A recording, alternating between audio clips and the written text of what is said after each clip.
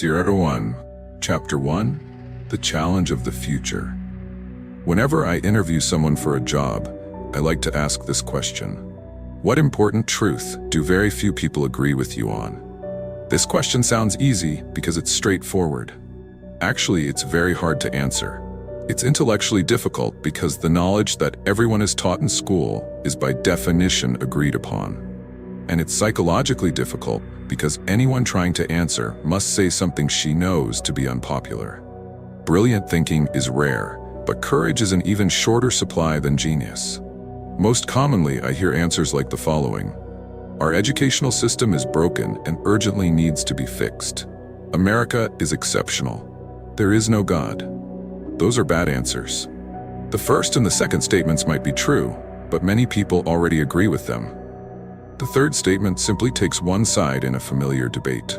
A good answer takes the following form. Most people believe in X, but the truth is the opposite of X. I'll give my own answer later in this chapter. What does this contrarian question have to do with the future? In the most minimal sense, the future is simply the set of all moments yet to come.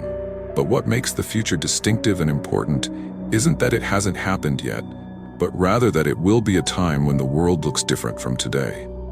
In this sense, if nothing about our society changes for the next 100 years, then the future is over 100 years away. If things change radically in the next decade, then the future is nearly at hand. No one can predict the future exactly, but we know two things. It's going to be different, and it must be rooted in today's world. Most answers to the contrarian question are different ways of seeing the present. Good answers are as close as we can come to looking into the future.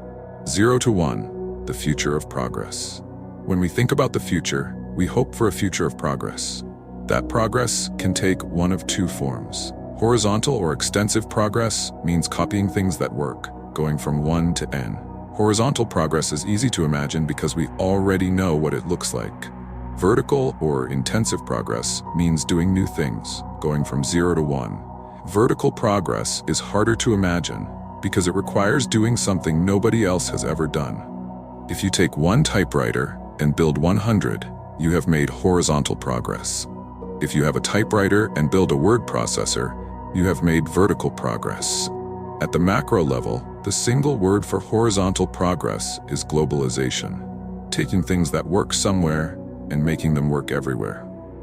China is the paradigmatic example of globalization. Its 20-year plan is to become like the United States is today. The Chinese have been straightforwardly copying everything that has worked in the developed world. 19th century railroads, 20th century air conditioning, and even entire cities. They might skip a few steps along the way, going straight to wireless without installing landlines, for instance, but they're copying all the same. The single word for vertical, 0 to 1 progress, is technology. The rapid progress of information technology in recent decades has made Silicon Valley the capital of technology in general. But there is no reason why technology should be limited to computers. Properly understood, any new and better way of doing things is technology. Because globalization and technology are different modes of progress, it's possible to have both, either or neither at the same time. For example, 1815 to 1914 was a period of both rapid technological development and rapid globalization. Between the First World War and Kissinger's trip to reopen relations with China in 1971, there was rapid technological development, but not much globalization. Since 1971, we have seen rapid globalization along with limited technological development, mostly confined to IT. This age of globalization has made it easy to imagine that the decades ahead will bring more convergence and more sameness. Even our everyday language suggests we believe in a kind of technological end of history. The division of the world into the so-called developed and developing nations implies that the developed world has already achieved the achievable, and that poorer nations just need to catch up. But I don't think that's true. My own answer to the contrarian question is that most people think the future of the world will be defined by globalization. But the truth is that technology matters more. Without technological change, if China doubles its energy production over the next 2 decades, it will also double its air pollution. If every one of India's hundreds of millions of households were to live the way Americans already do, using only today's tools, the result would be environmentally catastrophic. Spreading old ways to create wealth around the world will result in devastation, not riches. In a world of scarce resources, globalization without new technology is unsustainable. New technology has never been an automatic feature of history. Our ancestors lived in static, zero-sum societies where success meant seizing things from others. They created new sources of wealth only rarely, and in the long run, they could never create enough to save the average person from an extremely hard life. Then, after 10,000 years of fitful advance from primitive agriculture to medieval windmills and 16th century astrolabes, the modern world suddenly experienced relentless technological progress, from the advent of the steam engine in the 1760s all the way up to about 1970. As a result, we have inherited a richer society than any previous generation would have been able to imagine. Any generation excepting our parents and grandparents, that is, in the late 1960s, they expected this progress to continue. They looked forward to a 4-day workweek, energy too cheap to meter, and vacations on the moon.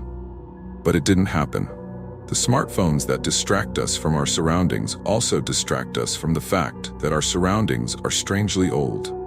Only computers and communications have improved dramatically since mid-century. That doesn't mean our parents were wrong to imagine a better future. They were only wrong to expect it as something automatic. Today, our challenge is to both imagine and create the new technologies that can make the 21st century more peaceful and prosperous than the 20th. Startup thinking.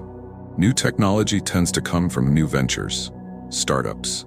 From the founding fathers in politics to the Royal Society in science to Fairchild Semiconductor's traitorous 8 in business, small groups of people bound together by a sense of mission have changed the world for the better.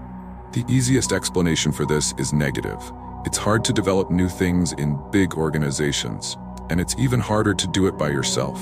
Bureaucratic hierarchies move slowly, and entrenched interests shy away from risk. In the most dysfunctional organizations, signaling that work is being done becomes a better strategy for career advancement than actually doing work. If this describes your company, you should quit now.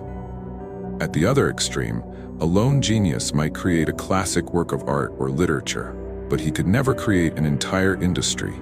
Startups operate on the principle that you need to work with other people to get stuff done, but you also need to stay small enough so that you actually can. Positively defined, a startup is the largest group of people you can convince of a plan to build a different future. A new company's most important strength is new thinking. Even more important than nimbleness, small size affords space to think. This book is about the questions you must ask and answer to succeed in the business of doing new things. What follows is not a manual or a record of knowledge, but an exercise in thinking. Because that is what a startup has to do. Question received ideas and rethink business from scratch.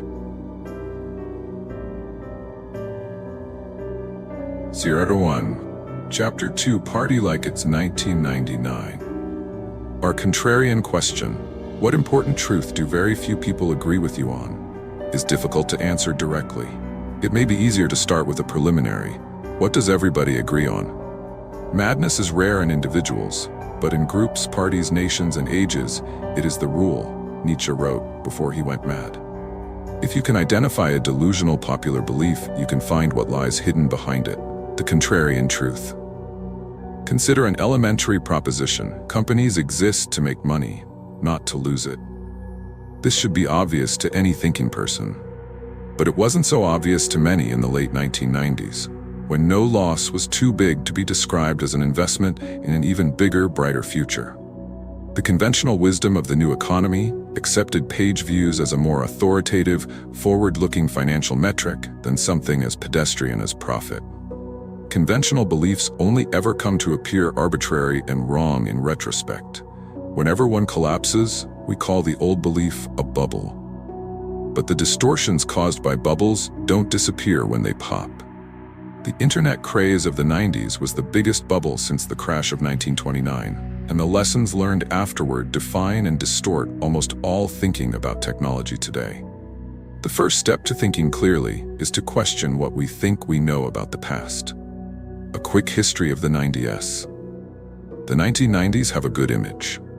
We tend to remember them as a prosperous, optimistic decade that happened to end with the internet boom and bust.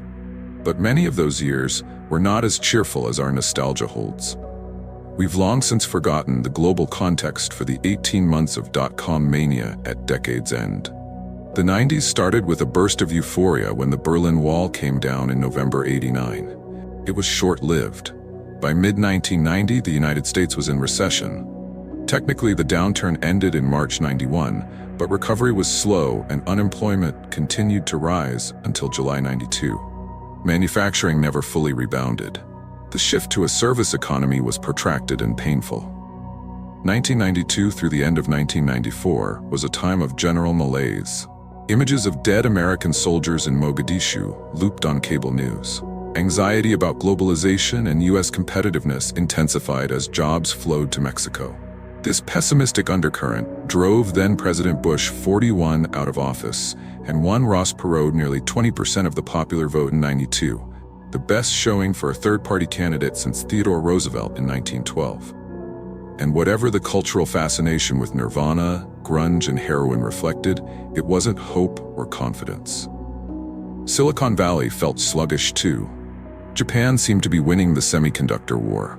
The internet had yet to take off, partly because its commercial use was restricted until late 1992, and partly due to the lack of user-friendly web browsers. It's telling that when I arrived at Stanford in 1985, economics, not computer science, was the most popular major. To most people on campus, the tech sector seemed idiosyncratic or even provincial. The internet changed all this. The Mosaic browser was officially released in November 1993, giving regular people a way to get online. Mosaic became Netscape, which released its Navigator browser in late 1994. Navigator's adoption grew so quickly, from about 20% of the browser market in January 1995 to almost 80% less than 12 months later, that Netscape was able to IPO in August '95, even though it wasn't yet profitable. Within 5 months, Netscape stock had shot up from $28 to $174 per share. Other tech companies were booming too. Yahoo went public in April '96 with an $848 million valuation. Amazon followed suit in May '97 at $438 million. By spring of '98, each company's stock had more than quadrupled. Skeptics questioned earnings and revenue multiples higher than those for any non-internet company. It was easy to conclude that the market had gone crazy. This conclusion was understandable but misplaced. In December '96, more than 3 years before the bubble actually burst, Fed Chairman Alan Greenspan warned that irrational exuberance might have unduly escalated asset values. Tech investors were exuberant, but it's not clear that they were so irrational.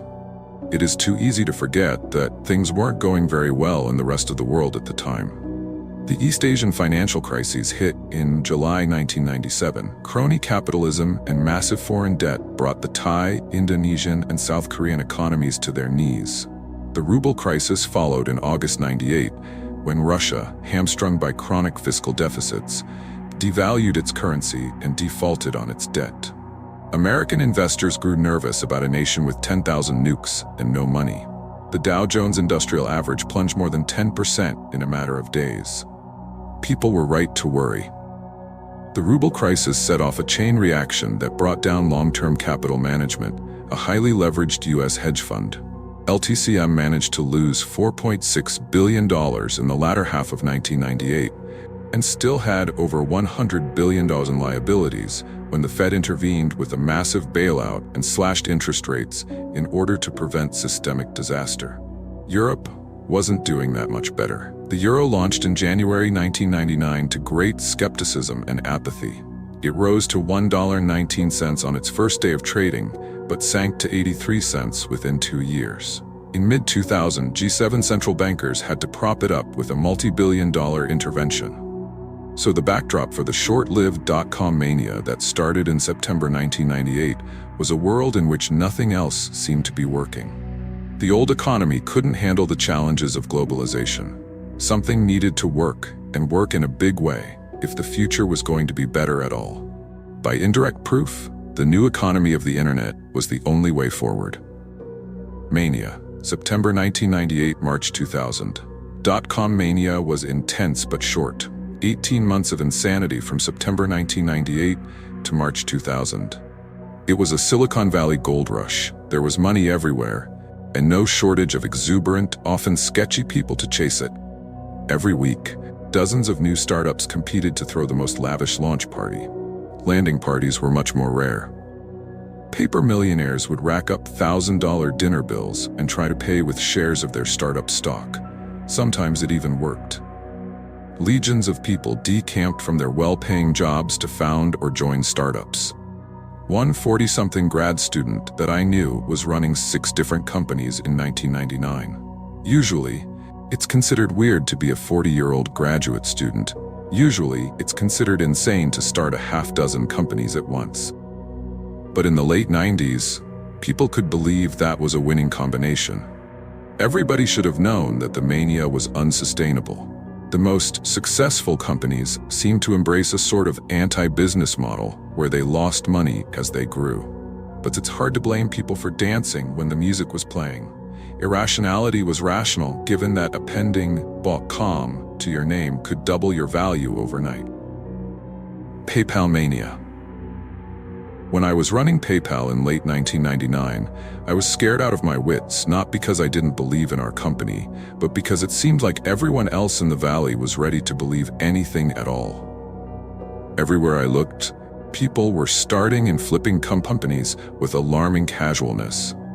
One acquaintance told me how he had planned an IPO from his living room before he'd even incorporated his company, and he didn't think that was weird. In this kind of environment, acting sanely began to seem eccentric. At least PayPal had a suitably grand mission, the kind that post-bubble skeptics would later describe as grandiose. We wanted to create a new internet currency to replace the US dollar.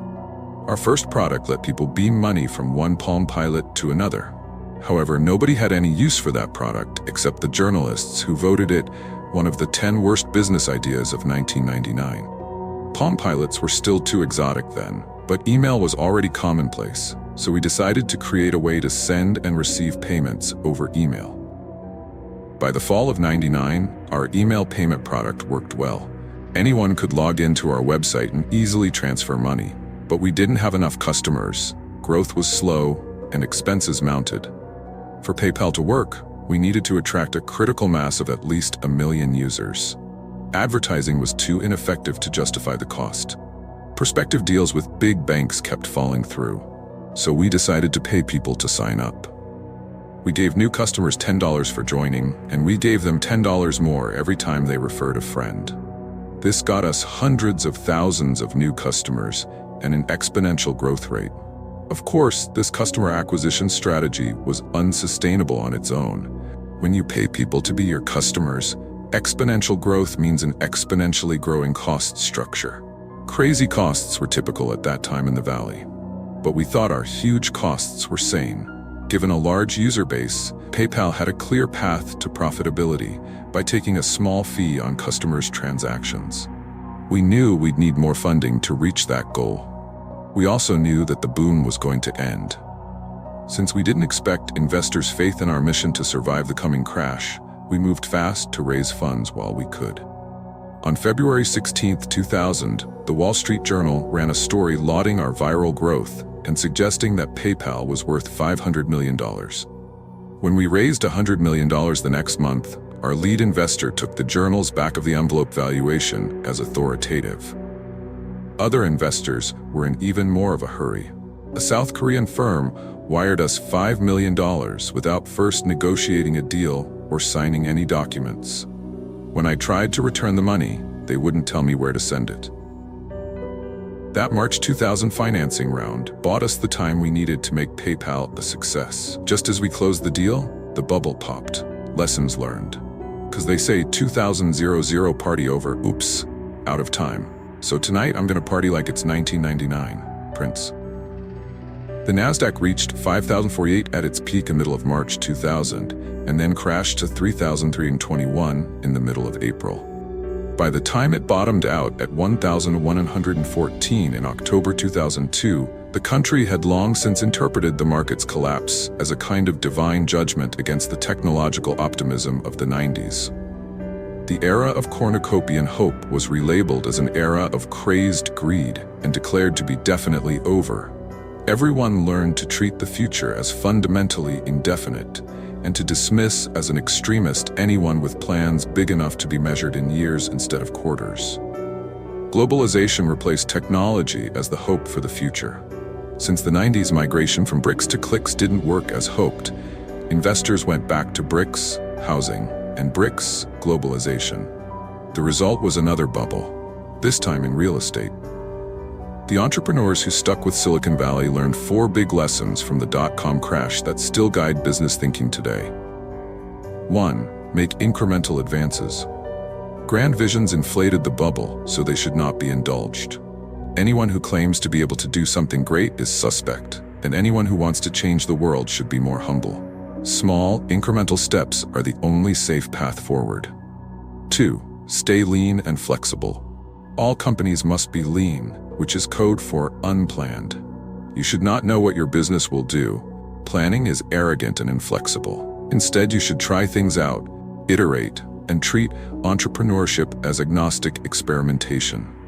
3.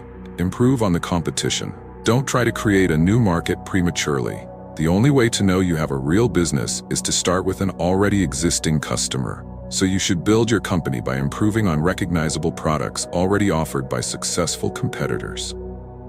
4. Focus on product, not sales. If your product requires advertising or salespeople to sell it, it's not good enough.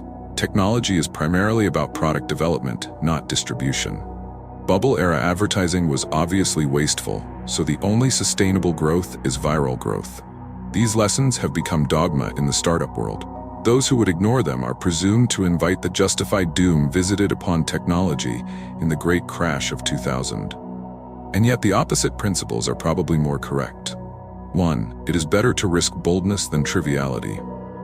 2. A bad plan is better than no plan. 3. Competitive markets destroy profits. 4. Sales matters just as much as product.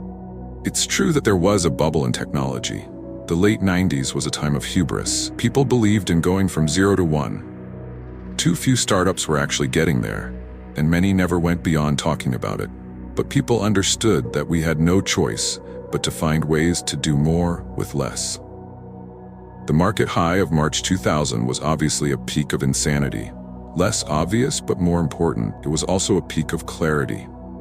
People looked far into the future, saw how much valuable new technology we would need to get there safely, and judged themselves capable of creating it. We still need new technology, and we may even need some 1999-style hubris and exuberance to get it. To build the next generation of companies, we must abandon the dogmas created after the crash. That doesn't mean the opposite ideas are automatically true. You can't escape the madness of crowds by dogmatically rejecting them. Instead, ask yourself, how much of what you know about business is shaped by mistaken reactions to past mistakes? The most contrarian thing of all is not to oppose the crowd, but to think for yourself. 0 to 1. Chapter 3. All happy companies are different. The business version of our contrarian question is, what valuable company is nobody building? This question is harder than it looks because your company could create a lot of value without becoming very valuable itself. Creating value is not enough. You also need to capture some of the value you create. This means that even very big businesses can be bad businesses. For example, U.S.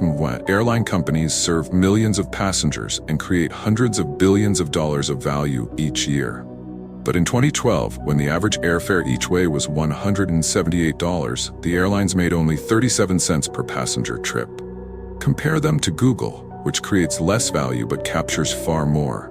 Google brought in $50 billion in 2012 versus $160 billion for the airlines, but it kept 21% of those revenues as profits, more than 100 times the airline industry's profit margin that year.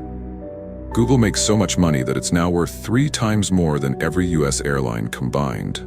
The airlines compete with each other, but Google stands alone. Economists use two simplified models to explain the difference: perfect competition and monopoly.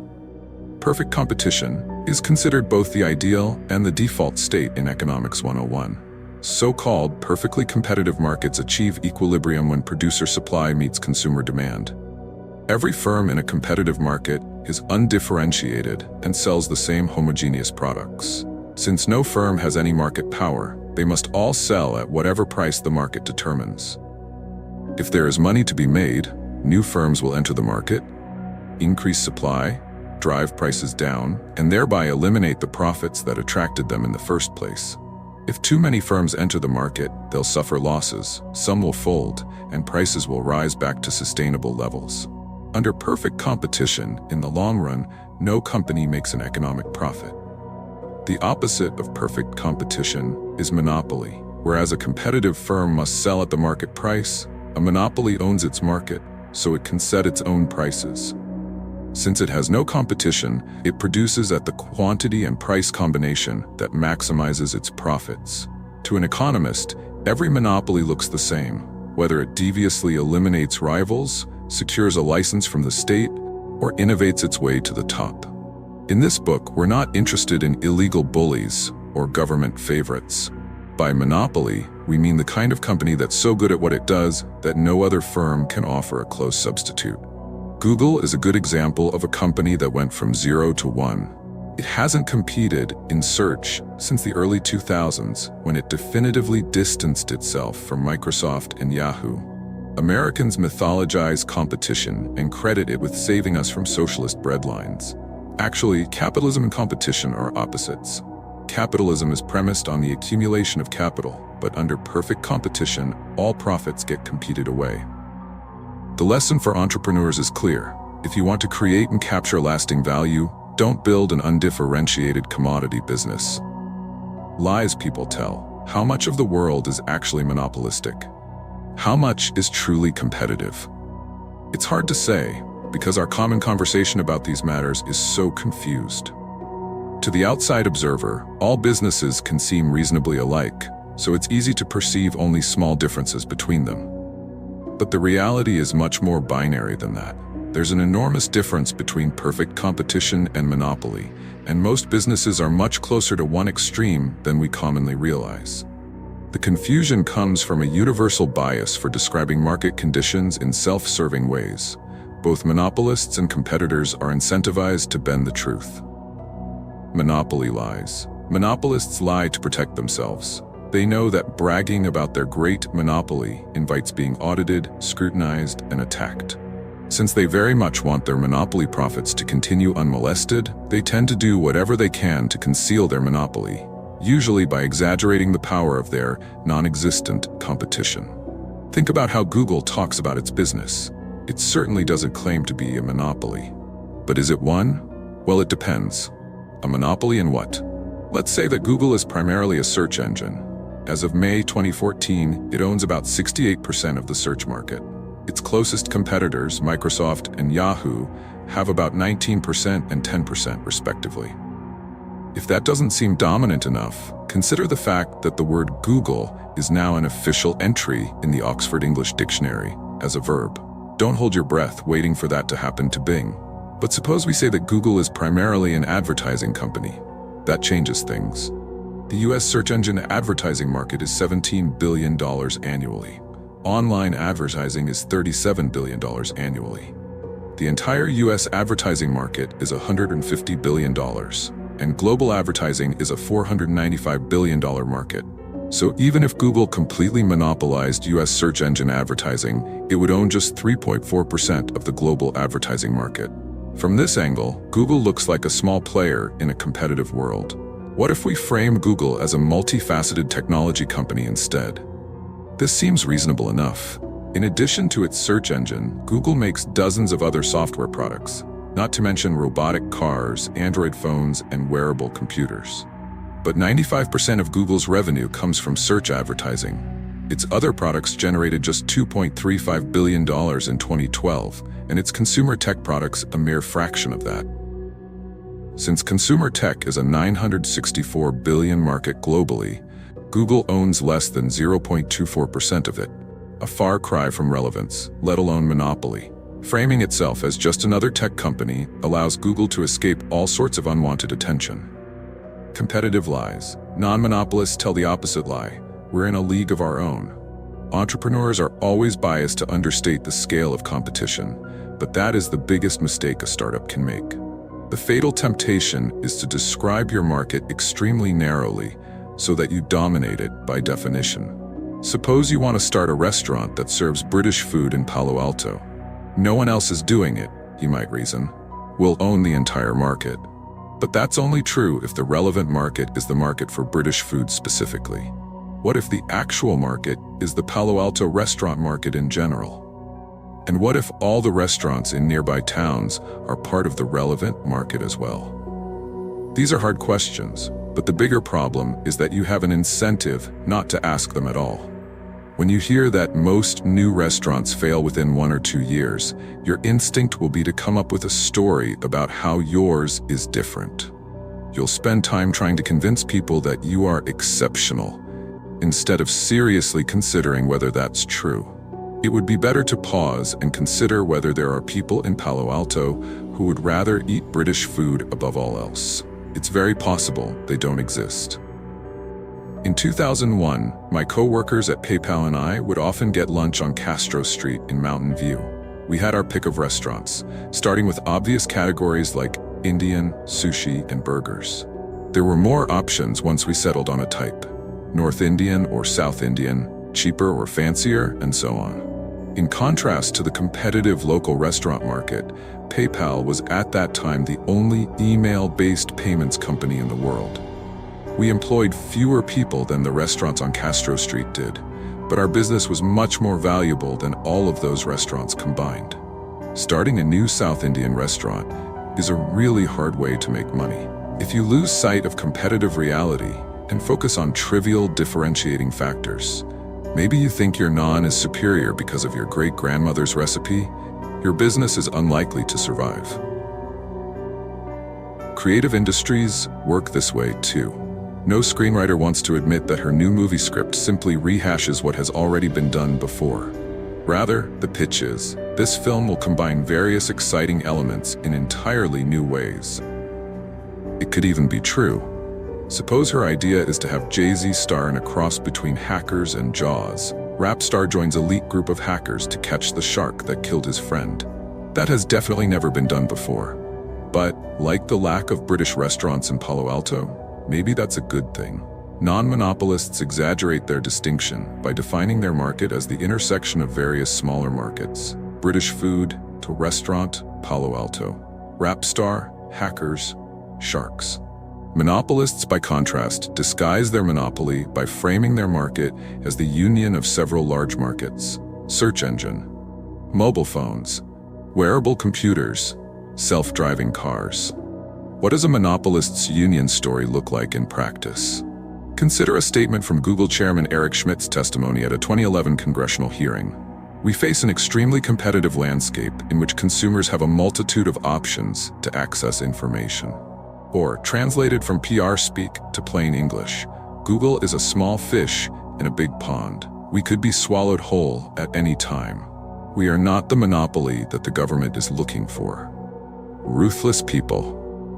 The problem with a competitive business goes beyond lack of profits. Imagine you're running one of those restaurants in Mountain View. You're not that different from dozens of your competitors, so you've got to fight hard to survive. If you offer affordable food with low margins, you can probably pay employees only minimum wage. And you'll need to squeeze out every efficiency.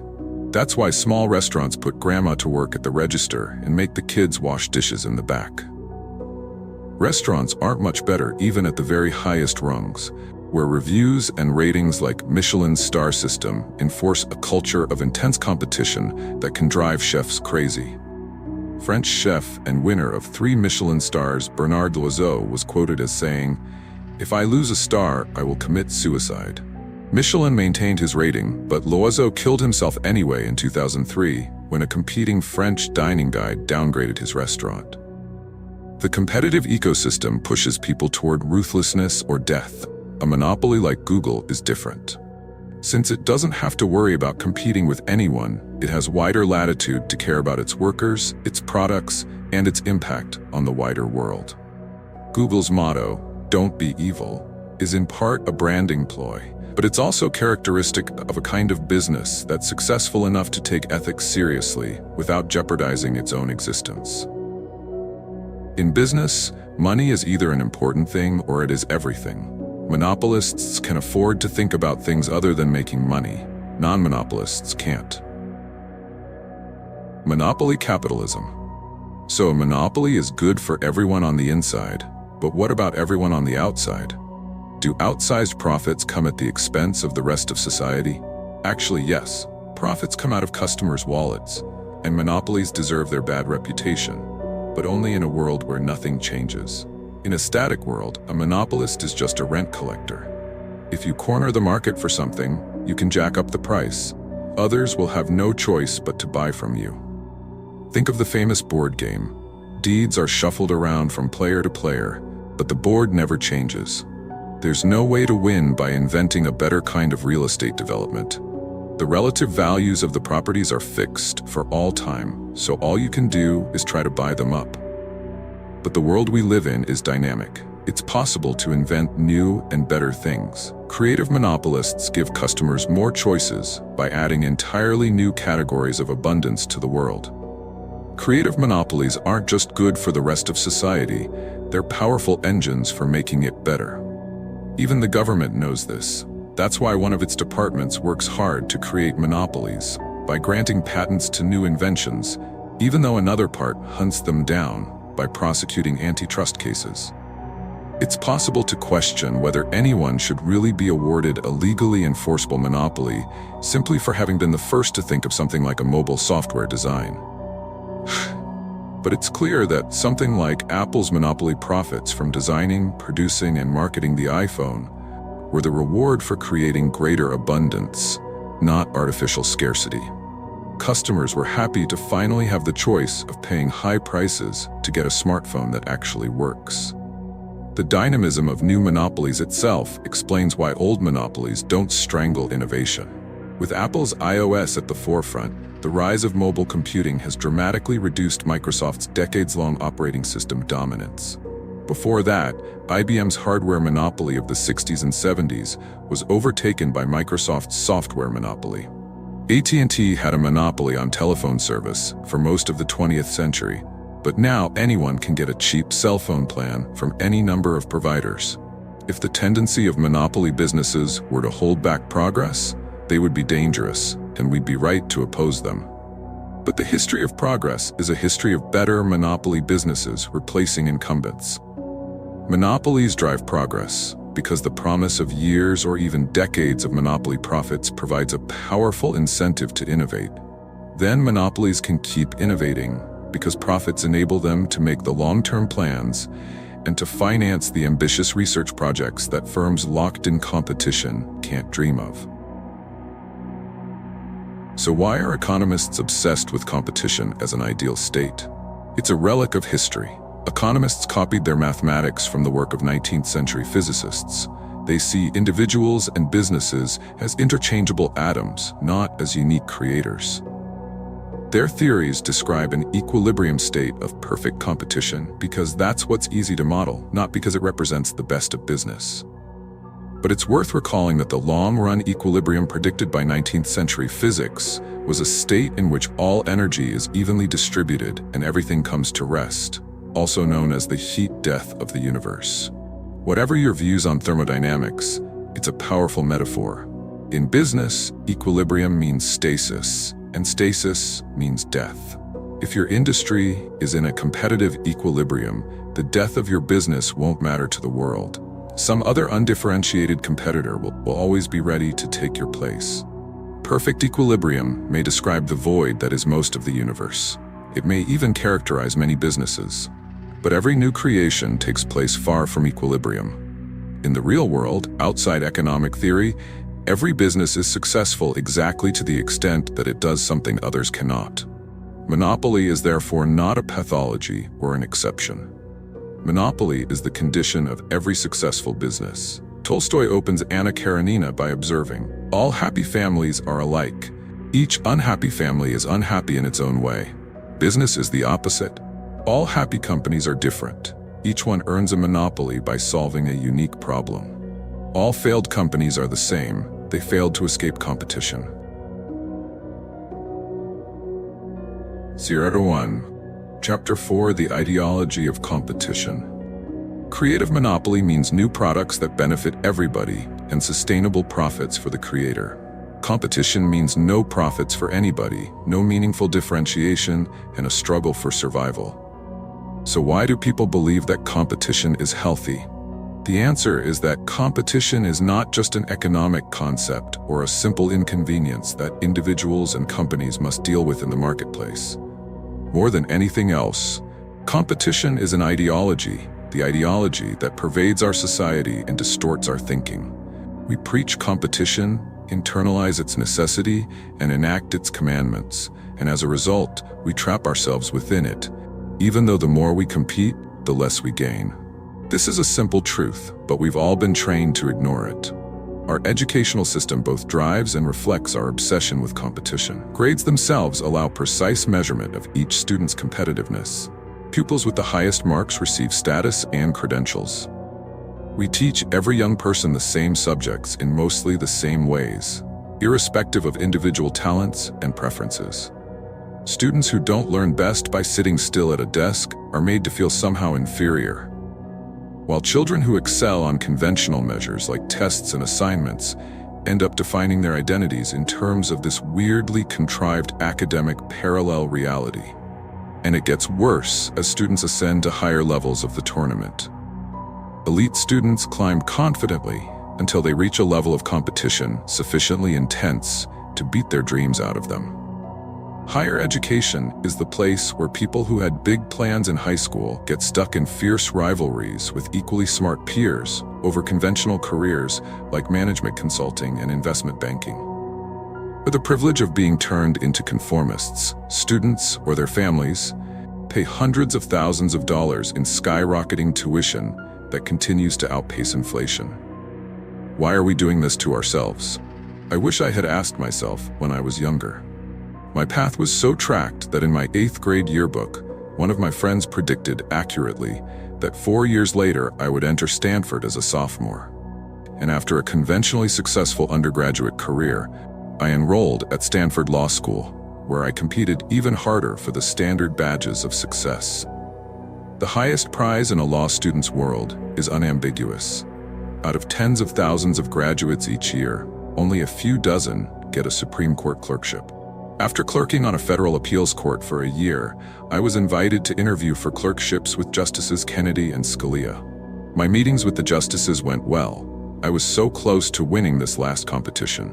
If only I got the clerkship, I thought, I would be set for life. But I didn't. At the time, I was devastated.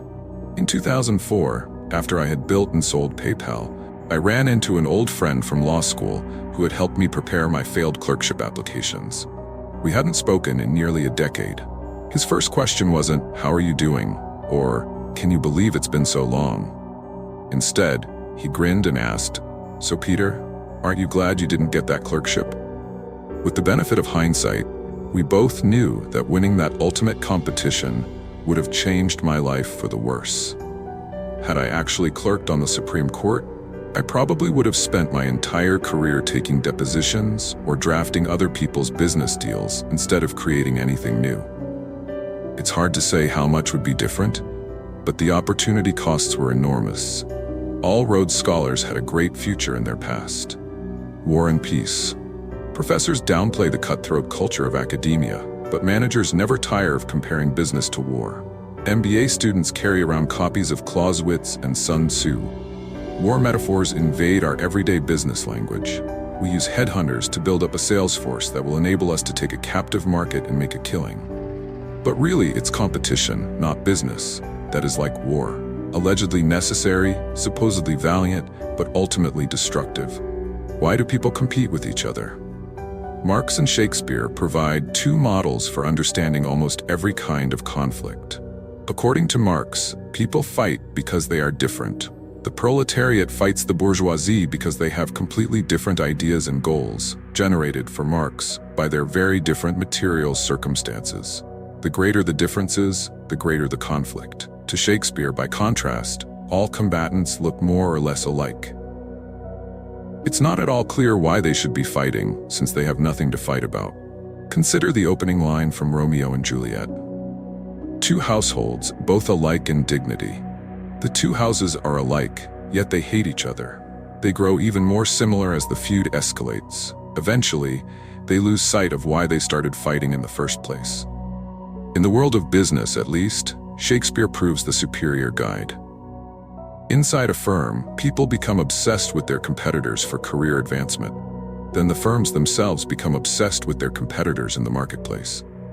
Amid all the human drama, people lose sight of what matters and focus on their rivals instead. Let's test the Shakespearean model in the real world. Imagine a production called Gates and Schmidt, based on Romeo and Juliet. Montague is Microsoft. Capulet is Google. Two great families, run by alpha nerds, sure to clash on account of their sameness. As with all good tragedy, the conflict seems inevitable only in retrospect. In fact, it was entirely avoidable. These families came from very different places. The House of Montague built operating systems and office applications. The House of Capulet wrote a search engine. What was there to fight about? Lots, apparently. As a startup, each clan had been content to leave the other alone and prosper independently. But as they grew, they began to focus on each other. Montagues obsessed about Capulets obsessed about Montagues. The result? Windows versus Chrome OS, Bing versus Google Search, Explorer versus Chrome, Office versus Docs, and Surface versus Nexus. Just as war cost the Montagues and Capulets their children, it cost Microsoft and Google their dominance. Apple came along and overtook them all. In January 2013, Apple's market capitalization was $500 billion, while Google and Microsoft combined were worth $467 billion. Just 3 years before, Microsoft and Google were each more valuable than Apple. War is costly business. Rivalry causes us to overemphasize old opportunities and slavishly copy what has worked in the past. Consider the recent proliferation of mobile credit card readers. In October 2010, a startup called Square released a small, white, square-shaped product that let anyone with an iPhone swipe and accept credit cards. It was the first good payment processing solution for mobile handsets. Imitators promptly sprang into action. A Canadian company called NetSecure launched its own card reader in a half-moon shape. Intuit brought a cylindrical reader to the geometric battle. In March 2012, eBay's PayPal unit launched its own copycat card reader. It was shaped like a triangle, a clear jab at Square, as 3 sides are simpler than 4. One gets the sense that this Shakespearean saga won't end until the apes run out of shapes. The hazards of imitative competition may partially explain why individuals with an Asperger's-like social ineptitude seem to be at an advantage in Silicon Valley today. If you're less sensitive to social cues, you're less likely to do the same things as everyone else around you. If you're interested in making things or programming computers, you'll be less afraid to pursue those activities single-mindedly and thereby become incredibly good at them. Then when you apply your skills, you're a little less likely than others to give up your own convictions. This can save you from getting caught up in crowds competing for obvious prizes. Competition can make people hallucinate opportunities where none exist. The crazy 90s version of this was the fierce battle for the online pet store market. It was Pets.com versus Petstore.com versus Petopia.com versus what seemed like dozens of others. Each company was obsessed with defeating its rivals, precisely because there were no substantive differences to focus on. Amid all the tactical questions, who could price chewy dog toys most aggressively? Who could create the best Super Bowl ads? These companies totally lost sight of the wider question of whether the online pet supply market was the right space to be in. Winning is better than losing, but everybody loses when the war isn't one worth fighting. When Pets.com folded after the dot-com crash, $300 million of investment capital disappeared with it. Other times, rivalry is just weird and distracting. Consider the Shakespearean conflict between Larry Ellison, co-founder and CEO of Oracle, and Tom Siebel, a top salesman at Oracle and Ellison's protege, before he went on to found Siebel Systems in 1993. Ellison was livid at what he thought was Siebel's betrayal. Siebel hated being in the shadow of his former boss. The two men were basically identical, hard-charging Chicagoans who loved to sell and hated to lose, so their hatred ran deep. Ellison and Siebel spent the second half of the 90s trying to sabotage each other. At one point, Ellison sent truckloads of ice cream sandwiches to Siebel's headquarters to try to convince Siebel employees to jump ship. The copy on the wrappers: "Summer is near. Oracle is here to brighten your day and your career." Strangely, Oracle intentionally accumulated enemies. Ellison's theory was that it's always good to have an enemy, so long as it was large enough to appear threatening, and thus motivational to employees, but not so large as to actually threaten the company. So Ellison was probably thrilled when in 1996, a small database company called Informix put up a billboard near Oracle's Redwood Shores headquarters that read, "Caution, Dinosaur Crossing." Another Informix billboard on northbound Highway 101 read, "You've just passed Redwood Shores." So did we. Oracle shot back with a billboard that implied that Informix's software was slower than snails. Then Informix CEO Phil White decided to make things personal. When White learned that Larry Ellison enjoyed Japanese samurai culture, he commissioned a new billboard depicting the Oracle logo along with a broken samurai sword. The ad wasn't even really aimed at Oracle as an entity, let alone the consuming public. It was a personal attack on Ellison. But perhaps White spent a little too much time worrying about the competition. While he was busy creating billboards, Informix imploded in a massive accounting scandal, and White soon found himself in federal prison for securities fraud. If you can't beat a rival, it may be better to merge. I started Confinity with my co-founder Max Levchin in 1998.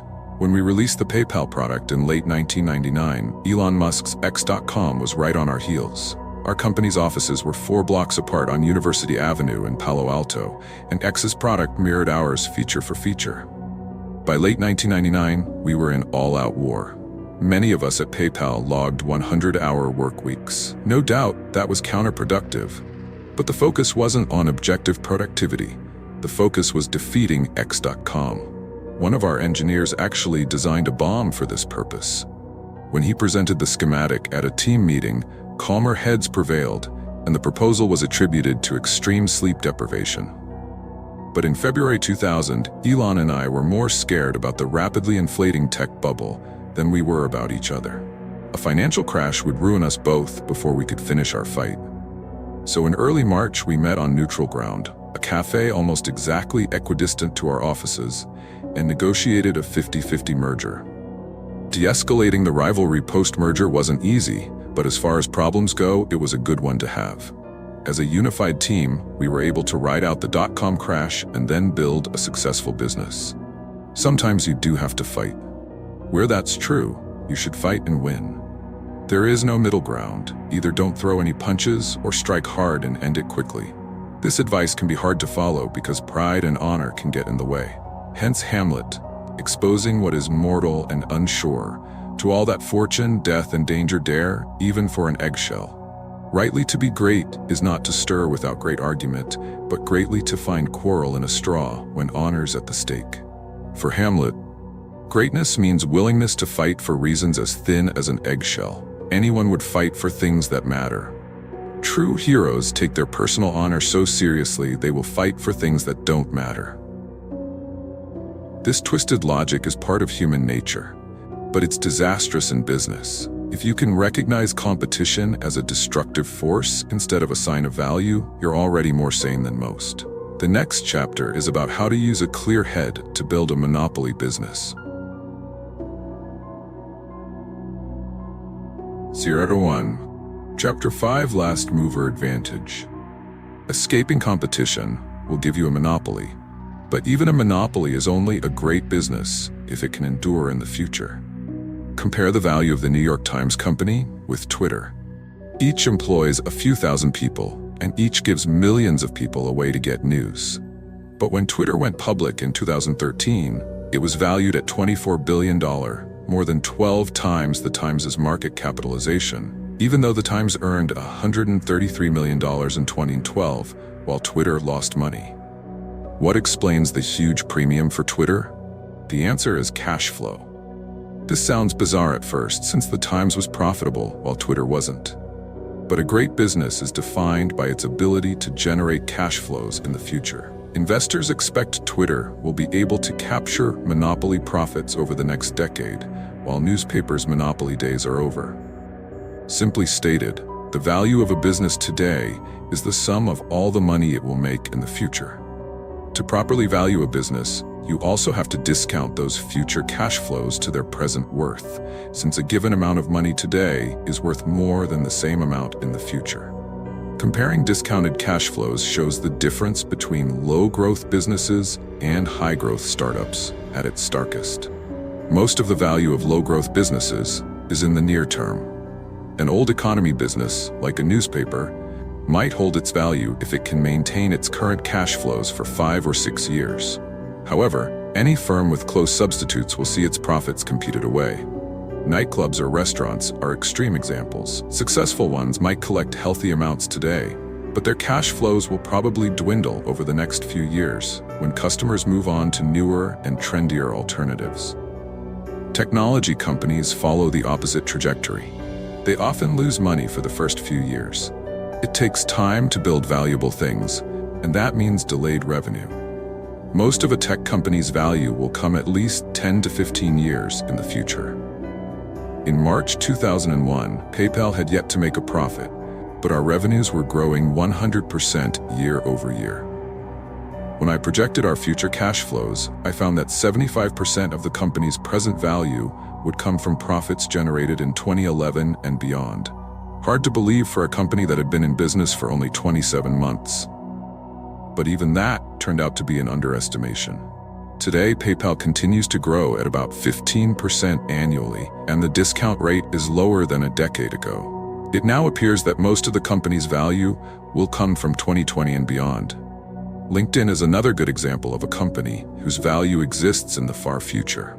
As of early 2014, its market capitalization was $24.5 billion, very high for a company with less than $1 billion in revenue and only $21.6 million in net income for 2012. You might look at these numbers and conclude that investors have gone insane. But this valuation makes sense when you consider LinkedIn's projected future cash flows. The overwhelming importance of future profits is counterintuitive, even in Silicon Valley. For a company to be valuable, it must grow and endure, but many entrepreneurs focus only on short-term growth. They have an excuse. Growth is easy to measure, but durability isn't. Those who succumb to measurement mania obsess about weekly active user statistics, monthly revenue targets, and quarterly earnings reports.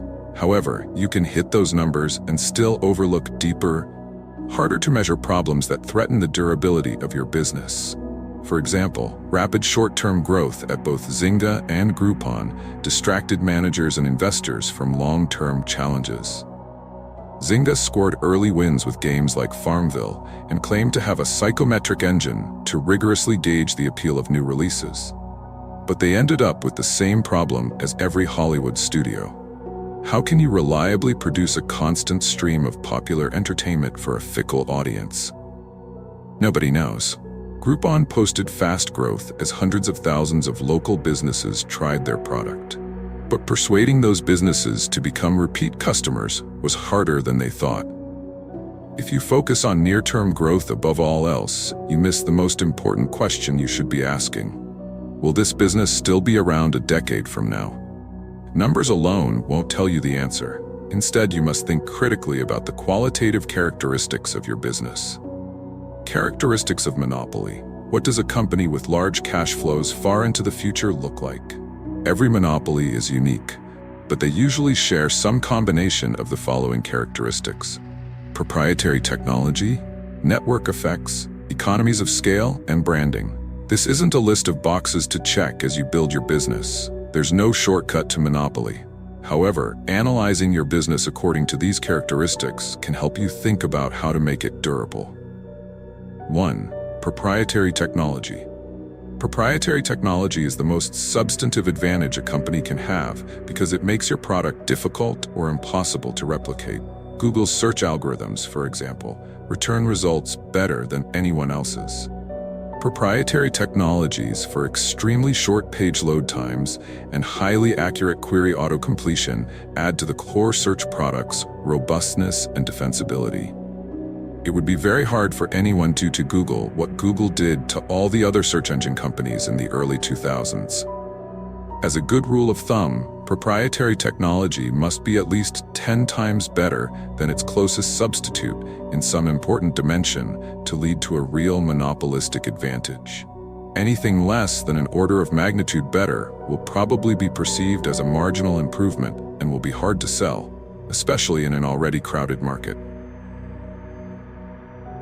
The clearest way to make a 10x improvement is to invent something completely new. If you build something valuable where there was nothing before, the increase in value is theoretically infinite. A drug to safely eliminate the need for sleep, or a cure for baldness, for example, would certainly support a monopoly business.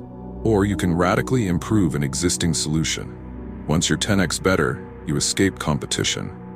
PayPal, for instance, made buying and selling on eBay at least 10 times better. Instead of mailing a check that would take 7 to 10 days to arrive, PayPal let buyers pay as soon as an auction ended. Sellers received their proceeds right away, and unlike with a check, they knew the funds were good. Amazon made its first 10x improvement in a particularly visible way. They offered at least 10 times as many books as any other bookstore. When it launched in 1995, Amazon could claim to be Earth's largest bookstore because, unlike a retail bookstore that might stock 100,000 books, Amazon didn't need to physically store any inventory. It simply requested the title from its supplier whenever a customer made an order. This quantum improvement was so effective that a very unhappy Barnes & Noble filed a lawsuit 3 days before Amazon's IPO, claiming that Amazon was unfairly calling itself a bookstore, when really it was a book broker. You can also make a 10x improvement through superior integrated design. Before 2010, tablet computing was so poor that for all practical purposes the market didn't even exist. Microsoft Windows XP Tablet PC Edition products first shipped in 2002, and Nokia released its own Internet tablet in 2005. But they were a pain to use. Then Apple released the iPad. Design improvements are hard to measure, but it seems clear that Apple improved on anything that had come before by at least an order of magnitude. Tablets went from unusable to useful. 2. Network effects. Network effects make a product more useful as more people use it. For example, if all your friends are on Facebook, it makes sense for you to join Facebook too. Unilaterally choosing a different social network would only make you an eccentric. Network effects can be powerful, but you'll never reap them unless your product is valuable to its very first users when the network is necessarily small. For example, in 1960, a quixotic company called Xanadu set out to build a two-way communication network between all computers, a sort of early, synchronous version of the World Wide Web. After more than 3 decades of futile effort, Xanadu folded just as the web was becoming commonplace. Their technology probably would have worked at scale, but it could have worked only at scale. It required every computer to join the network at the same time. And that was never going to happen. Paradoxically then, network effects businesses must start with especially small markets. Facebook started with just Harvard students. Mark Zuckerberg's first product was designed to get all his classmates signed up, not to attract all people of Earth. This is why successful network businesses rarely get started by MBA types. The initial markets are so small that they often don't even appear to be business opportunities at all. Number 3, economies of scale. A monopoly business gets stronger as it gets bigger. The fixed costs of creating a product, engineering, management, office space, can be spread out over ever greater quantities of sales. Software startups can enjoy especially dramatic economies of scale because the marginal cost of producing another copy of the product is close to zero. Many businesses gain only limited advantages as they grow to large scale. Service businesses, especially, are difficult to make monopolies. If you own a yoga studio, for example, you'll only be able to serve a certain number of customers. You can hire more instructors and expand to more locations, but your margins will remain fairly low, and you'll never reach a point where a core group of talented people can provide something of value to millions of separate clients, as software engineers are able to do. A good startup should have the potential for great scale built into its first design. Twitter already has more than 250 million users today. It doesn't need to add too many customized features in order to acquire more, and there's no inherent reason why it should ever stop growing. Before branding. A company has a monopoly on its own brand by definition, so creating a strong brand is a powerful way to claim a monopoly. Today's strongest tech brand is Apple.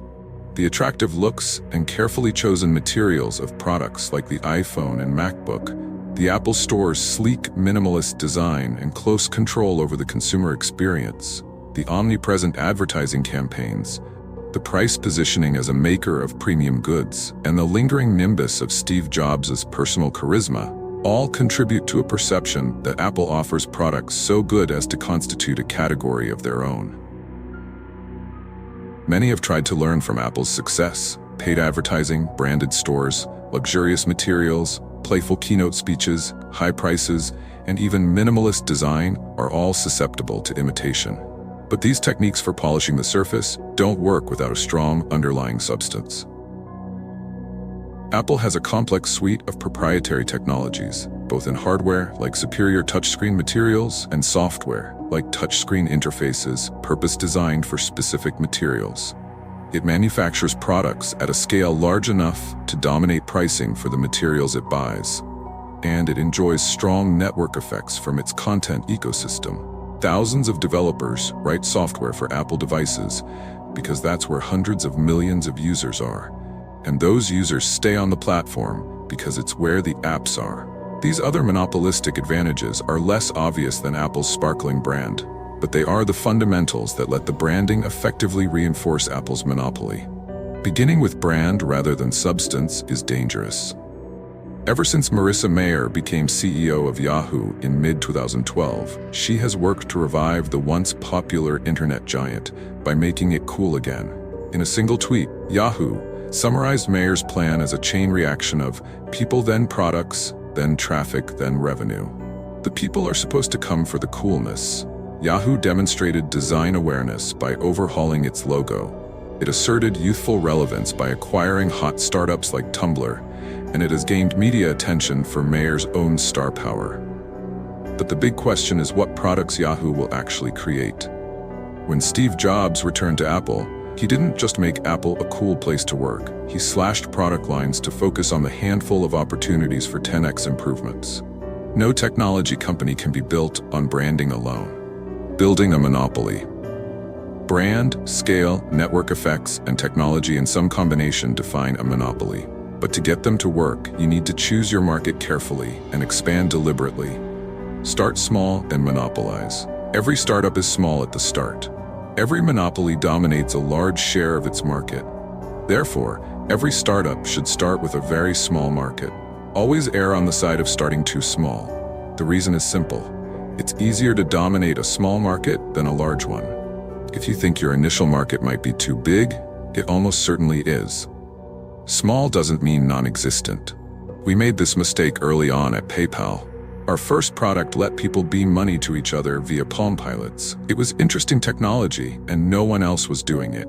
However, the world's millions of Palm Pilot users weren't concentrated in a particular place. They had little in common, and they used their devices only episodically. Nobody needed our product, so we had no customers. Product, so we had no customers. With that lesson learned, we set our sights on eBay auctions, where we found our first success. In late 1999, eBay had a few thousand high-volume power sellers, and after only 3 months of dedicated effort, we were serving 25% of them. It was much easier to reach a few thousand people who really needed our product than to try to compete for the attention of millions of scattered individuals. The perfect target market for a startup is a small group of particular people concentrated together and served by few or no competitors. Any big market is a bad choice and a big market already served by competing companies is even worse. This is why it's always a red flag when entrepreneurs talk about getting 1% of a $100 billion market. In practice, a large market will either lack a good starting point or it will be open to competition. So it's hard to ever reach that 1%. And even if you do succeed in gaining a small foothold, you'll have to be satisfied with keeping the lights on. Cutthroat competition means your profits will be zero. Scaling up. Once you create and dominate a niche market, then you should gradually expand into related and slightly broader markets. Amazon shows how it can be done. Jeff Bezos' founding vision was to dominate all of online retail, but he very deliberately started with books. There were millions of books to catalog, but they all had roughly the same shape. They were easy to ship, and some of the most rarely sold books, those least profitable for any retail store to keep in stock, also drew the most enthusiastic customers. Amazon became the dominant solution for anyone located far from a bookstore or seeking something unusual. Amazon then had two options: expand the number of people who read books, or expand to adjacent markets. They chose the latter, starting with the most similar markets: CDs, videos, and software. Amazon continued to add categories gradually until it had become the world's general store. The name itself brilliantly encapsulated the company's scaling strategy. The biodiversity of the Amazon rainforest reflected Amazon's first goal of cataloging every book in the world. And now it stands for every kind of thing in the world, period. eBay also started by dominating small niche markets. When it launched its auction marketplace in 1995, it didn't need the whole world to adopt it at once. The product worked well for intense interest groups like Beanie Baby obsessives. Once it monopolized the Beanie Baby trade, eBay didn't jump straight to listing sports cars or industrial surplus. It continued to cater to small-time hobbyists until it became the most reliable marketplace for people trading online, no matter what the item. Sometimes there are hidden obstacles to scaling, a lesson that eBay has learned in recent years. Like all marketplaces, the auction marketplace lent itself to natural monopoly because buyers go where the sellers are, and vice versa. But eBay found that the auction model works best for individually distinctive products like coins and stamps. It works less well for commodity products. People don't want to bid on pencils or Kleenex, so it's more convenient just to buy them from Amazon. eBay is still a valuable monopoly. It's just smaller than people in 2004 expected it to be. Sequencing markets correctly is underrated, and it takes discipline to expand gradually. The most successful companies make the core progression to first dominate a specific niche and then scale to adjacent markets, a part of their founding narrative. Don't disrupt. Silicon Valley has become obsessed with disruption. Originally, disruption was a term of art to describe how a firm can use new technology to introduce a low-end product at low prices, improve the product over time, and eventually overtake even the premium products offered by incumbent companies using older technology. This is roughly what happened when the advent of PCs disrupted the market for mainframe computers. At first, PCs seemed irrelevant. Then they became dominant. Today, mobile devices may be doing the same thing to PCs. However, disruption has recently transmogrified into a self-congratulatory buzzword for anything posing as trendy and new. This seemingly trivial fad matters because it distorts an entrepreneur's self-understanding in an inherently competitive way. The concept was coined to describe threats to incumbent companies, so startups' obsession with disruption means they see themselves through older firms' eyes. If you think of yourself as an insurgent battling dark forces, it's easy to become unduly fixated on the obstacles in your path. But if you truly want to make something new, the act of creation is far more important than the old industries that might not like what you create. Indeed, if your company can be summed up by its opposition to already existing firms, it can't be completely new, and it's probably not going to become a monopoly. Disruption also attracts attention. Disruptors are people who look for trouble and find it. Disruptive kids get sent to the principal's office. Disruptive companies often pick fights they can't win. Think of Napster. The name itself meant trouble. What kinds of things can one nap? Musids, and perhaps not much else. Sean Fanning and Sean Parker, Napster's then teenage founders, credibly threatened to disrupt the powerful music recording industry in 1999. The next year, they made the cover of Time magazine. A year and a half after that, they ended up in bankruptcy court. PayPal could be seen as disruptive, but we didn't try to directly challenge any large competitor. It's true that we took some business away from Visa when we popularized internet payments. You might use PayPal to buy something online instead of using your Visa card to buy it in a store. But since we expanded the market for payments overall, we gave Visa far more business than we took. The overall dynamic was net positive, unlike Napster's negative-sum struggle with the US recording industry. As you craft a plan to expand to adjacent markets, don't disrupt. Avoid competition as much as possible. The last will be first. You've probably heard about first-mover advantage. If you're the first entrant into a market, you can capture significant market share while competitors scramble to get started. But moving first is a tactic, not a goal. What really matters is generating cash flows in the future. So being the first mover doesn't do you any good if someone else comes along and unseats you. It's much better to be the last mover, that is, to make the last great development in a specific market than enjoy years or even decades of monopoly profits. The way to do that is to dominate a small niche and scale up from there toward your ambitious long-term vision. In this one particular, at least, business is like chess. Grandmaster José Raúl Capablanca put it well: to succeed, you must study the end game before everything else. 01. Chapter 6. You are not a lottery ticket. The most contentious question in business is whether success comes from luck or skill. What do successful people say? Malcolm Gladwell, a successful author who writes about successful people, declares in Outliers that success results from a patchwork of lucky breaks and arbitrary advantages. Warren Buffett famously considers himself a member of the Lucky Sperm Club and a winner of the Ovarian Lottery. Jeff Bezos attributes Amazon's success to an incredible planetary alignment and jokes that it was half luck, half good timing, and the rest brains. Bill Gates even goes so far as to claim that he was lucky to be born with certain skills, though it's not clear whether that's actually possible. Perhaps these guys are being strategically humble. However, the phenomenon of serial entrepreneurship would seem to call into question our tendency to explain success as the product of chance.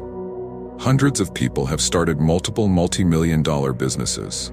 A few, like Steve Jobs, Jack Dorsey, and Elon Musk, have created several multi-billion-dollar companies. If success were mostly a matter of luck, these kinds of serial entrepreneurs probably wouldn't exist. In January 2013, Jack Dorsey, founder of Twitter and Square, tweeted to his 2 million followers, "Success is never accidental." Most of the replies were unambiguously negative. Referencing the tweet in The Atlantic, reporter Alexis Madrigal wrote that his instinct was to reply, "Success is never accidental," said all multi-millionaire white men. It's true that already successful people have an easier time doing new things, whether due to their networks, wealth, or experience. But perhaps we've become too quick to dismiss anyone who claims to have succeeded according to plan. Is there a way to settle this debate objectively? Unfortunately not, because companies are not experiments. To get a scientific answer about Facebook, for example, we'd have to rewind to 2004, create 1,000 copies of the world, and start Facebook in each copy to see how many times it would succeed.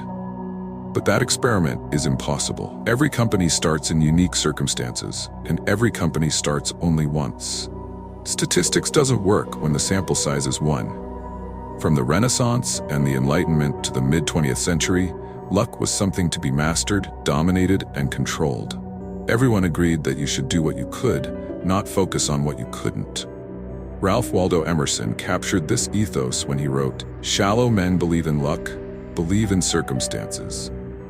Strong men believe in cause and effect." In 1912, after he became the first explorer to reach the South Pole, Roald Amundsen wrote, "Victory awaits him who has everything in order. Luck, people call it." No one pretended that misfortune didn't exist, but prior generations believed in making their own luck by working hard. If you believe your life is mainly a matter of chance, Why read this book? Learning about startups is worthless if you're just reading stories about people who won the lottery. Slot machines for dummies can purport to tell you which kind of rabbit's foot to rub or how to tell which machines are hot, but it can't tell you how to win. Did Bill Gates simply win the intelligence lottery? Was Sheryl Sandberg born with a silver spoon, or did she lean in? When we debate historical questions like these, luck is in the past tense. Far more important are questions about the future. Is it a matter of chance or design? Can you control your future? You can expect the future to take a definite form, or you can treat it as hazily uncertain. If you treat the future as something definite, it makes sense to understand it in advance and to work to shape it.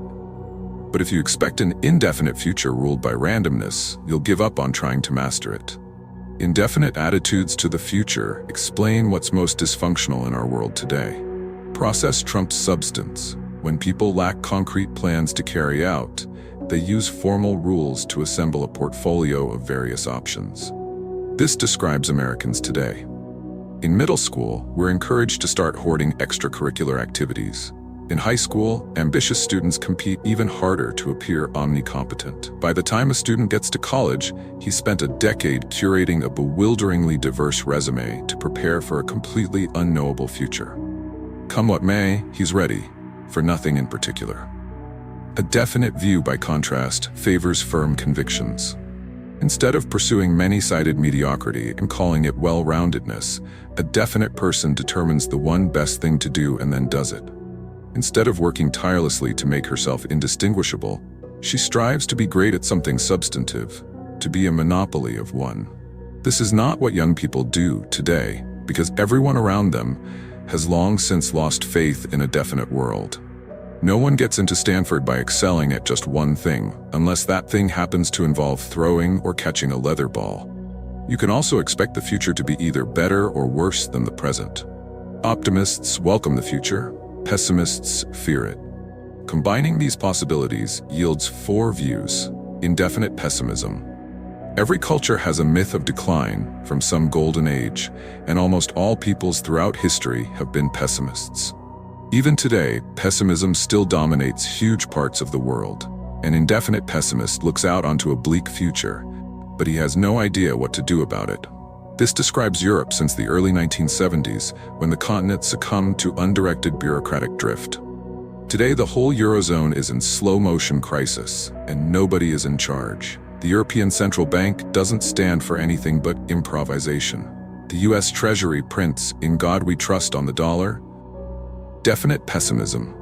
A definite pessimist believes the future can be known, but since it will be bleak, he must prepare for it. Perhaps surprisingly, China is probably the most definitely pessimistic place in the world today. When Americans see the Chinese economy grow ferociously fast, 10% per year since 2000, we imagine a confident country mastering its future. But that's because Americans are still optimists, and we project our optimism onto China. From China's viewpoint, economic growth cannot come fast enough. Every other country is afraid that China is going to take over the world. China is the only country afraid that it won't. China can grow so fast only because its starting base is so low. The easiest way for China to grow is to relentlessly copy what has already worked in the West. And that's exactly what it's doing, executing definite plans by burning ever more coal to build ever more factories and skyscrapers. But with a huge population pushing resource prices higher, there's no way Chinese living standards can ever actually catch up to those of the richest countries, and the Chinese know it. This is why the Chinese leadership is obsessed with the way in which things threaten to get worse. Every senior Chinese leader experienced famine as a child, so when the Politburo looks to the future, disaster is not an abstraction. The Chinese public, too, knows that winter is coming. Outsiders are fascinated by the great fortunes being made inside China, but they pay less attention to the wealthy Chinese trying hard to get their money out of the country. Poorer Chinese just save everything they can and hope it will be enough. Every class of people in China takes the future deadly seriously. Definite optimism. To a definite optimist, the future will be better than the present if he plans and works to make it better. From the 17th century through the 1950s and 60s, definite optimists led the Western world. Scientists, engineers, doctors, and businessmen made the world richer, healthier, and more long-lived than previously imaginable. As Karl Marx and Friedrich Engels saw clearly, the 19th century business class created more massive and more colossal productive forces than all preceding generations together. Subjection of nature's forces to man, machinery, application of chemistry to industry and agriculture, steam navigation, railways, electric telegraphs, clearing of whole continents for cultivation, canalization of rivers, whole populations conjured out of the ground. What earlier century had even a presentiment that such productive forces slumbered in the lap of social labor. Each generation's inventors and visionaries surpassed their predecessors. In 1843, the London public was invited to make its first crossing underneath the River Thames by a newly dug tunnel. In 1869, the Suez Canal saved Eurasian shipping traffic from rounding the Cape of Good Hope. In 1914, the Panama Canal cut short the route from Atlantic to Pacific. Even the Great Depression failed to impede relentless progress in the United States, which has always been home to the world's most far-seeing definite optimists. The Empire State Building was started in 1929 and finished in 1931. The Golden Gate Bridge was started in 1933 and completed in 1937. The Manhattan Project was started in 1941 and had already produced the world's first nuclear bomb by 1945. Americans continued to remake the face of the world in peacetime. The interstate highway system began construction in 1956, and the first 20,000 miles of road were open for driving by 1965. Definite planning even went beyond the surface of this planet. NASA's Apollo program began in 1961 and put 12 men on the moon before it finished in 1972. Bold plans were not reserved just for political leaders or government scientists.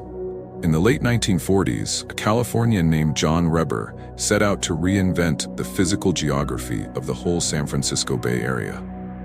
Reber was a schoolteacher, an amateur theater producer, and a self-taught engineer. Undaunted by his lack of credentials, he publicly proposed to build 2 huge dams in the bay, construct massive freshwater lakes for drinking water and irrigation, and reclaim 20,000 acres of land for development. Even though he had no personal authority, people took the Reber plan seriously. It was endorsed by newspaper editorial boards across California.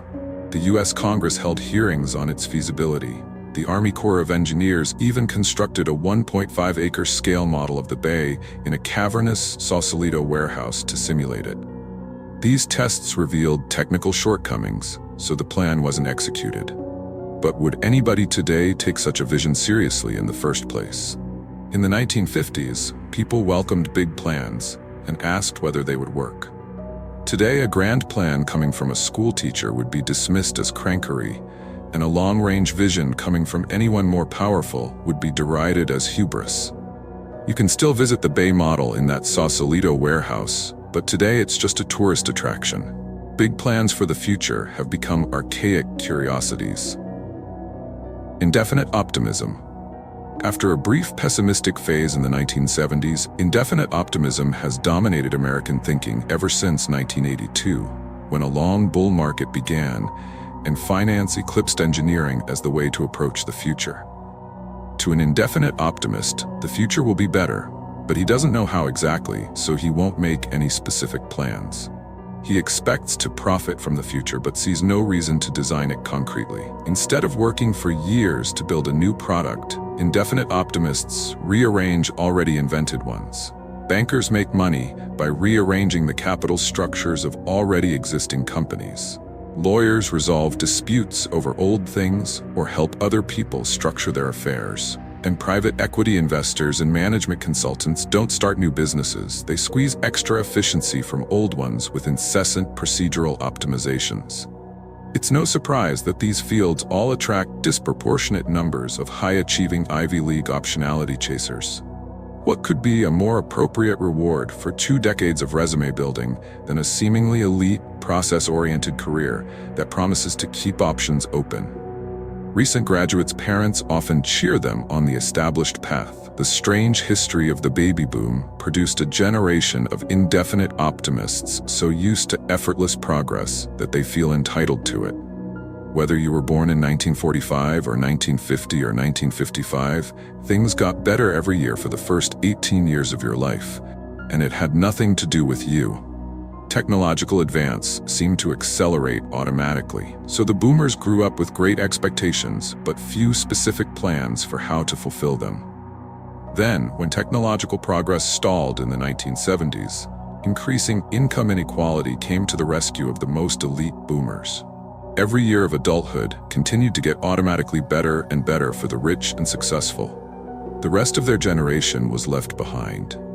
But the wealthy boomers who shape public opinion today see little reason to question their naive optimism. Since tracked careers worked for them, they can't imagine that they won't work for their kids too. Malcolm Gladwell says, "You can't understand Bill Gates' success without understanding his fortunate personal context." He grew up in a good family, went to a private school equipped with a computer lab, and counted Paul Allen as a childhood friend. But perhaps you can't understand Malcolm Gladwell without understanding his historical context as a boomer, born in 1963. When baby boomers grow up and write books to explain why one or another individual is successful, they point to the power of a particular individual's context as determined by chance. But they miss the even bigger social context for their own preferred explanations. A whole generation learned from childhood to overrate the power of chance and underrate the importance of planning. Our indefinitely optimistic world. Indefinite finance. While a definitely optimistic future would need engineers to design underwater cities and settlements in space, an indefinitely optimistic future calls for more bankers and lawyers. Finance epitomizes indefinite thinking because it's the only way to make money when you have no idea how to create wealth. If they don't go to law school, bright college graduates head to Wall Street precisely because they have no real plan for their careers. And once they arrive at Goldman, they find that even inside finance, everything is indefinite. It's still optimistic.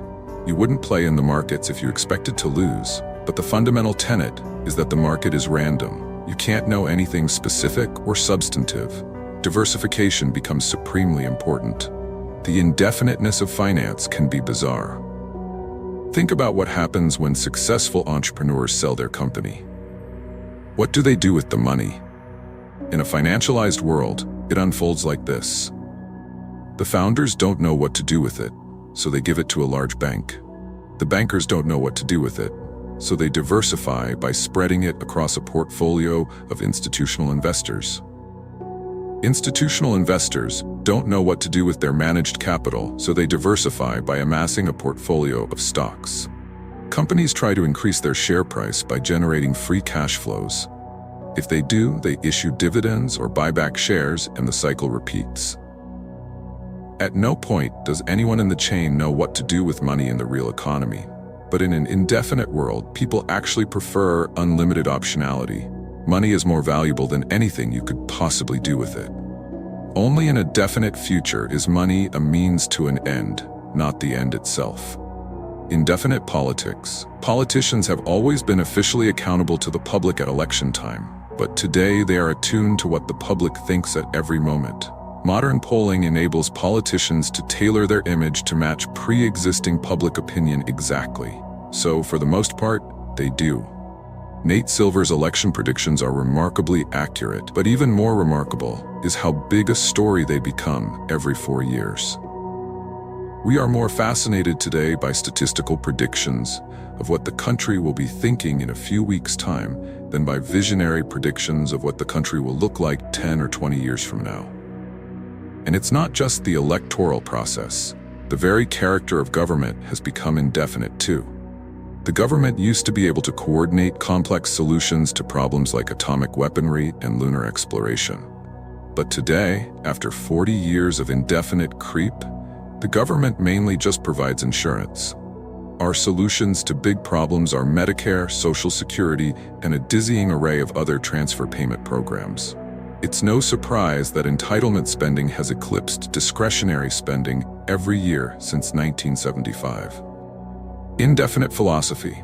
You can see the shift to an indefinite attitude not just in politics but in the political philosophers whose ideas underpin both left and right. The philosophy of the ancient world was pessimistic. Plato, Aristotle, Epicurus, and Lucretius all accepted strict limits on human potential. The only question was how best to cope with our tragic fate. Modern philosophers have been mostly optimistic. From Herbert Spencer on the right and Hegel in the center to Marx on the left, the 19th century shared a belief in progress. Remember Marx and Engels' encomium to the technological triumphs of capitalism from this page. These thinkers expected material advances to fundamentally change human life for the better. They were definite optimists. In the late 20th century, indefinite philosophies came to the fore. The two dominant political thinkers, John Rawls and Robert Nozick, are usually seen as stark opposites. On the egalitarian left, Rawls was concerned with questions of fairness and distribution. On the libertarian right, Nozick focused on maximizing individual freedom. They both believed that people could get along with each other peacefully, so unlike the ancients, they were optimistic. But unlike Spencer or Marx, Rawls and Nozick were indefinite optimists. They didn't have any specific vision of the future. Their indefiniteness took different forms. Rawls begins a theory of justice with the famous veil of ignorance. Fair political reasoning is supposed to be impossible for anyone with knowledge of the world as it concretely exists. Instead of trying to change our actual world of unique people and real technologies, Rawls fantasized about an inherently stable society with lots of fairness but little dynamism. Nozick opposed Rawls's patterned concept of justice. To Nozick, any voluntary exchange must be allowed, and no social pattern could be noble enough to justify maintenance by coercion.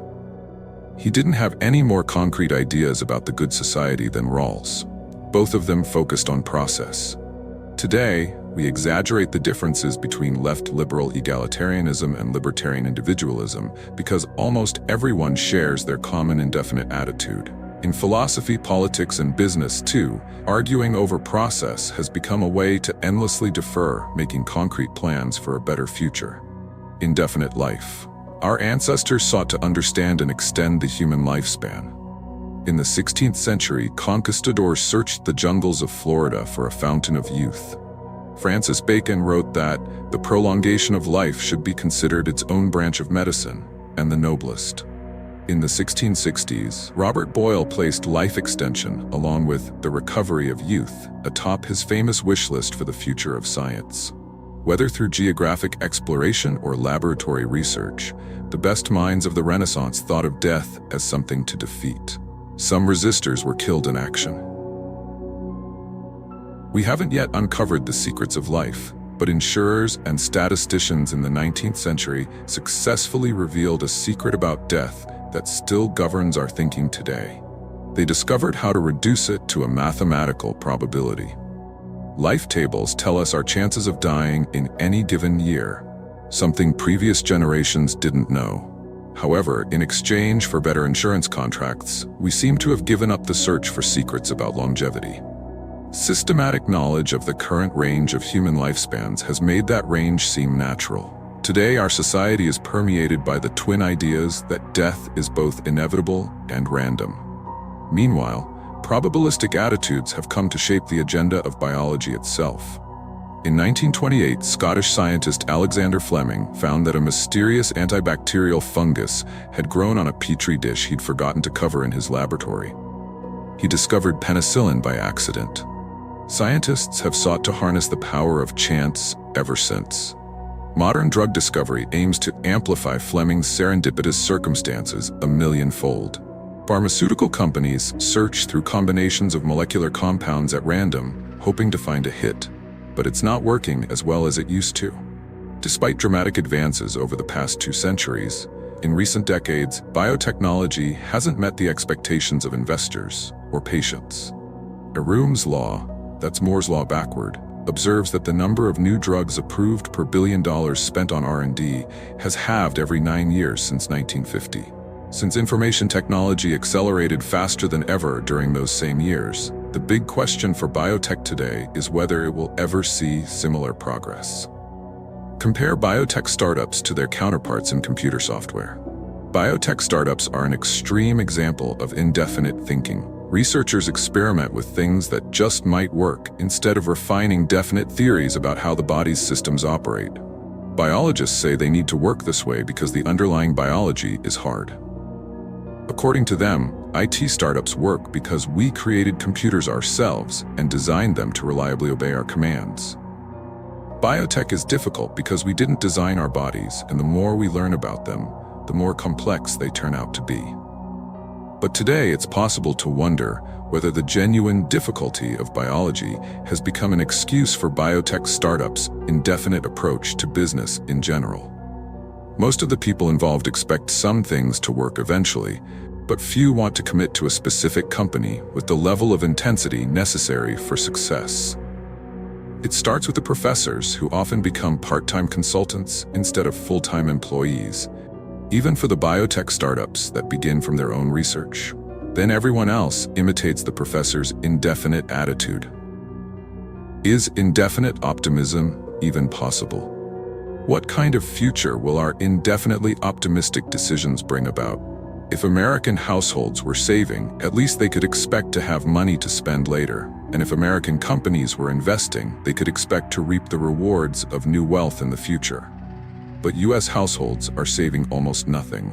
And US companies are letting cash pile up on their balance sheets without investing in new projects because they don't have any concrete plans for the future. The other three views of the future can work. Definite optimism works when you build the future you envision. Definite pessimism works by building what can be copied without expecting anything new. Indefinite pessimism works because it's self-fulfilling. If you're a slacker with low expectations, they'll probably be met. But indefinite optimism seems inherently unsustainable. How can the future get better if no one plans for it? Actually, most everybody in the modern world has already heard an answer to this question. Progress without planning is what we call evolution. Darwin himself wrote that life tends to progress without anybody intending it. Every living thing is just a random iteration on some other organism, and the best iterations win. Darwin's theory explains the origin of trilobites and dinosaurs, but can it be extended to domains that are far removed? Just as Newtonian physics can't explain black holes or the Big Bang, it's not clear that Darwinian biology should explain how to build a better society or how to create a new business out of nothing. Yet in recent years, Darwinian, or pseudo-Darwinian, metaphors have become common in business. Journalists analogize literal survival in competitive ecosystems to corporate survival in competitive markets. Hence, all the headlines like digital Darwinism, dot-com Darwinism, and survival of the clickiest. Even in engineering-driven Silicon Valley, the buzzwords of the moment call for building a lean startup that can adapt and evolve to an ever-changing environment. Would-be entrepreneurs are told that nothing can be known in advance. We're supposed to listen to what customers say they want, make nothing more than a minimum viable product, and iterate our way to success. But leanness is a methodology, not a goal. Making small changes to things that already exist might lead you to a local maximum, but it won't help you find the global maximum. You could build the best version of an app that lets people order toilet paper from their iPhone, but iteration without a bold plan won't take you from 0 to 1. A company is the strangest place of all for an indefinite optimist. Why should you expect your own business to succeed without a plan to make it happen?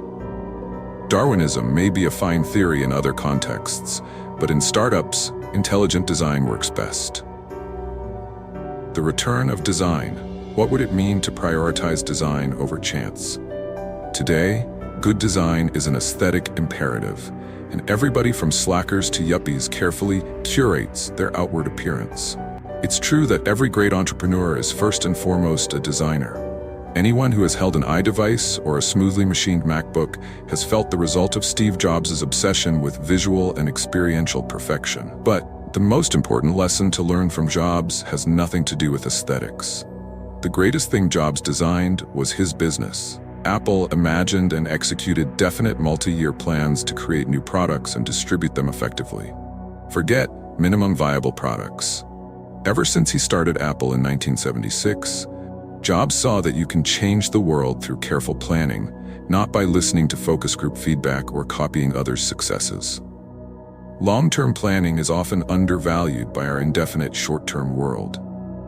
When the first iPod was released in October 2001, industry analysts couldn't see much more than a nice feature for Macintosh users that doesn't make any difference to the rest of the world.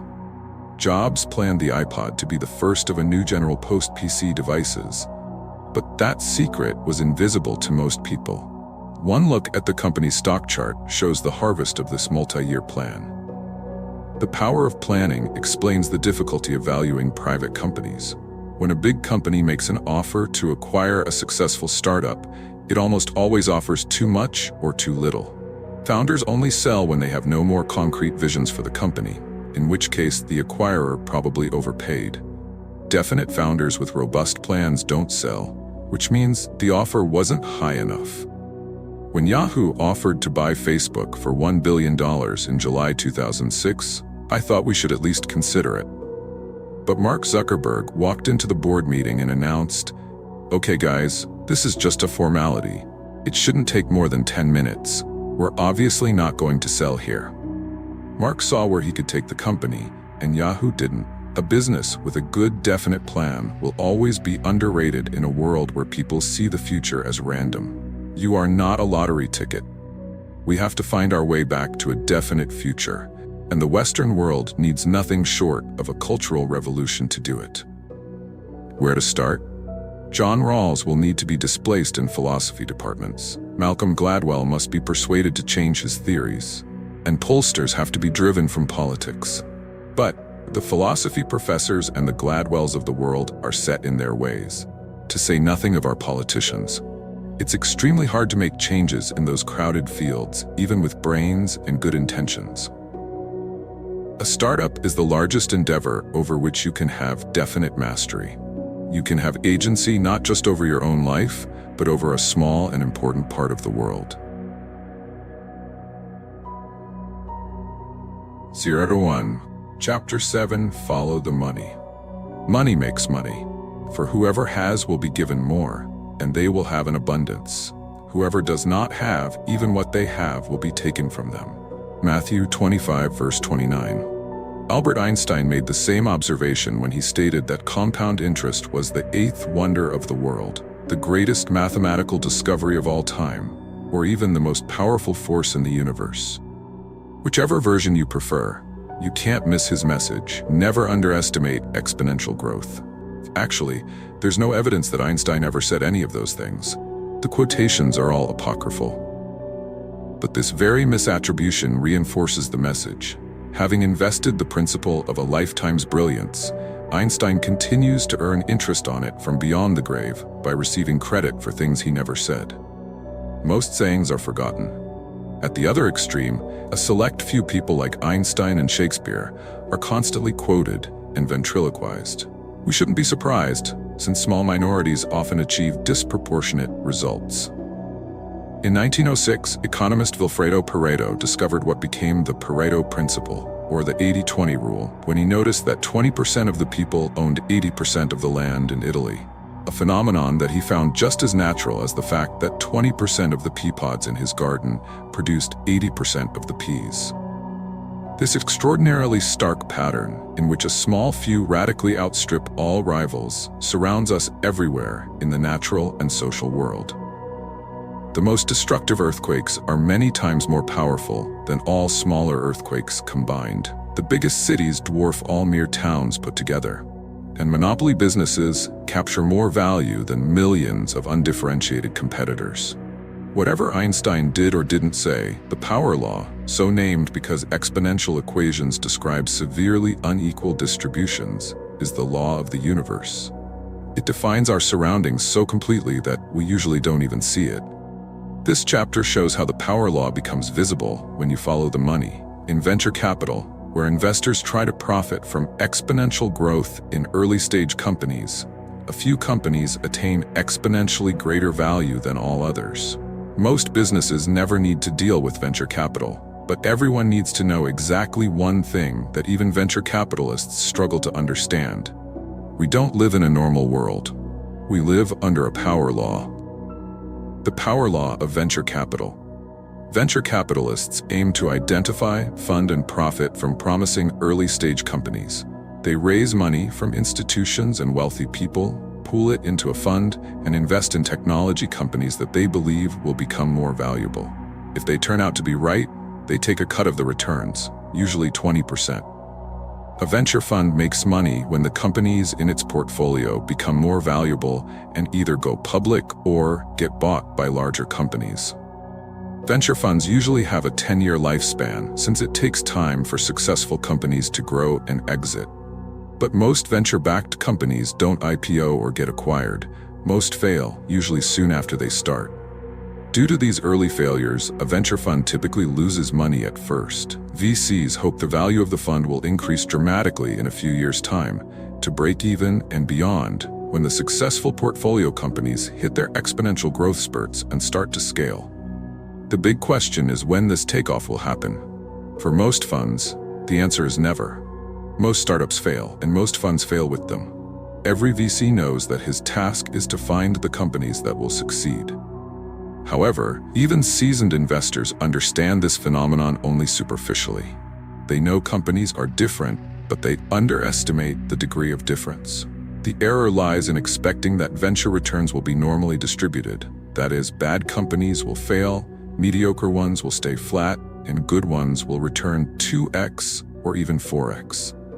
Assuming this bland pattern, investors assemble a diversified portfolio and hope that winners counterbalance losers. But this spray and pray approach usually produces an entire portfolio of flops, with no hits at all.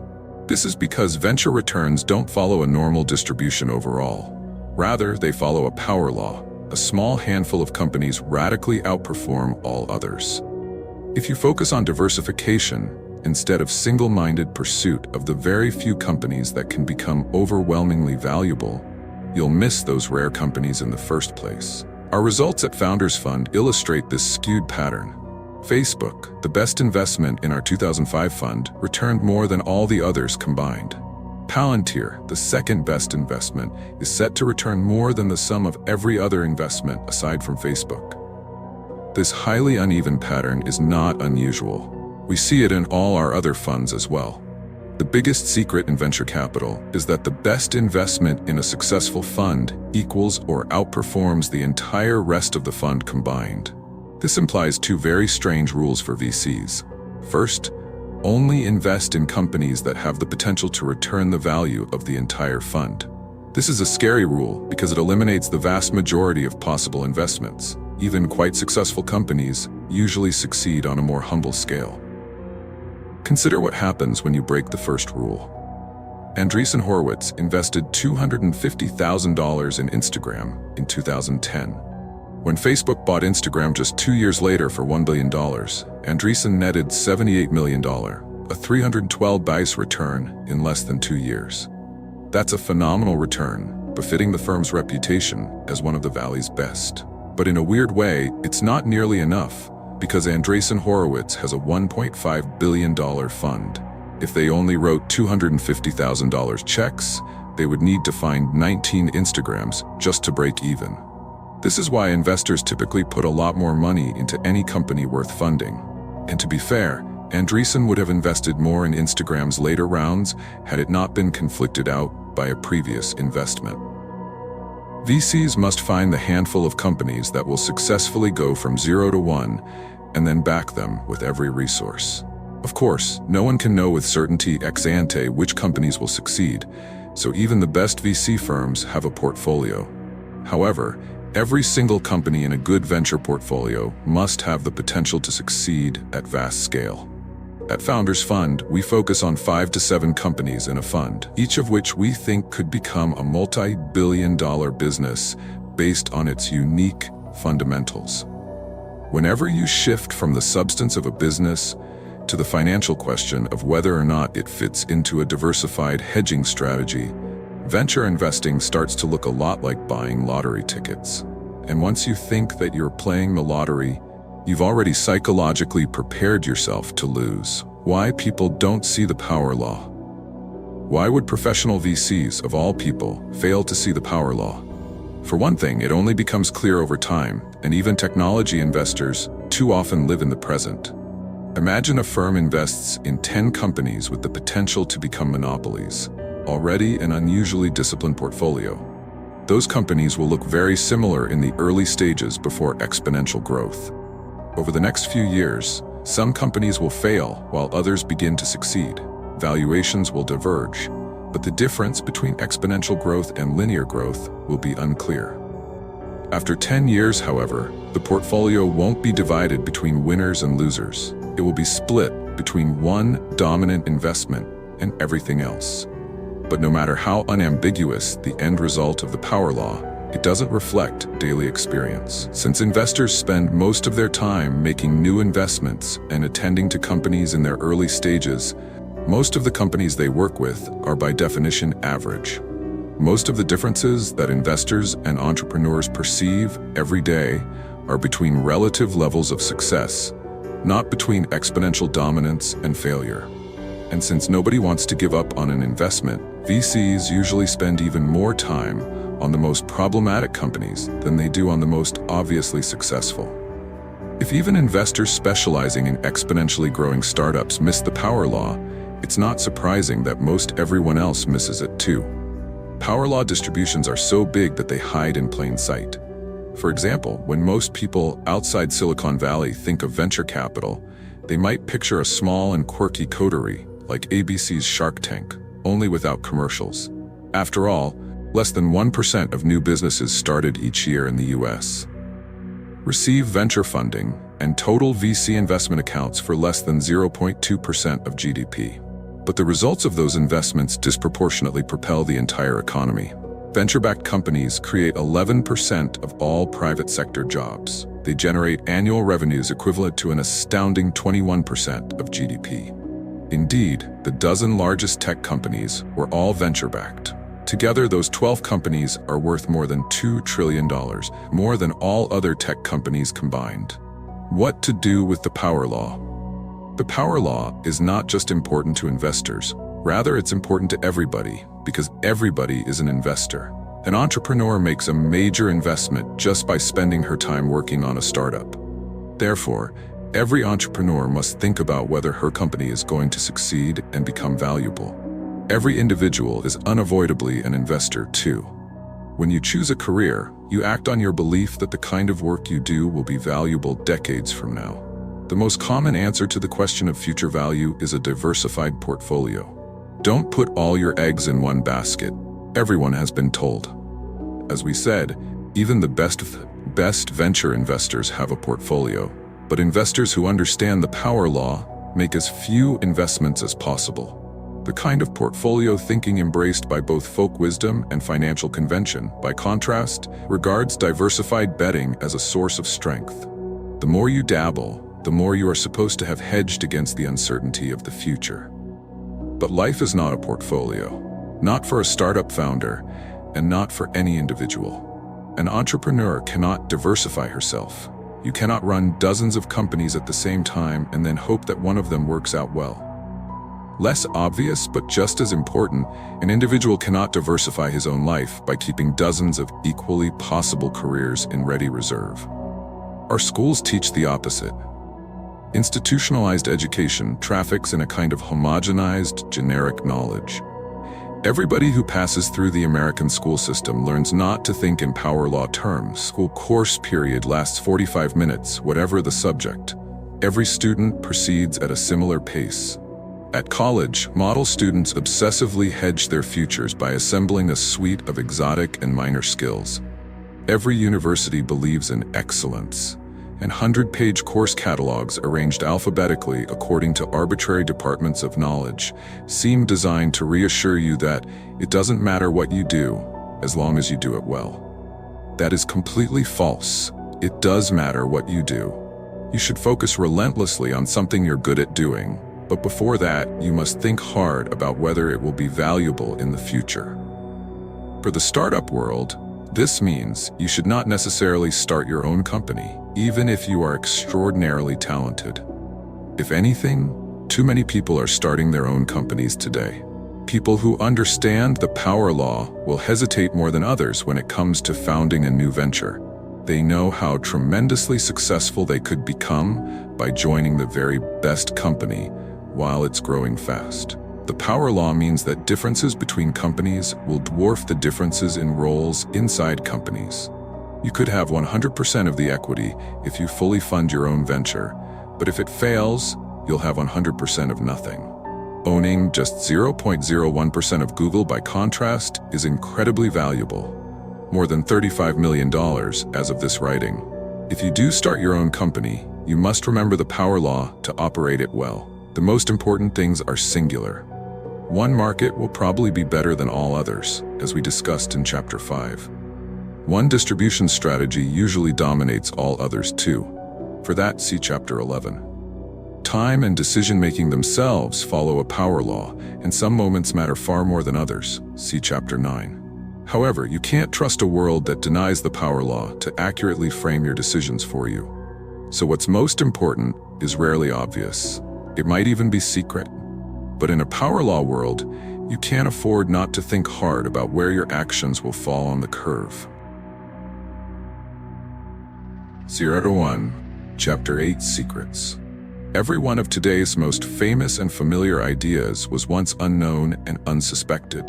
The mathematical relationship between a triangle's sides, for example, was secret for millennia.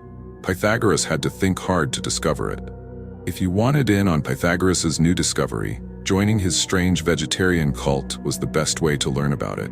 Today, his geometry has become a convention, a simple truth we teach to grade schoolers. A conventional truth can be important. It's essential to learn elementary mathematics, for example, but it won't give you an edge. It's not a secret. Remember our contrarian question. What important truth do very few people agree with you on? If we already understand as much of the natural world as we ever will, if all of today's conventional ideas are already enlightened, and if everything has already been done, then there are no good answers. Contrarian thinking doesn't make any sense unless the world still has secrets left to give up. Of course, there are many things we don't yet understand, but some of those things may be impossible to figure out. Mysteries rather than secrets. For example, string theory describes the physics of the universe in terms of vibrating one-dimensional objects called strings. Is string theory true? You can't really design experiments to test it. Very few people, if any, could ever understand all its implications. But is that just because it's difficult? Or is it an impossible mystery? The difference matters. You can achieve difficult things, but you can't achieve the impossible. Recall the business version of our contrarian question. What valuable company is nobody building? Every correct answer is necessarily a secret. Something important and unknown. Something hard to do, but doable. If there are many secrets left in the world, there are probably many world-changing companies yet to be started. This chapter will help you think about secrets and how to find them. Why aren't people looking for secrets? Most people act as if there were no secrets left to find. An extreme representative of this view is Ted Kaczynski, infamously known as the Unabomber. Kaczynski was a child prodigy who enrolled at Harvard at 16. He went on to get a PhD in math and become a professor at UC Berkeley. But you've only ever heard of him because of the 17-year terror campaign he waged with pipe bombs against professors, technologists, and business people. In late 1995, the authorities didn't know who or where the Unabomber was. The biggest clue was a 35,000-word manifesto that Kaczynski had written and anonymously mailed to the press. The FBI asked some prominent newspapers to publish it, hoping for a break in the case. It worked. Kaczynski's brother recognized his writing style and turned him in. You might expect that writing style to have shown obvious signs of insanity, but the manifesto is eerily cogent. Kaczynski claimed that in order to be happy, every individual needs to have goals whose attainment requires effort and needs to succeed in attaining at least some of his goals. He divided human goals into 3 groups. 1. Goals that can be satisfied with minimal effort. 2. Goals that can be satisfied with serious effort. And 3. Goals that cannot be satisfied, no matter how much effort one makes. This is the classic trichotomy of the easy, the hard, and the impossible. Kaczynski argued that modern people are depressed because all the world's hard problems have already been solved. What's left to do is either easy or impossible, and pursuing those tasks is deeply unsatisfying. What you can do, even a child can do. What you can't do, even Einstein couldn't have done. So Kaczynski's idea was to destroy existing institutions, get rid of all technology, and let people start over and work on hard problems anew. Kaczynski's methods were crazy, but his loss of faith in the technological frontier is all around us. Consider the trivial but revealing hallmarks of urban hipsterdom. Faux vintage photography, the handlebar mustache, and vinyl record players all hark back to an earlier time when people were still optimistic about the future. If everything worth doing has already been done, you may as well feign an allergy to achievement and become a barista. All fundamentalists think this way, not just terrorists and hipsters. Religious fundamentalism, for example, allows no middle ground for hard questions. There are easy truths that children are expected to rattle off, and then there are the mysteries of God, which can't be explained. In between, the zone of hard truths, lies heresy. In the modern religion of environmentalism, the easy truth is that we must protect the environment. Beyond that, Mother Nature knows best, and she cannot be questioned. Free marketeers worship a similar logic. The value of things is set by the market. Even a child can look up stock quotes, but whether those prices make sense is not to be second-guessed. The market knows far more than you ever could. Why has so much of our society come to believe that there are no hard secrets left? It might start with geography. There are no blank spaces left on the map anymore. If you grew up in the 18th century, there were still new places to go. After hearing tales of foreign adventure, you could become an explorer yourself. This was probably true up through the 19th and early 20th centuries. After that point, photography from National Geographic showed every Westerner what even the most exotic, underexplored places on Earth look like. Today, explorers are found mostly in history books and children's tales. Parents don't expect their kids to become explorers any more than they expect them to become pirates or sultans. Perhaps there are a few dozen uncontacted tribes somewhere deep in the Amazon, and we know there remains one last earthly frontier in the depths of the oceans. But the unknown seems less accessible than ever. Along with the natural fact that physical frontiers have receded, 4 social trends have conspired to root out belief in secrets. First is incrementalism. From an early age, we are taught that the right way to do things is to proceed one very small step at a time, day by day, grade by grade. If you overachieve and end up learning something that's not on the test, you won't receive credit for it. But in exchange for doing exactly what's asked of you, and for doing it just a bit better than your peers, you'll get an A. This process extends all the way up through the tenure track, which is why academics usually chase large numbers of trivial publications instead of new frontiers. Second is risk aversion. People are scared of secrets because they are scared of being wrong. By definition, a secret hasn't been vetted by the mainstream. If your goal is to never make a mistake in your life, you shouldn't look for secrets. The prospect of being lonely, but right, dedicating your life to something that no one else believes in, is already hard.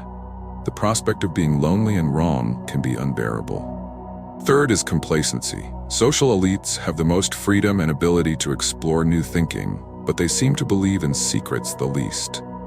Why search for a new secret if you can comfortably collect rents on everything that has already been done? Every fall, the deans at top law schools and business schools welcome the incoming class with the same implicit message. You got into this elite institution. Your worries are over. You're set for life. But that's probably the kind of thing that's true, only if you don't believe it.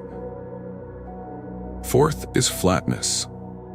As globalization advances, people perceive the world as one homogeneous, highly competitive marketplace. The world is flat. Given that assumption, anyone who might have had the ambition to look for a secret will first ask himself, if it were possible to discover something new, wouldn't someone from the faceless global talent pool of smarter and more creative people have found it already? This voice of doubt can dissuade people from even starting to look for secrets in a world that seems too big a place for any individual to contribute something unique. There's an optimistic way to describe the result of these trends. Today, you can't start a cult. 40 years ago, people were more open to the idea that not all knowledge was widely known. From the Communist Party to the Hare Krishnas, large numbers of people thought they could join some enlightened vanguard that would show them the way. Very few people take unorthodox ideas seriously today, and the mainstream sees that as a sign of progress. We can be glad that there are fewer crazy cults now, yet that gain has come at great cost. We have given up our sense of wonder at secrets left to be discovered. The world according to convention. How must you see the world if you don't believe in secrets? You have to believe we've already solved all great questions. If today's conventions are correct, we can afford to be smug and complacent. God's in his heaven, all's right with the world. For example, a world without secrets would enjoy a perfect understanding of justice. Every injustice necessarily involves a moral truth that very few people recognize early on. In a democratic society, a wrongful practice persists only when most people don't perceive it to be unjust. At first, only a small minority of abolitionists knew that slavery was evil. That view has rightly become conventional, but it was still a secret in the early 19th century. To say that there are no secrets left today would mean that we live in a society with no hidden injustices. In economics, disbelief in secrets leads to faith in efficient markets. But the existence of financial bubbles shows that markets can have extraordinary inefficiencies. And the more people believe in efficiency, the bigger the bubbles get. In 1999, nobody wanted to believe that the internet was irrationally overvalued. The same was true of housing in 2005. Fed Chairman Alan Greenspan had to acknowledge some signs of froth in local markets, but stated that a bubble in home prices for the nation as a whole does not appear likely. The market reflected all knowable information and couldn't be questioned. Then home prices fell across the country, and the financial crisis of 2008 wiped out trillions. The future turned out to hold many secrets that economists could not make vanish simply by ignoring them. What happens when a company stops believing in secrets? The sad decline of Hewlett-Packard provides a cautionary tale. In 1990, the company was worth $9 billion. Then came a decade of invention. In 1991, HP released the DeskJet 500C, the world's first affordable color printer. In 1993, it launched the OmniBook, one of the first super portable laptops. The next year, HP released the OfficeJet, the world's first all-in-one printer fax copier. This relentless product expansion paid off. By mid-2000, HP was worth $135 billion. But starting in late 1999, when HP introduced a new branding campaign around the imperative to invent, it stopped inventing things. In 2001, the company launched HP Services, a glorified consulting and support shop. In 2002, HP merged with Compaq, presumably because it didn't know what else to do. By 2005, the company's market cap had plunged to $70 billion, roughly half of what it had been just 5 years earlier. HP's board was a microcosm of the dysfunction. It split into two factions, only one of which cared about new technology. That faction was led by Tom Perkins, an engineer who first came to HP in 1963 to run the company's research division at the personal request of Bill Hewlett and Dave Packard. At 73 years old in 2005, Perkins may as well have been a time-traveling visitor from a bygone age of optimism. He thought the board should identify the most promising new technologies and then have HP build them. But Perkins's faction lost out to its rival, led by chairwoman Patricia Dunn. A banker by trade, Dunn argued that charting a plan for future technology was beyond the board's competence. She thought the board should restrict itself to a night watchman's role. Was everything proper in the accounting department? Were people following all the rules? Amid this infighting, someone on the board started leaking information to the press. When it was exposed that Dunn arranged a series of illegal wiretaps to identify the source, the backlash was worse than the original dissension, and the board was disgraced. Having abandoned the search for technological secrets, HP obsessed over gossip. As a result, by late 2012, HP was worth just $23 billion, not much more than it was worth in 1990, adjusting for inflation. The case for secrets. You can't find secrets without looking for them. Andrew Wiles demonstrated this when he proved Fermat's last theorem after 358 years of fruitless inquiry by other mathematicians, the kind of sustained failure that might have suggested an inherently impossible task. Pierre de Fermat had conjectured in 1637 that no integers a, b, and c could satisfy the equation an plus bn equals cn for any integer n greater than 2. He claimed to have a proof, but he died without writing it down. So his conjecture long remained a major unsolved problem in mathematics. Wiles started working on it in 1986, but he kept it a secret until 1993, when he knew he was nearing a solution. After 9 years of hard work, Wiles proved the conjecture in 1995. He needed brilliance to succeed, but he also needed a faith in secrets. If you think something hard is impossible, you'll never even start trying to achieve it. Belief in secrets is an effective truth. The actual truth is that there are many more secrets left to find, but they will yield only to relentless searchers. There's more to do in science, medicine, engineering, and in technology of all kinds. We are within reach, not just of marginal goals set at the competitive edge of today's conventional disciplines, but of ambitions so great that even the boldest minds of the scientific revolution hesitated to announce them directly. We could cure cancer, dementia, and all the diseases of age and metabolic decay.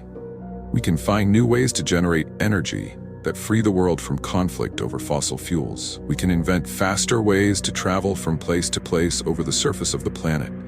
We can even learn how to escape it entirely and settle new frontiers. But we will never learn any of these secrets unless we demand to know them and force ourselves to look. The same is true of business. Great companies can be built on open but unsuspected secrets about how the world works. Consider the Silicon Valley startups that have harnessed the spare capacity that is all around us but often ignored.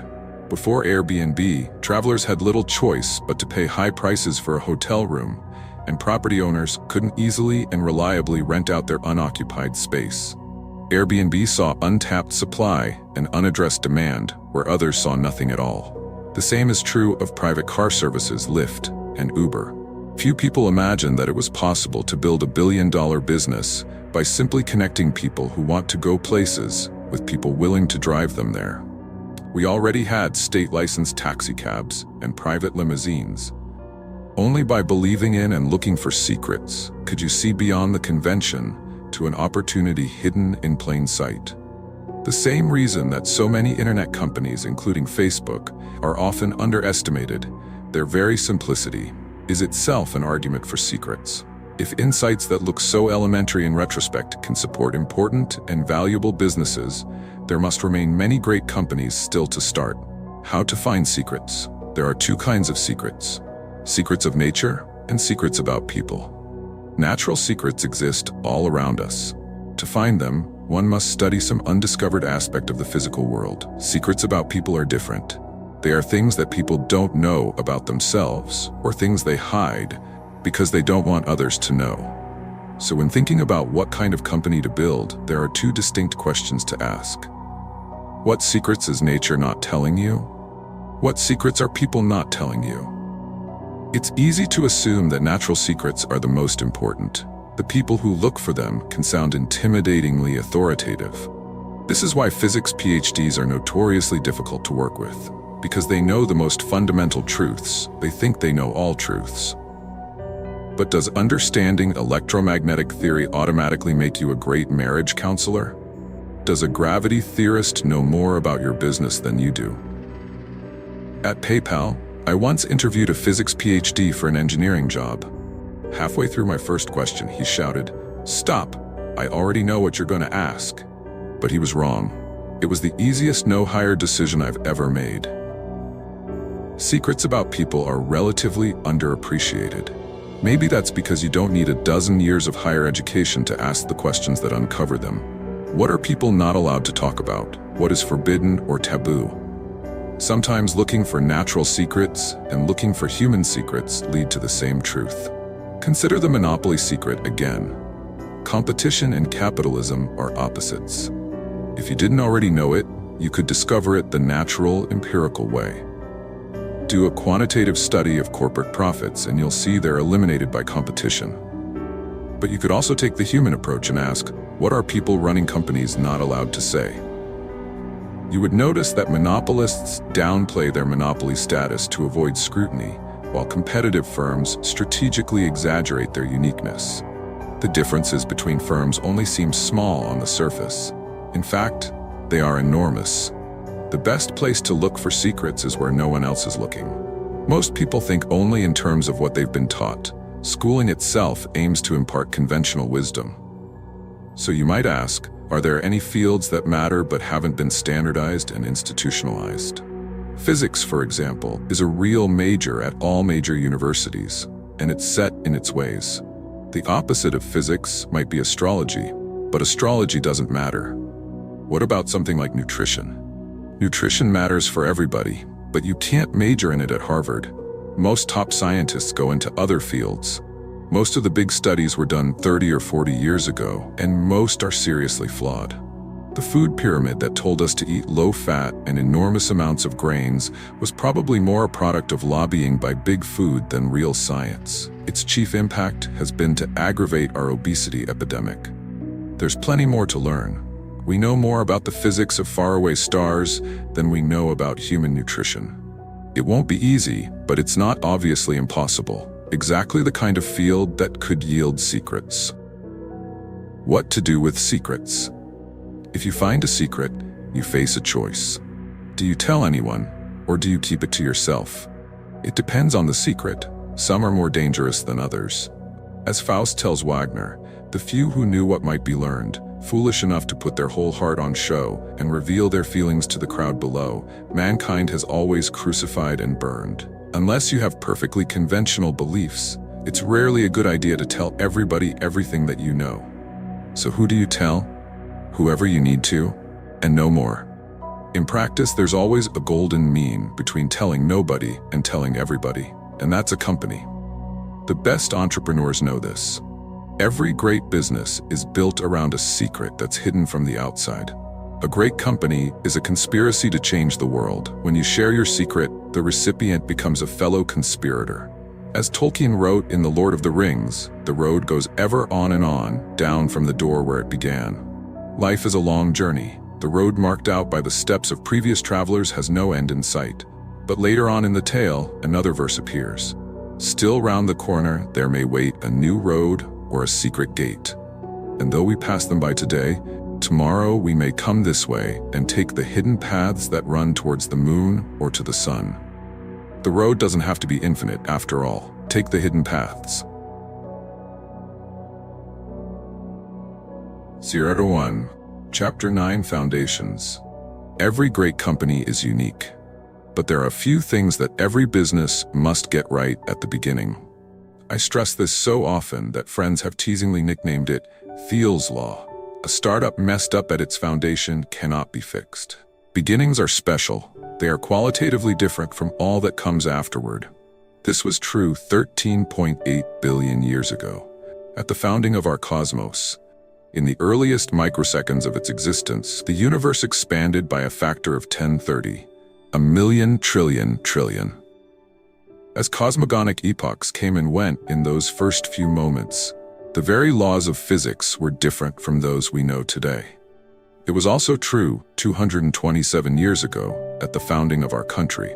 Fundamental questions were open for debate by the framers during the few months they spent together at the Constitutional Convention. How much power should the central government have? How should representation in Congress be apportioned? Whatever your views on the compromises reached that summer in Philadelphia, they've been hard to change ever since. After ratifying the Bill of Rights in 1791, we've amended the Constitution only 17 times. Today, California has the same representation in the Senate as Alaska, even though it has more than 50 times as many people. Maybe that's a feature, not a bug, but we're probably stuck with it as long as the United States exists. Another constitutional convention is unlikely. Today we debate only smaller questions. Companies are like countries in this way. Bad decisions made early on, if you choose the wrong partners or hire the wrong people, for example, are very hard to correct after they are made. It may take a crisis on the order of bankruptcy before anybody will even try to correct them. As a founder, Your first job is to get the first things right, because you cannot build a great company on a flawed foundation. Founding matrimony. When you start something, the first and most crucial decision you make is whom to start it with. Choosing a co-founder is like getting married, and founder conflict is just as ugly as divorce. Optimism abounds at the start of every relationship. It's unromantic to think soberly about what could go wrong, so people don't. But if the founders develop irreconcilable differences, the company becomes the victim. In 1999, Luke Nosek was one of my co-founders at PayPal, and I still work with him today at Founders Fund. But a year before PayPal, I invested in a company Luke started with someone else. It was his first startup. It was one of my first investments. Neither of us realized it then, but the venture was doomed to fail from the beginning because Luke and his co-founder were a terrible match. Luke is a brilliant and eccentric thinker. His co-founder was an MBA type who didn't want to miss out on the 90s gold rush. They met at a networking event, talked for a while, and decided to start a company together. That's no better than marrying the first person you meet at the slot machines in Vegas. You might hit the jackpot, but it probably won't work. Their company blew up, and I lost my money. Now, when I consider investing in a startup, I study the founding teams. Technical abilities and complementary skill sets matter, but how well the founders know each other and how well they work together matter just as much. Founders should share a prehistory before they start a company together. Otherwise, they're just rolling dice. Ownership, possession, and control. It's not just founders who need to get along. Everyone in your company needs to work well together. A Silicon Valley libertarian might say you could solve this problem by restricting yourself to a sole proprietorship. Freud, Jung, and every other psychologist has a theory about how every individual mind is divided against itself. But in business at least, working for yourself guarantees alignment. Unfortunately, it also limits what kind of company you can build. It's very hard to go from 0 to 1 without a team. A Silicon Valley anarchist might say you could achieve perfect alignment as long as you hire just the right people who will flourish peacefully without any guiding structure. Serendipity and even free-form chaos at the workplace are supposed to help disrupt all the old rules made and obeyed by the rest of the world. And indeed, if men were angels, no government would be necessary. But anarchic companies miss what James Madison saw. Men aren't angels. That's why executives who manage companies and directors who govern them have separate roles to play. It's also why founders' and investors' claims on a company are formally defined. You need good people who get along, but you also need a structure to help keep everyone aligned for the long term. To anticipate likely sources of misalignment in any company, it's useful to distinguish between three concepts. Ownership, who legally owns a company's equity. Possession, who actually runs the company on a day-to-day basis. Control, who formally governs the company's affairs. A typical startup allocates ownership among founders, employees, and investors. The managers and employees who operate the company enjoy possession, and a board of directors, usually comprising founders and investors, exercises control. In theory, this division works smoothly. Financial upside from part ownership attracts and rewards investors and workers. Effective possession motivates and empowers founders and employees. It means they can get stuff done.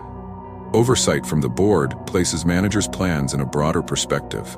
In practice, distributing these functions among different people makes sense, but it also multiplies opportunities for misalignment. To see misalignment at its most extreme, just visit the DMV. Suppose you need a new driver's license. Theoretically, it should be easy to get one. The DMV is a government agency, and we live in a democratic republic. All power resides in the people, who elect representatives to serve them in government. If you're a citizen, you're a part owner of the DMV, and your representatives control it, so you should be able to walk in and get what you need. Of course, it doesn't work like that. We the people may own the DMV's resources, but that ownership is merely fictional. The clerks and petty tyrants who operate the DMV, however, enjoy very real possession of their small-time powers. Even the governor and the legislature, charged with nominal control over the DMV, can't change anything.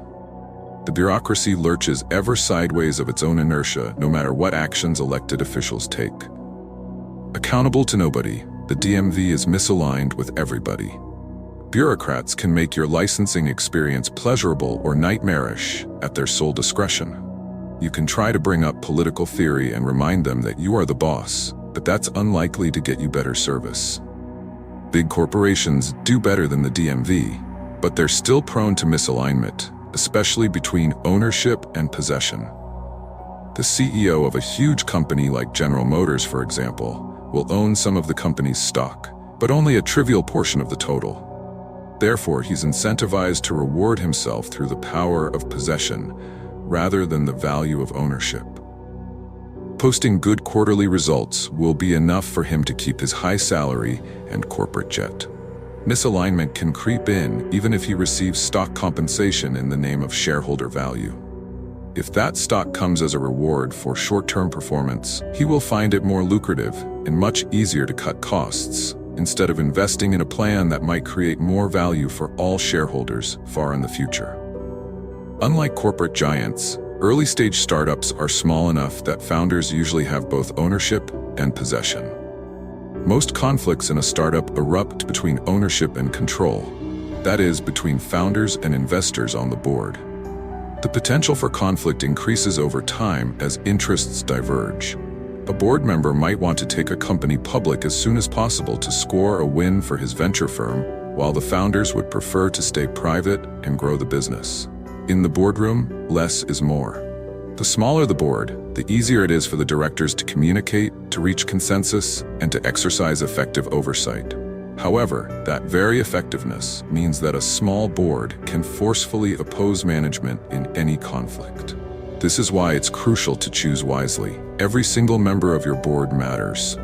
Even one problem director will cause you pain, and may even jeopardize your company's future. A board of 3 is ideal. Your board should never exceed 5 people, unless your company is publicly held. Government regulations effectively mandate that public companies have larger boards. The average is 9 members. By far, the worst you can do is to make your board extra large. When unsavvy observers see a nonprofit organization with dozens of people on its board, they think, look how many great people are committed to this organization. It must be extremely well run. Actually, a huge board will exercise no effective oversight at all. It merely provides cover for whatever micro-dictator actually runs the organization. If you want that kind of free rein from your board, blow it up to giant size.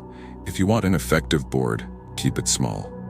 On the bus or off the bus, as a general rule, everyone you involve with your company should be involved full-time. Sometimes you'll have to break this rule. It usually makes sense to hire outside lawyers and accountants, for example. However, anyone who doesn't own stock options or draw a regular salary from your company is fundamentally misaligned. At the margin, they'll be biased to claim value in the near term, not help you create more in the future. That's why hiring consultants doesn't work. Part-time employees don't work. Even working remotely should be avoided, because misalignment can creep in whenever colleagues aren't together full-time in the same place every day. If you're deciding whether to bring someone on board, the decision is binary. Ken Kesey was right. You're either on the bus or off the bus. Cash is not king. For people to be fully committed, they should be properly compensated. Whenever an entrepreneur asks me to invest in his company, I ask him how much he intends to pay himself. A company does better the less it pays the CEO. That's one of the single clearest patterns I've noticed from investing in hundreds of startups. In no case should a CEO of an early-stage venture-backed startup receive more than $150,000 per year in salary. It doesn't matter if he got used to making much more than that at Google, or if he has a large mortgage and hefty private school tuition bills. If a CEO collects $300,000 per year, he risks becoming more like a politician than a founder. High pay incentivizes him to defend the status quo along with his salary, not to work with everyone else to surface problems and fix them aggressively. A cash-poor executive, by contrast, will focus on increasing the value of the company as a whole. Low CEO pay also sets the standard for everyone else. Aaron Levy, the CEO of Box, was always careful to pay himself less than everyone else in the company. 4 years after he started Box, he was still living 2 blocks away from HQ in a 1-bedroom apartment with no furniture except a mattress. Every employee noticed his obvious commitment to the company's mission and emulated it. If a CEO doesn't set an example by taking the lowest salary in the company, he can do the same thing by drawing the highest salary. So long as that figure is still modest, it sets an effective ceiling on cash compensation. Cash is attractive. It offers pure optionality. Once you get your paycheck, you can do anything you want with it. However, high cash compensation teaches workers to claim value from the company as it already exists, instead of investing their time to create new value in the future. A cash bonus is slightly better than a cash salary. At least it's contingent on a job well done. But even so-called incentive pay encourages short-term thinking and value grabbing. Any kind of cash is more about the present than the future. Vested interests.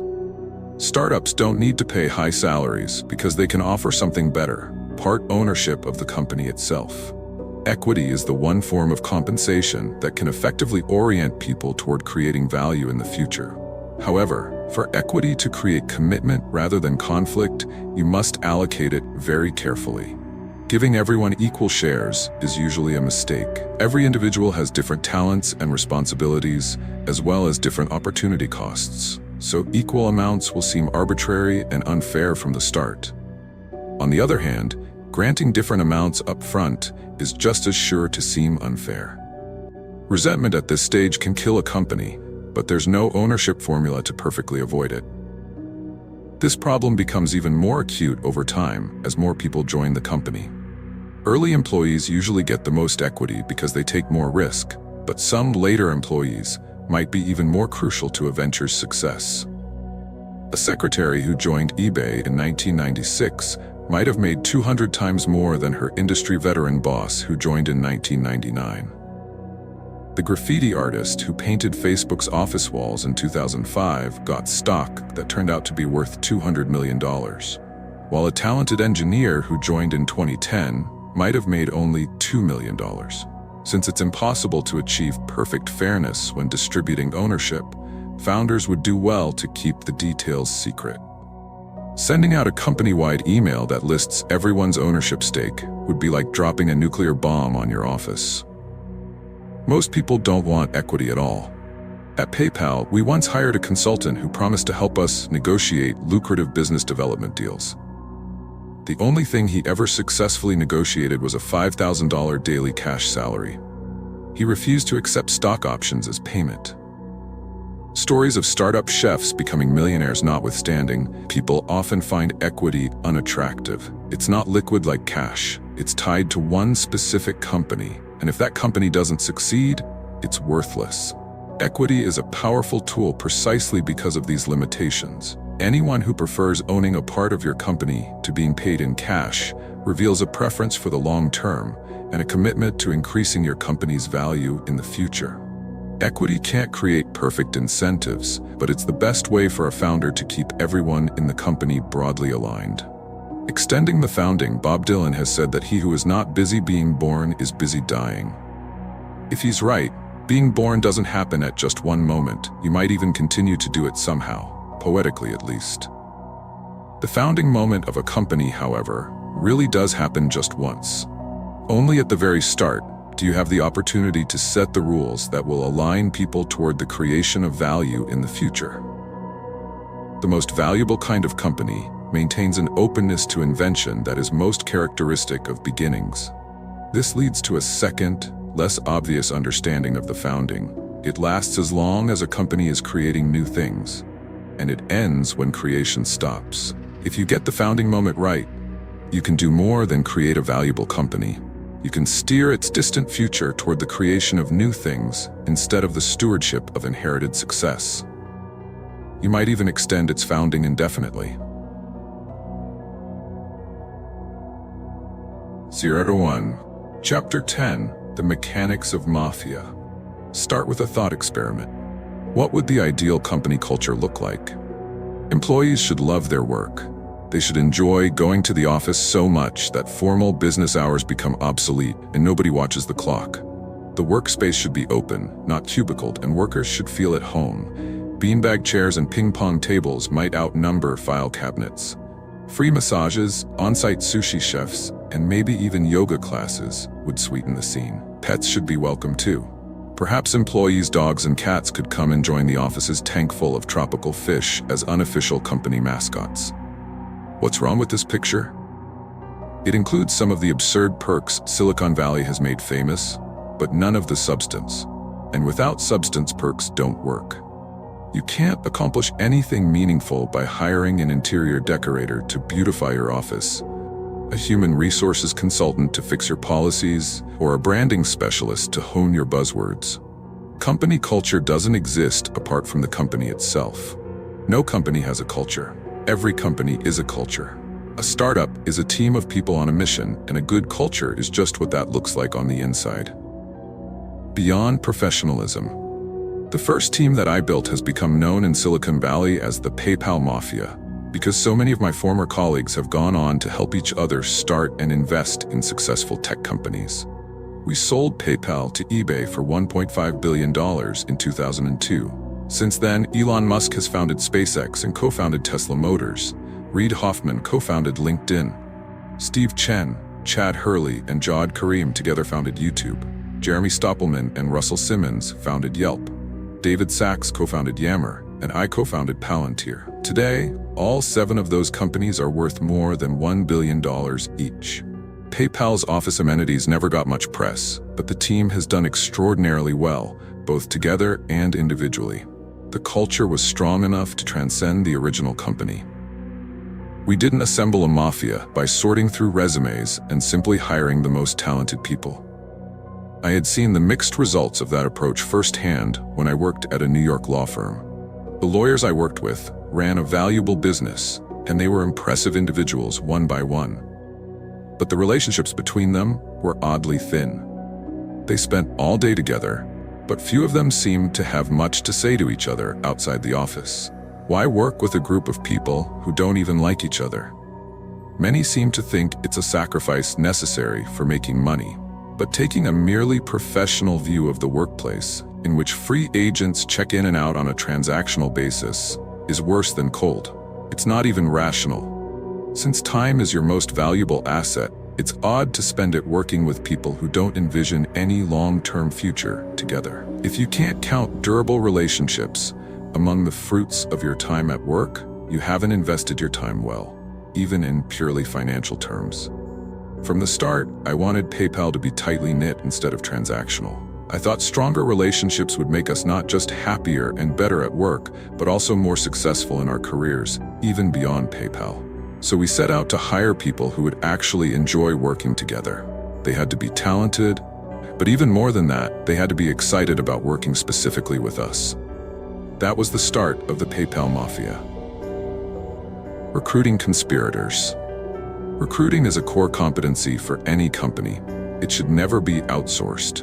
You need people who are not just skilled on paper, but who will work together cohesively after they're hired.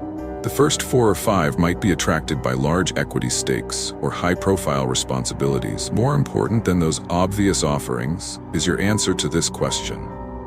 Why should the 20th employee join your company? Talented people don't need to work for you. They have plenty of options. You should ask yourself a more pointed version of the question.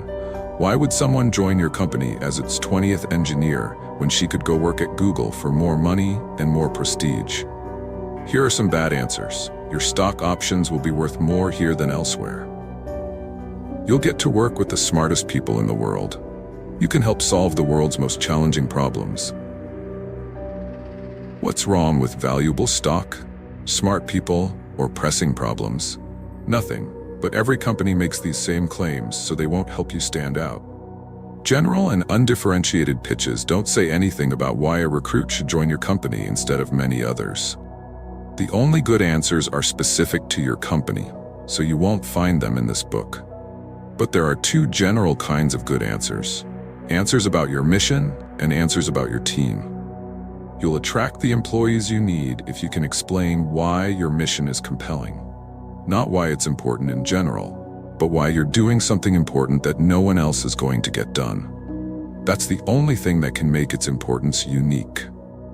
At PayPal, if you were excited by the idea of creating a new digital currency to replace the US dollar, we wanted to talk to you. If not, you weren't the right fit. However, even a great mission is not enough. The kind of recruit who would be most engaged as an employee will also wonder, are these the kind of people I want to work with? You should be able to explain why your company is a unique match for him personally. And if you can't do that, he's probably not the right match. Above all, don't fight the perk war. Anybody who would be more powerfully swayed by free laundry pickup or pet daycare would be a bad addition to your team.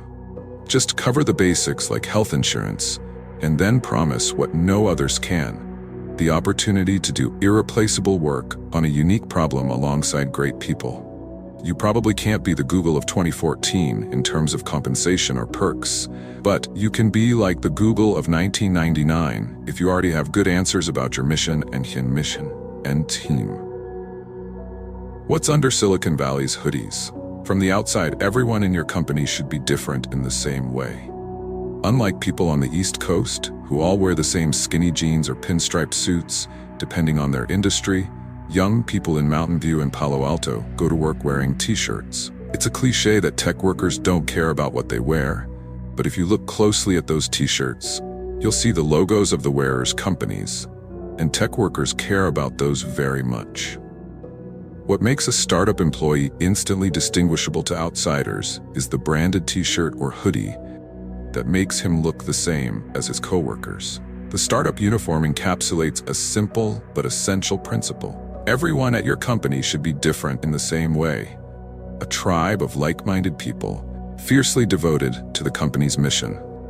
Max Levchin, my co-founder at PayPal, says that startups should make their early staff as personally similar as possible. Startups have limited resources and small teams. They must work quickly and efficiently in order to survive. And that's easier to do when everyone shares an understanding of the world. The early PayPal team worked well together because we were all the same kind of nerd. We all loved science fiction. Cryptonomicon was required reading, and we preferred the capitalist Star Wars to the communist Star Trek. Most important, we were all obsessed with creating a digital currency that would be controlled by individuals instead of governments. For the company to work, it didn't matter what people looked like or which country they came from, but we needed every new hire to be equally obsessed. Do one thing. On the inside, every individual should be sharply distinguished by her work. When assigning responsibilities to employees in a startup, you could start by treating it as a simple optimization problem to efficiently match talents with tasks.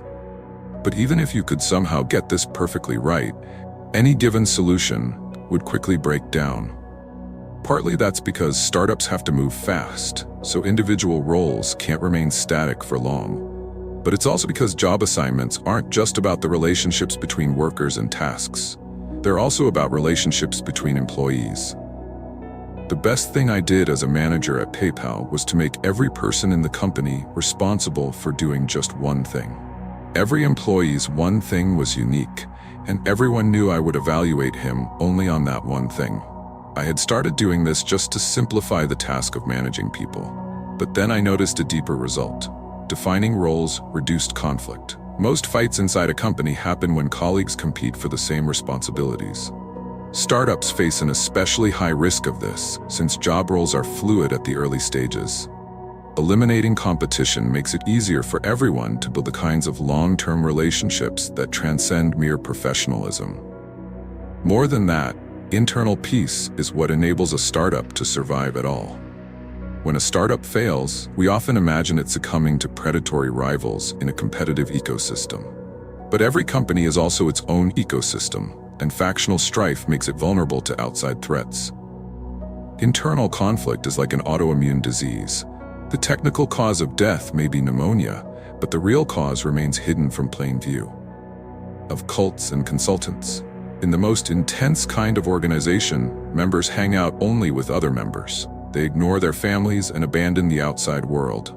In exchange, they experience strong feelings of belonging and maybe get access to esoteric truths denied to ordinary people. We have a word for such organizations: cults. Cultures of total dedication look crazy from the outside, partly because the most notorious cults were homicidal. Jim Jones and Charles Manson did not make good exits. But entrepreneurs should take cultures of extreme dedication seriously. Is a lukewarm attitude to one's work a sign of mental health? Is a merely professional attitude the only sane approach? The extreme opposite of a cult is a consulting firm like Accenture. Not only does it lack a distinctive mission of its own, but individual consultants are regularly dropping in and out of companies to which they have no long-term connection whatsoever. Every company culture can be plotted on a linear spectrum. The best startups might be considered slightly less extreme kinds of cults. The biggest difference is that cults tend to be fanatically wrong about something important. People at a successful startup are fanatically right about something those outside it have missed. You're not going to learn those kinds of secrets from consultants, and you don't need to worry if your company doesn't make sense to conventional professionals. Better to be called a cult, or even a mafia.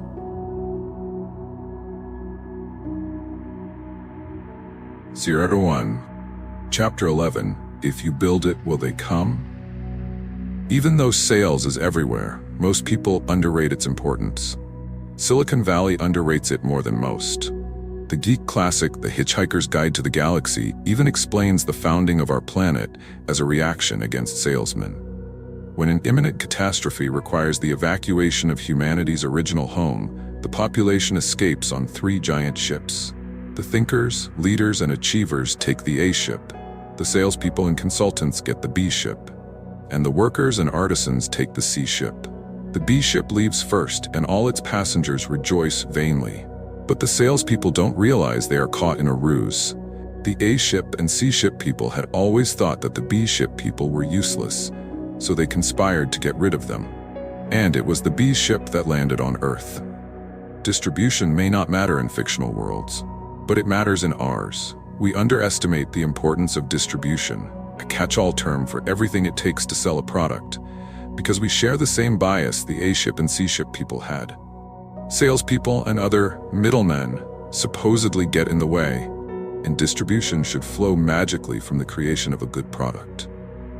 The field of dreams conceit is especially popular in Silicon Valley, where engineers are biased toward building cool stuff rather than selling it. But customers will not come just because you build it. You have to make that happen, and it's harder than it looks. Nerds versus salesmen. The US advertising industry collects annual revenues of $150 billion and employs more than 600,000 people. At $450 billion annually, the US sales industry is even bigger. When they hear that 3.2 million Americans work in sales, seasoned executives will suspect the number is low, but engineers may sigh in bewilderment. What could that many salespeople possibly be doing? In Silicon Valley, nerds are skeptical of advertising, marketing, and sales because they seem superficial and irrational. But advertising matters because it works. It works on nerds, and it works on you. You may think that you're an exception, that your preferences are authentic, and advertising only works on other people. It's easy to resist the most obvious sales pitches, so we entertain a false confidence in our own independence of mind. But advertising doesn't exist to make you buy a product right away. It exists to embed subtle impressions that will drive sales later. Anyone who can't acknowledge its likely effect on himself is doubly deceived. Nerds are used to transparency. They add value by becoming expert at a technical skill like computer programming. In engineering disciplines, a solution either works or it fails. You can evaluate someone else's work with relative ease, as surface appearances don't matter much. Sales is the opposite, an orchestrated campaign to change surface appearances without changing the underlying reality. This strikes engineers as trivial, if not fundamentally dishonest. Sales is hidden. All salesmen are actors. Their priority is persuasion, not sincerity. That's why the word salesman can be a slur, and the used car dealer is our archetype of shadiness. But we only react negatively to awkward, obvious salesmen, that is, the bad ones. There's a wide range of sales ability. There are many gradations between novices, experts, and masters. There are even sales grandmasters. If you don't know any grandmasters, it's not because you haven't encountered them, but rather because their art is hidden in plain sight. Tom Sawyer managed to persuade his neighborhood friends to whitewash the fence for him. A masterful move, but convincing them to actually pay him for the privilege of doing his chores was the move of a grandmaster, and his friends were none the wiser. Not much has changed since Twain wrote in 1876. Like acting, sales works best when hidden. This explains why almost everyone whose job involves distribution, whether they're in sales, marketing, or advertising, has a job title that has nothing to do with those things. People who sell advertising are called account executives. People who sell customers work in business development. People who sell companies are investment bankers. And people who sell themselves are called politicians. There's a reason for these redescriptions. None of us wants to be reminded when we're being sold. Whatever the career, sales ability distinguishes superstars from also-rans. On Wall Street, a new hire starts as an analyst wielding technical expertise, but his goal is to become a deal maker. A lawyer prides himself on professional credentials, but law firms are led by the rainmakers who bring in big clients. Even university professors who claim authority from scholarly achievement are envious of the self-promoters who define their fields. Academic ideas about history or English don't just sell themselves on their intellectual merits. Even the agenda of fundamental physics and the future path of cancer research are results of persuasion. The most fundamental reason that even business people underestimate the importance of sales is the systematic effort to hide it at every level of every field in a world secretly driven by it. The engineer's grail is a product great enough that it sells itself. But anyone who would actually say this about a real product must be lying. Either he's delusional, lying to himself, or he's selling something, and thereby contradicting himself. The polar opposite business cliché warns that the best product doesn't always win. Economists attribute this to path dependence. Specific historical circumstances, independent of objective quality, can determine which products enjoy widespread adoption. That's true, but it doesn't mean the operating systems we use today and the keyboard layouts on which we type were imposed by mere chance. It's better to think of distribution as something essential to the design of your product. How to sell a product. Superior sales and distribution by itself can create a monopoly, even with no product differentiation.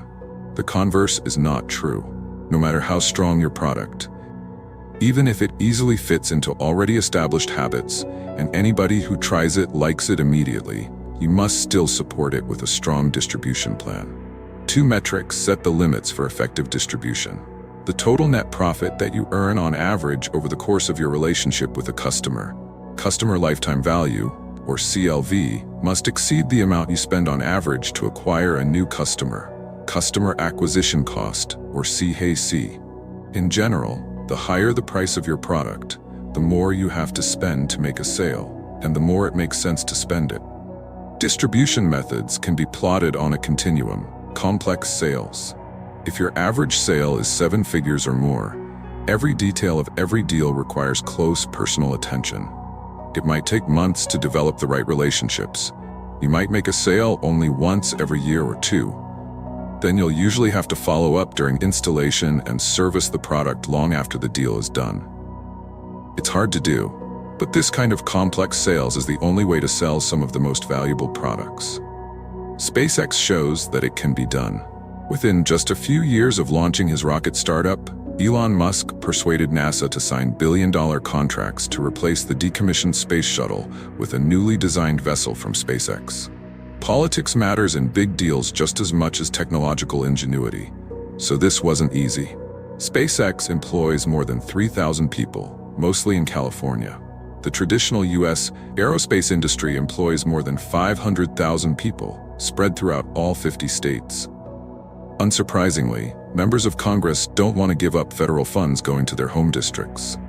But since complex sales requires making just a few deals each year, a sales grandmaster like Elon Musk can use that time to focus on the most crucial people, and even to overcome political inertia.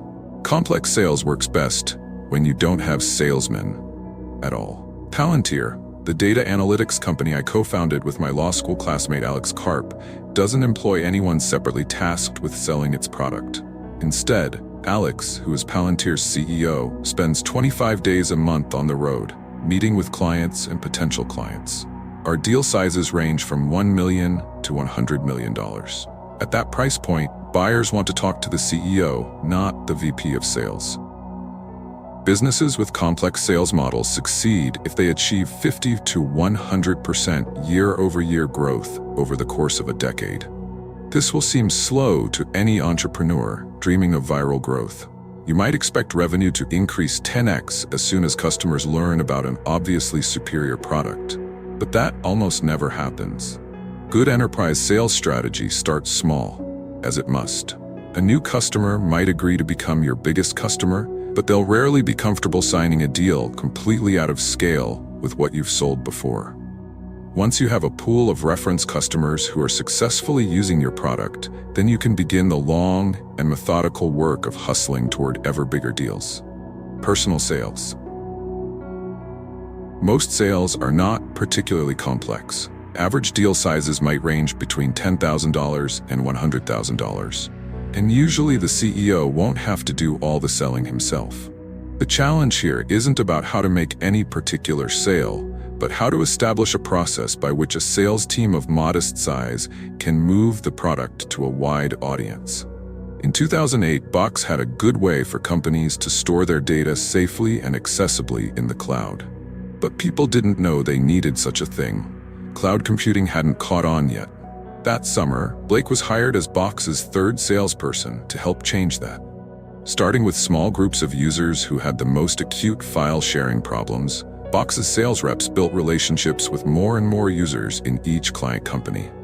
In 2009, Blake sold a small Box account to the Stanford Sleep Clinic, where researchers needed an easy, secure way to store experimental data logs. Today, the university offers a Stanford-branded Box account to every one of its students and faculty members, and Stanford Hospital runs on Box. If it had started off by trying to sell the president of the university on an enterprise-wide solution, Box would have sold nothing. A complex sales approach would have made Box a forgotten startup failure.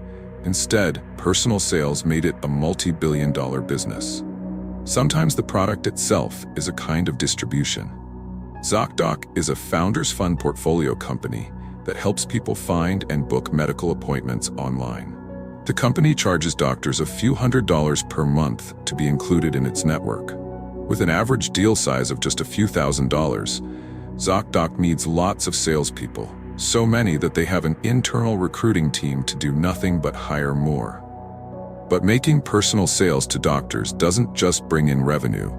By adding doctors to the network, salespeople make the product more valuable to consumers, and more consumer users increases its appeal to doctors.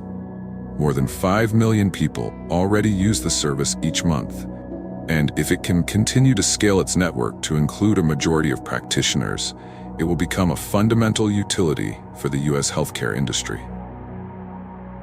Distribution doldrums. In between personal sales, salespeople obviously required, and traditional advertising, no salespeople required, there is a dead zone. Suppose you create a software service that helps convenience store owners track their inventory and manage ordering. For a product priced around $1,000, there might be no good distribution channel to reach the small businesses that might buy it. Even if you have a clear value proposition, how do you get people to hear it? Advertising would either be too broad. There's no TV channel that only convenience store owners watch, or too inefficient.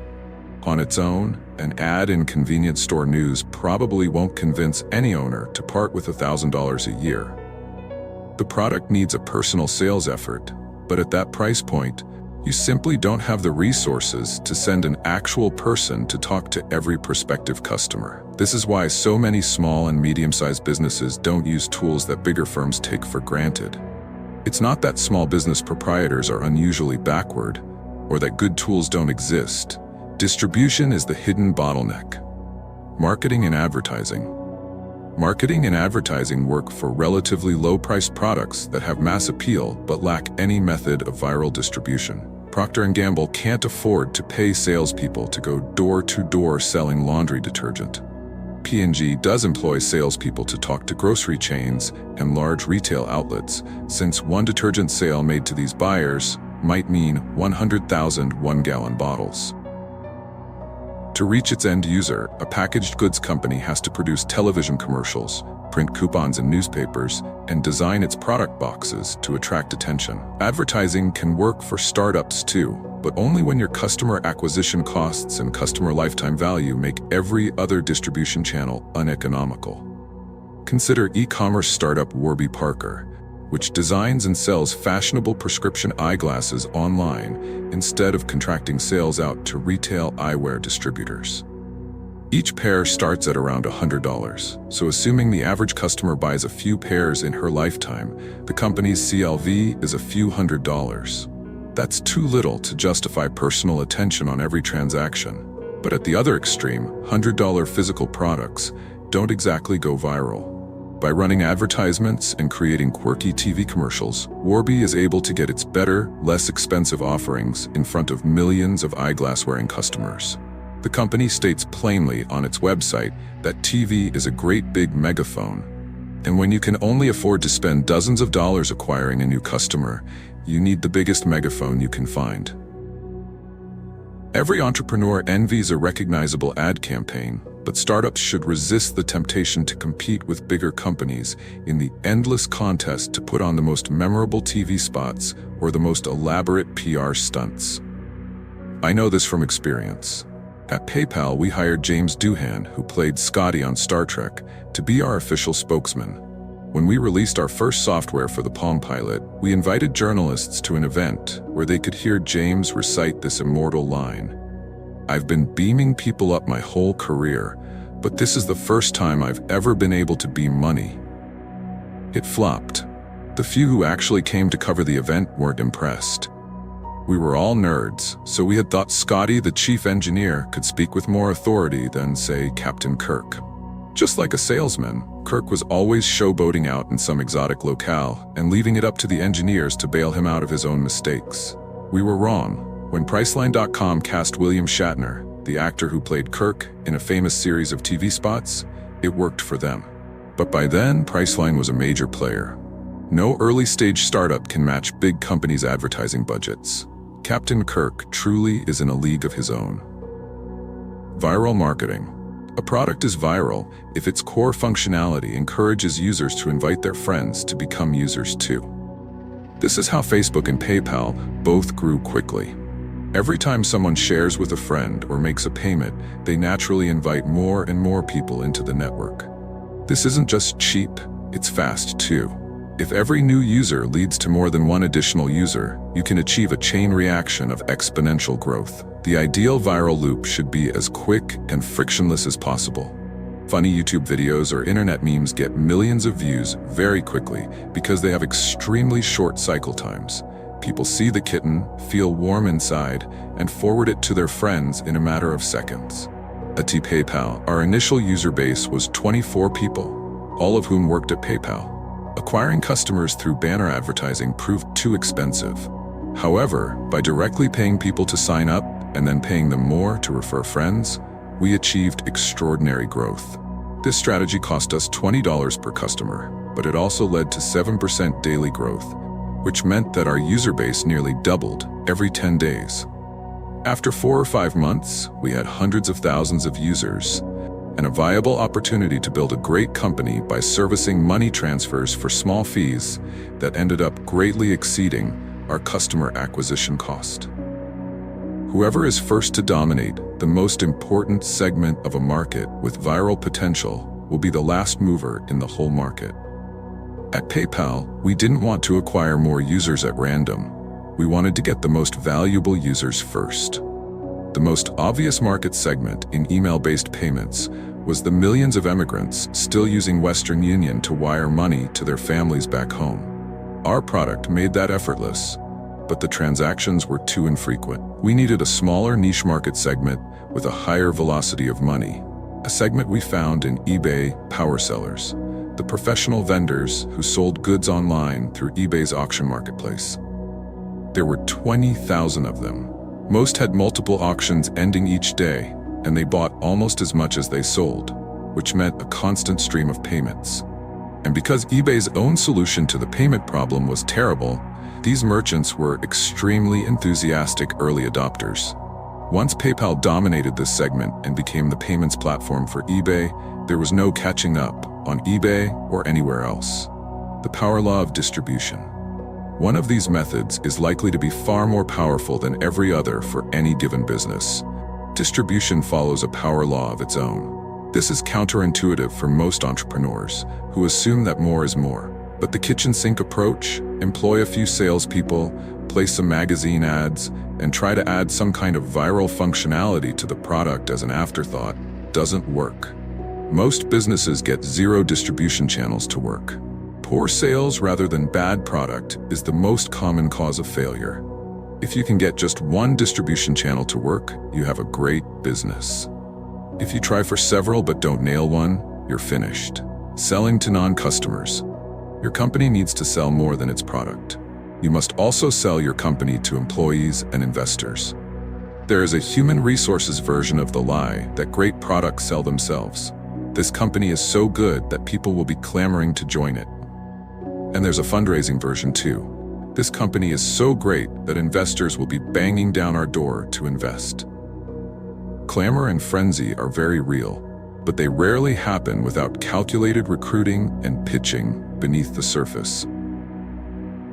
Selling your company to the media is a necessary part of selling it to everyone else.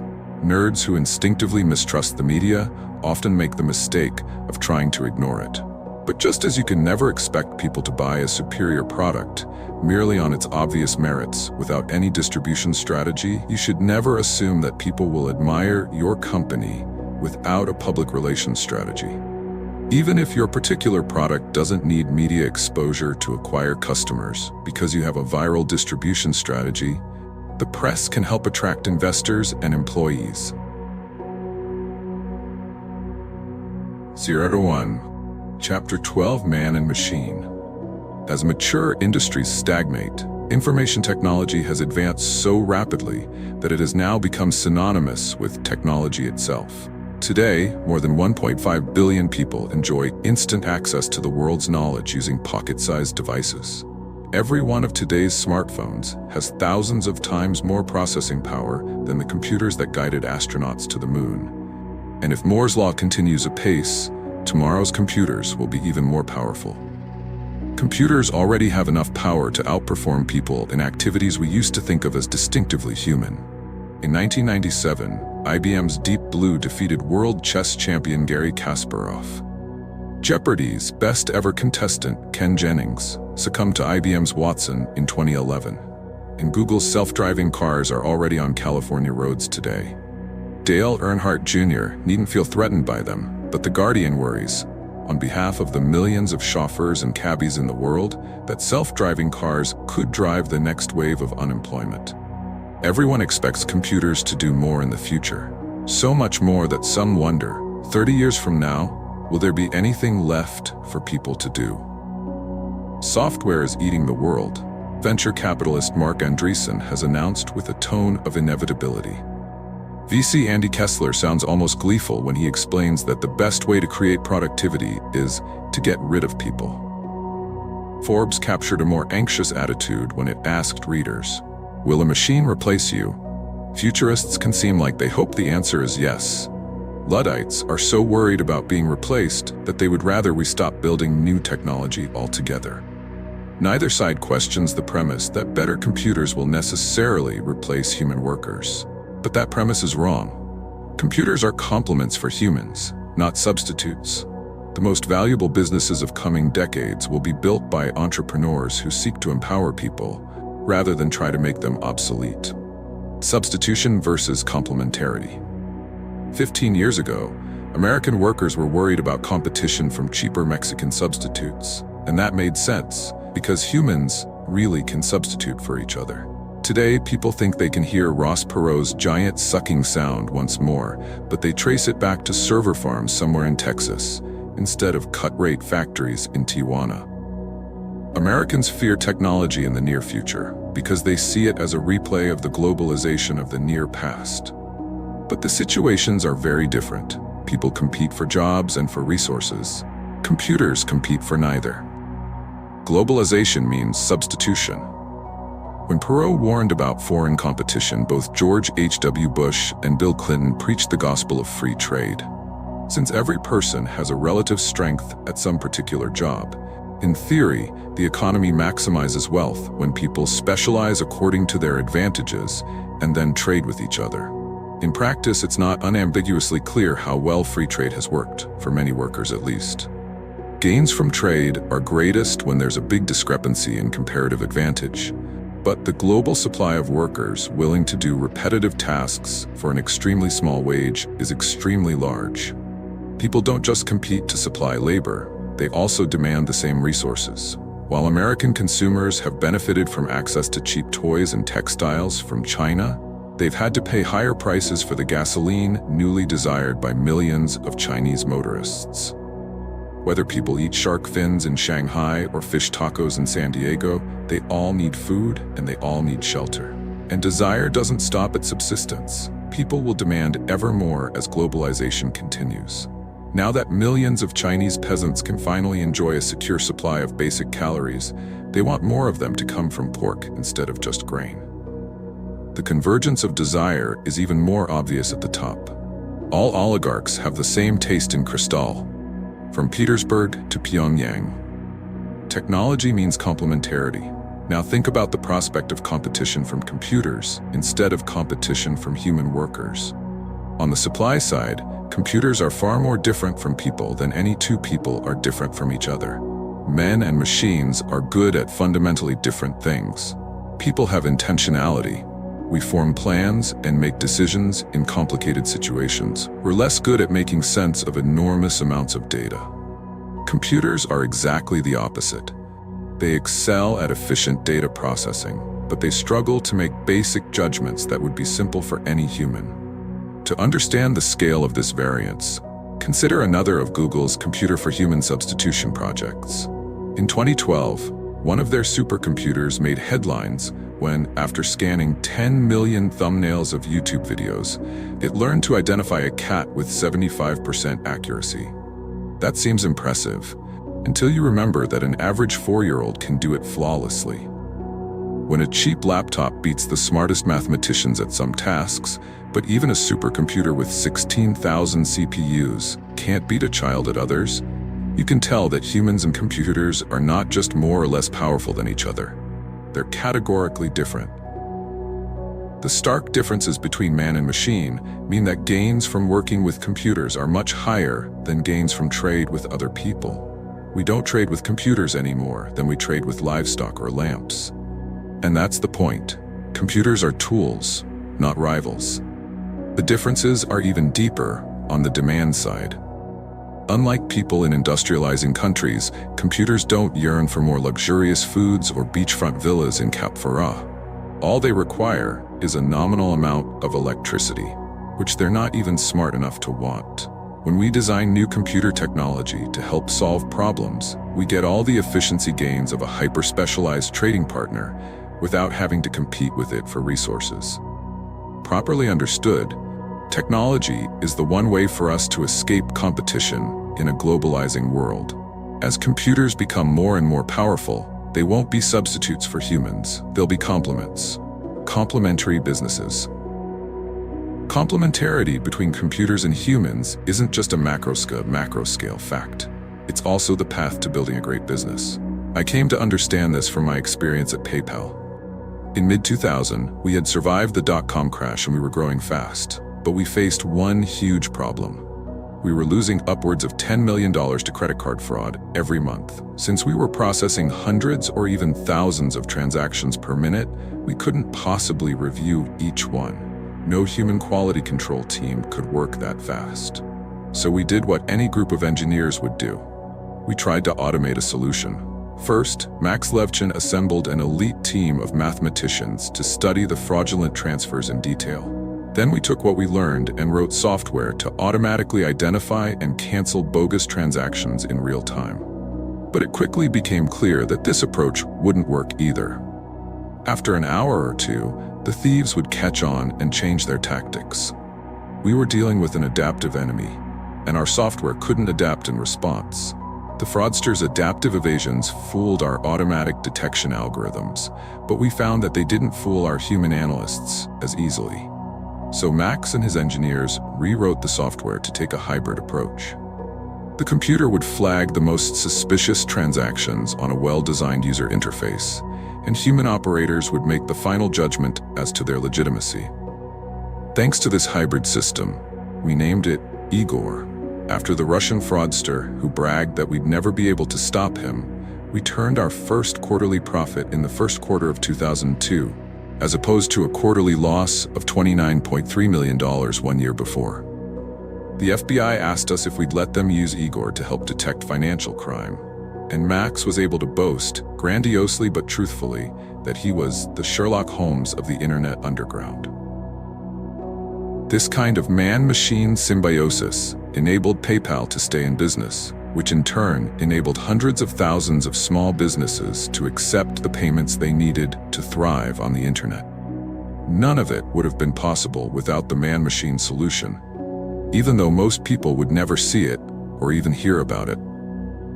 I continued to think about this after we sold PayPal in 2002. If humans and computers together could achieve dramatically better results than either could attain alone, what other valuable businesses could be built on this core principle? The next year, I pitched Alex Karp, an old Stanford classmate, and Stephen Cohen, a software engineer, on a new startup idea. We would use the human-computer hybrid approach from PayPal's security system to identify terrorist networks and financial fraud. We already knew the FBI was interested, and in 2004, we founded Palantir, a software company that helps people extract insight from divergent sources of information.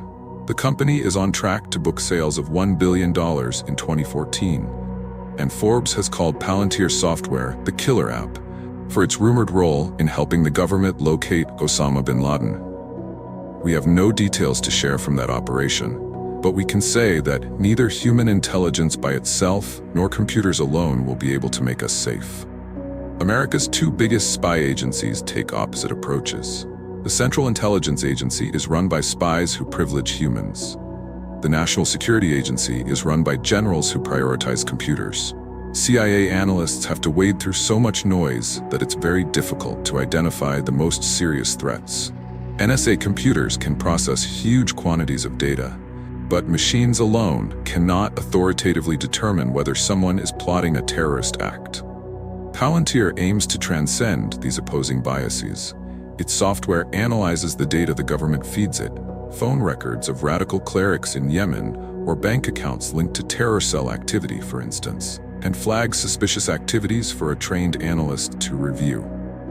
In addition to helping find terrorists, analysts using Palantir software have been able to predict where insurgents plant IEDs in Afghanistan, prosecute high-profile insider trading cases, take down the largest child pornography ring in the world, support the Centers for Disease Control and Prevention in fighting foodborne disease outbreaks, and save both commercial banks and the government hundreds of millions of dollars annually through advanced fraud detection. Advanced software made this possible, but even more important were the human analysts, prosecutors, scientists, and financial professionals without whose active engagement the software would have been useless. Think of what professionals do in their jobs today. Lawyers must be able to articulate solutions to thorny problems in several different ways. The pitch changes depending on whether you're talking to a client, opposing counsel, or a judge. Doctors need to marry clinical understanding with an ability to communicate it to non-expert patients. And good teachers aren't just experts in their disciplines. They must also understand how to tailor their instruction to different individuals' interests and learning styles. Computers might be able to do some of these tasks, but they can't combine them effectively. Better technology in law, medicine, and education won't replace professionals. It will allow them to do even more. LinkedIn has done exactly this for recruiters. When LinkedIn was founded in 2003, they didn't poll recruiters to find discrete pain points in need of relief. And they didn't try to write software that would replace recruiters outright. Recruiting is part detective work and part sales. You have to scrutinize applicants' history, assess their motives and compatibility, and persuade the most promising ones to join you. Effectively, replacing all those functions with a computer would be impossible. Instead, LinkedIn set out to transform how recruiters did their jobs. Today, more than 97% of recruiters use LinkedIn and its powerful search and filtering functionality to source job candidates. And the network also creates value for the hundreds of millions of professionals who use it to manage their personal brands. If LinkedIn had tried to simply replace recruiters with technology, they wouldn't have a business today. The ideology of computer science. Why do so many people miss the power of complementarity?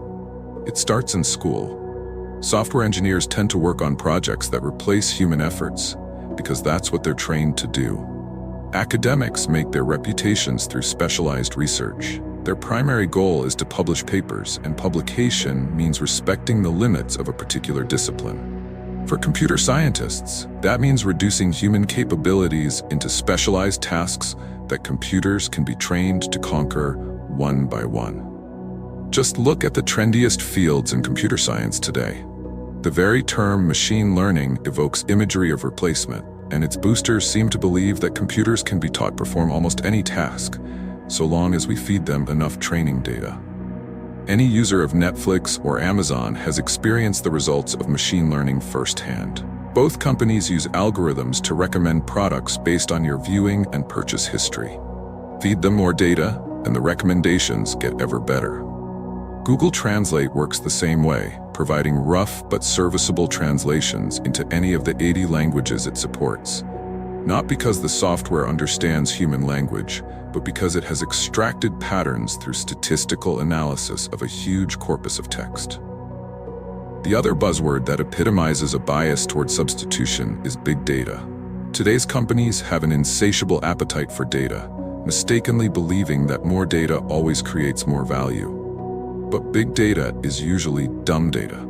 Computers can find patterns that elude humans, but they don't know how to compare patterns from different sources or how to interpret complex behaviors. Actionable insights can only come from a human analyst or the kind of generalized artificial intelligence that exists only in science fiction. We have let ourselves become enchanted by big data only because we exoticize technology. We're impressed with small feats accomplished by computers alone, but we ignore big achievements from complementarity because the human contribution makes them less uncanny. Watson, Deep Blue, and ever better machine learning algorithms are cool. But the most valuable companies in the future won't ask what problems can be solved with computers alone. Instead, they'll ask, how can computers help humans solve hard problems? Ever smarter computers, friend or foe? The future of computing is necessarily full of unknowns. It's become conventional to see ever smarter anthropomorphized robot intelligences like Siri and Watson as harbingers of things to come. Once computers can answer all our questions, perhaps they'll ask why they should remain subservient to us at all. The logical endpoint to this substitutionist thinking is called strong AI. Computers that eclipse humans on every important dimension. Of course, the Luddites are terrified by the possibility. It even makes the futurists a little uneasy. It's not clear whether strong AI would save humanity or doom it.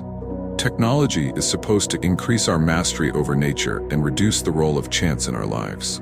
Building smarter than human computers could actually bring chance back with a vengeance. Strong AI is like a cosmic lottery ticket. If we win, we get utopia. If we lose, Skynet substitutes us out of existence. But even if strong AI is a real possibility rather than an imponderable mystery, it won't happen anytime soon. Replacement by computers is a worry for the 22nd century.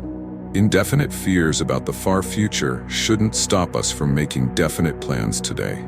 Luddites claim that we shouldn't build the computers that might replace people someday. Crazed futurists argue that we should. These two positions are mutually exclusive, but they are not exhaustive. There is room in between for sane people to build a vastly better world in the decades ahead. As we find new ways to use computers, they won't just get better at the kinds of things people already do. They'll help us to do what was previously unimaginable.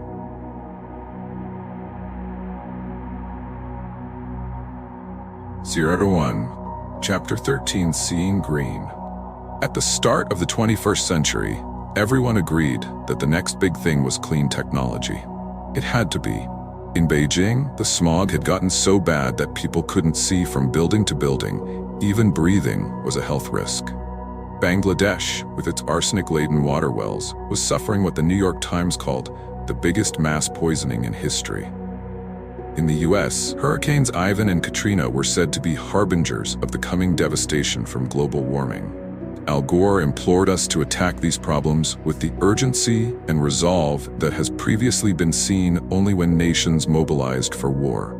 People got busy. Entrepreneurs started thousands of clean tech companies, and investors poured more than $50 billion into them. So began the quest to cleanse the world. It didn't work. Instead of a healthier planet, we got a massive clean tech bubble.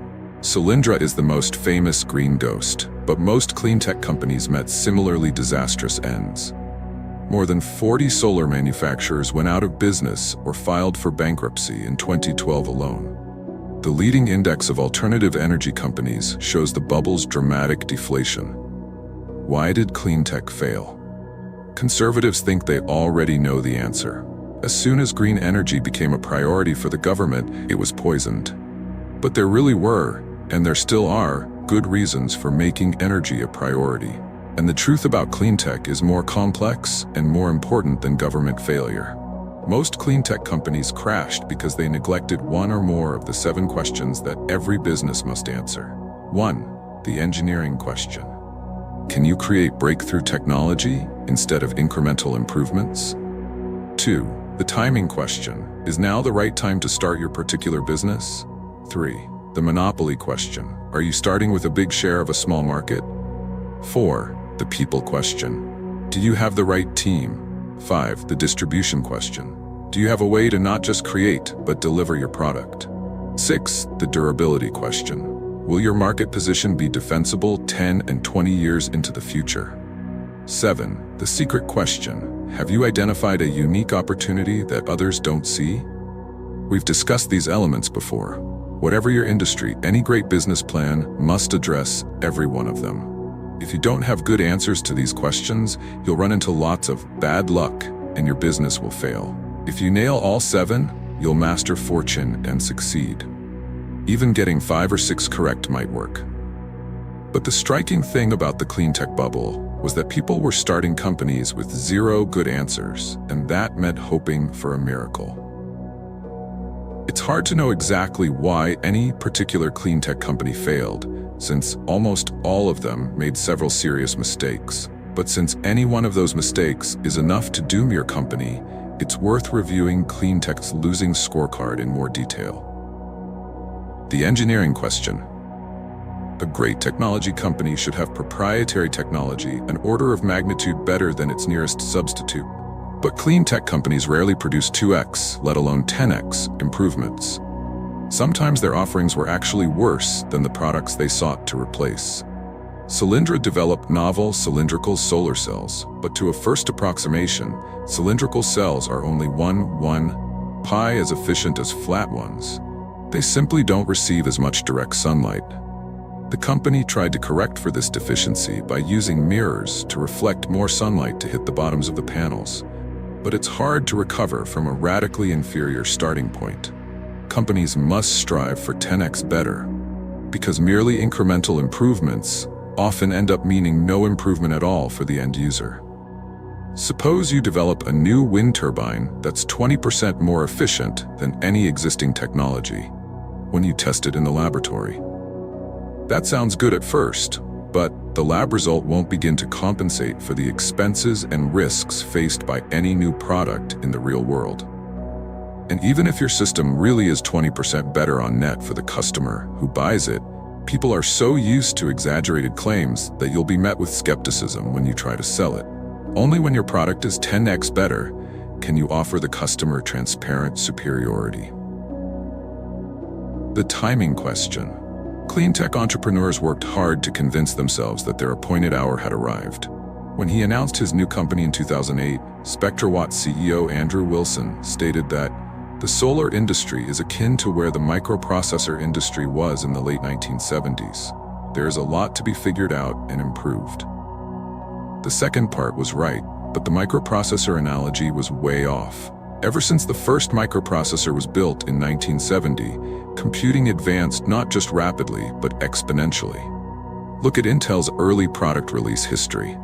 The first silicon solar cell, by contrast, was created by Bell Labs in 1954, more than a half-century before Wilson's press release. Photovoltaic efficiency improved in the intervening decades, but slowly and linearly. Bell's first solar cell had about 6% efficiency. Neither today's crystalline silicon cells nor modern thin-film cells have exceeded 25% efficiency in the field.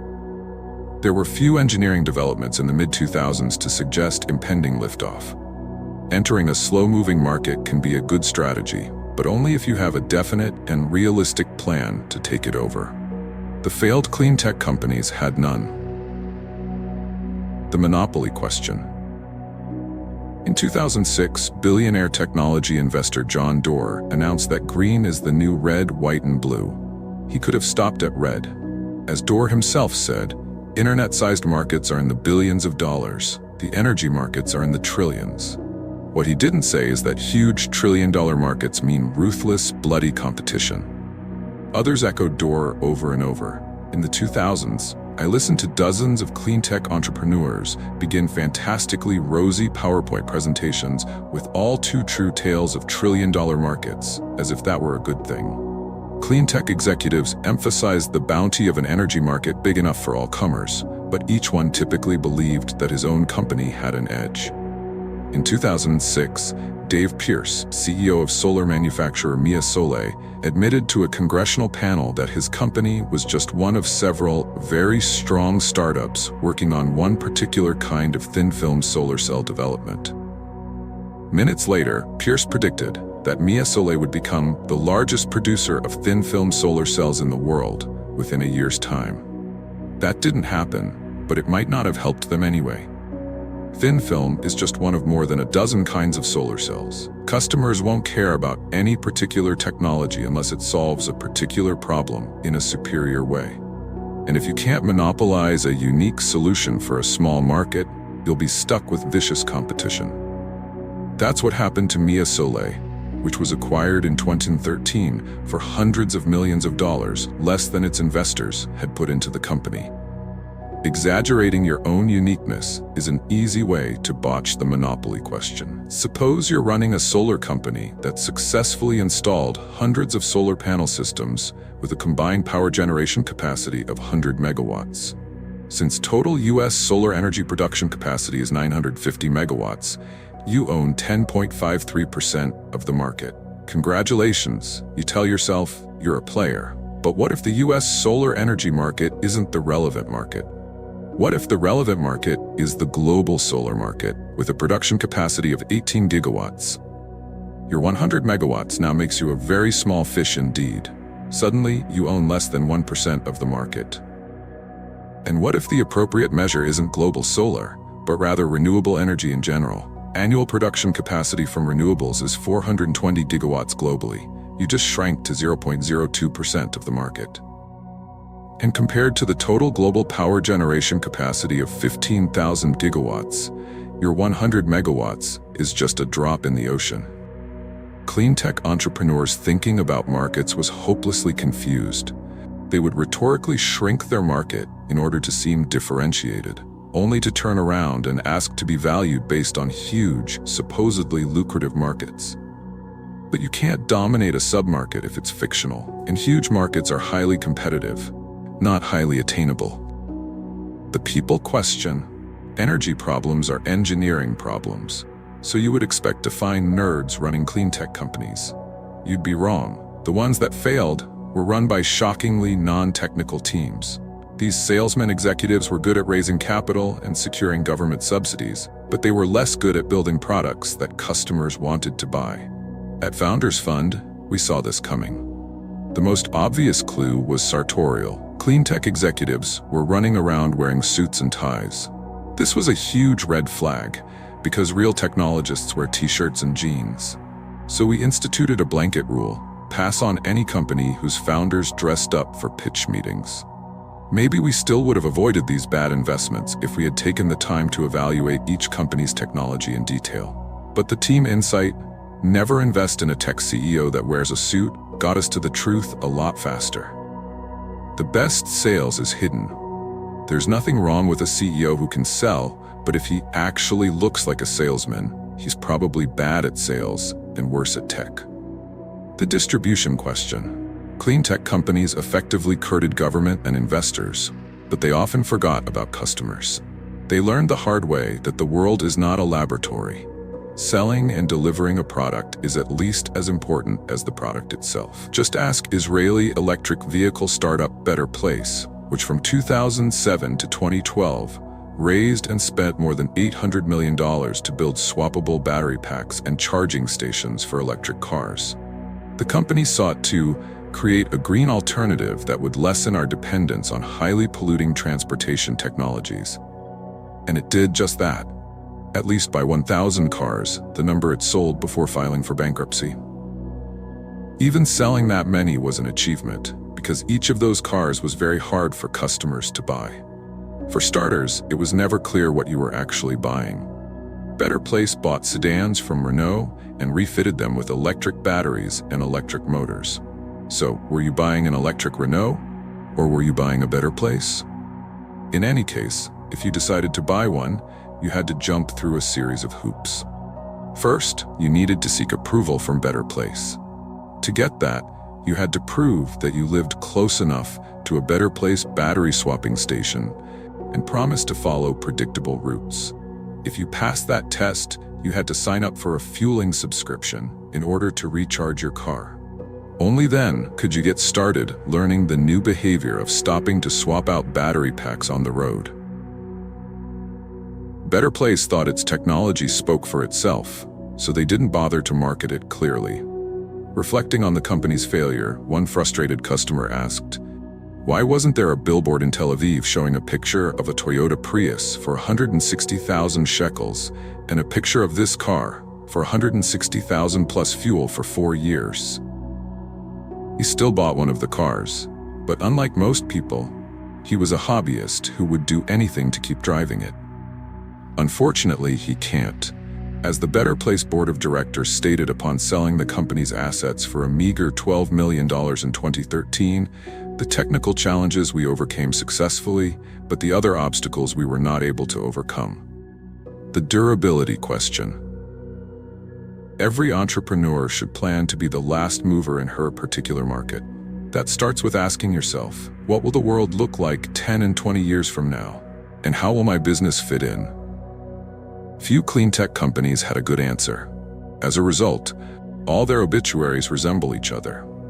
A few months before it filed for bankruptcy in 2011, Evergreen Solar explained its decision to close one of its U.S. factories. Solar manufacturers in China have received considerable government and financial support. Although our production costs are now below originally planned levels and lower than most Western manufacturers, they are still much higher than those of our low-cost competitors in China. But it wasn't until 2012 that the Blame China chorus really exploded. Discussing its bankruptcy filing, U.S. Department of Energy-backed Abound Solar blamed aggressive pricing actions from Chinese solar panel companies that made it very difficult for an early-stage startup company to scale in current market conditions. When solar panel maker Energy Conversion Devices failed in February 2012, it went beyond blaming China in a press release and filed a $950 million lawsuit against 3 prominent Chinese solar manufacturers, the same companies that Solindra's trustees in bankruptcy sued later that year, on the grounds of attempted monopolization, conspiracy, and predatory pricing. But was competition from Chinese manufacturers really impossible to predict? Clean tech entrepreneurs would have done well to rephrase the durability question and ask, what will stop China from wiping out my business? Without an answer, the result shouldn't have come as a surprise. Beyond the failure to anticipate competition in manufacturing the same green products, clean tech embraced misguided assumptions about the energy market as a whole. An industry premised on the supposed twilight of fossil fuels was blindsided by the rise of fracking. In 2000, just 1.7% of America's natural gas came from fracked shale. 5 years later, that figure had climbed to 4.1%. Nevertheless, nobody in cleantech took this trend seriously. Renewables were the only way forward. Fossil fuels couldn't possibly get cheaper or cleaner in the future. But they did. The secret question.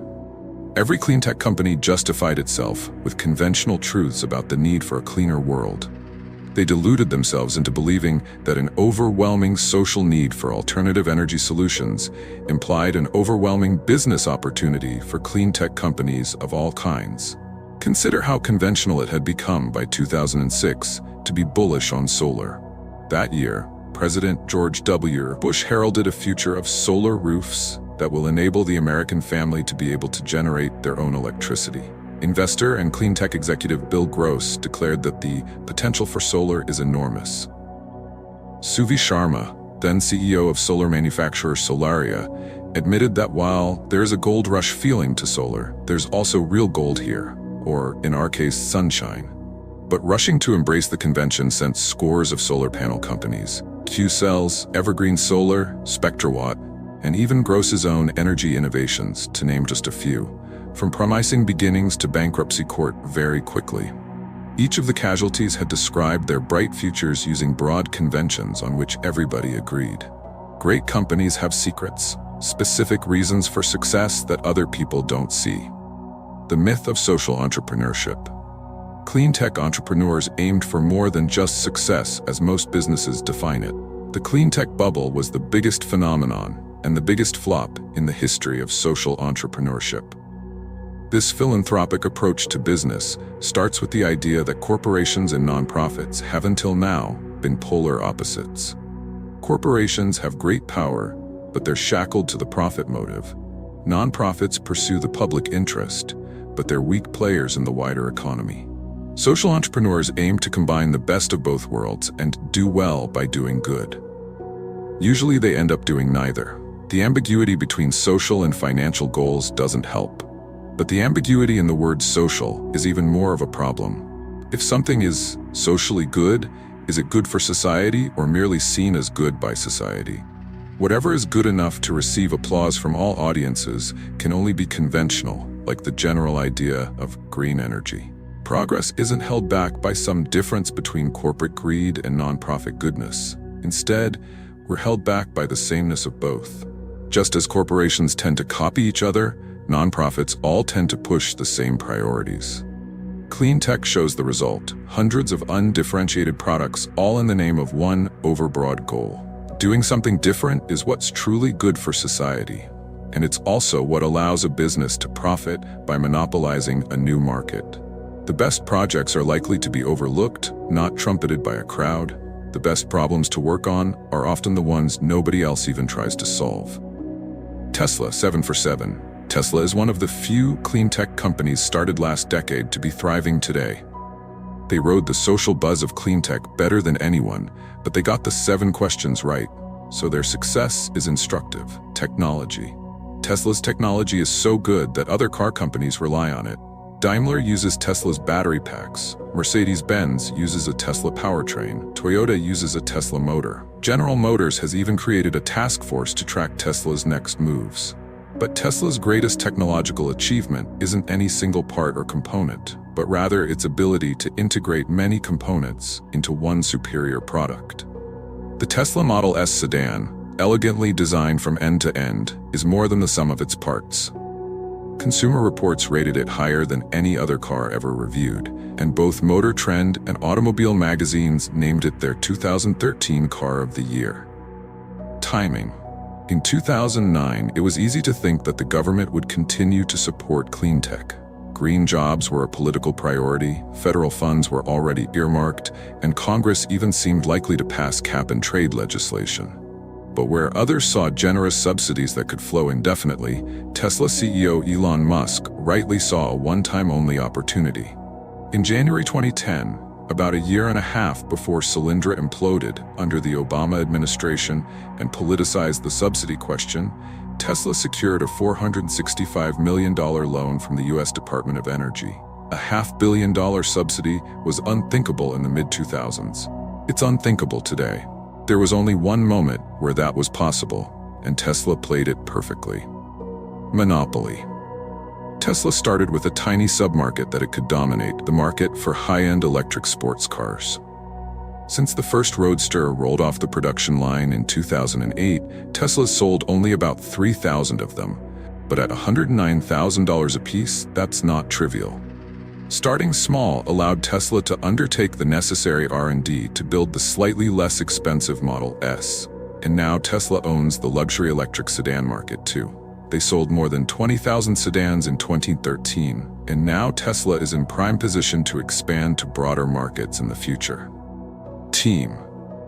Tesla's CEO is the consummate engineer and salesman, so it's not surprising that he's assembled a team that's very good at both. Elon describes his staff this way. If you're at Tesla, you're choosing to be at the equivalent of special forces. There's the regular army, and that's fine. But if you are working at Tesla, you're choosing to step up your game.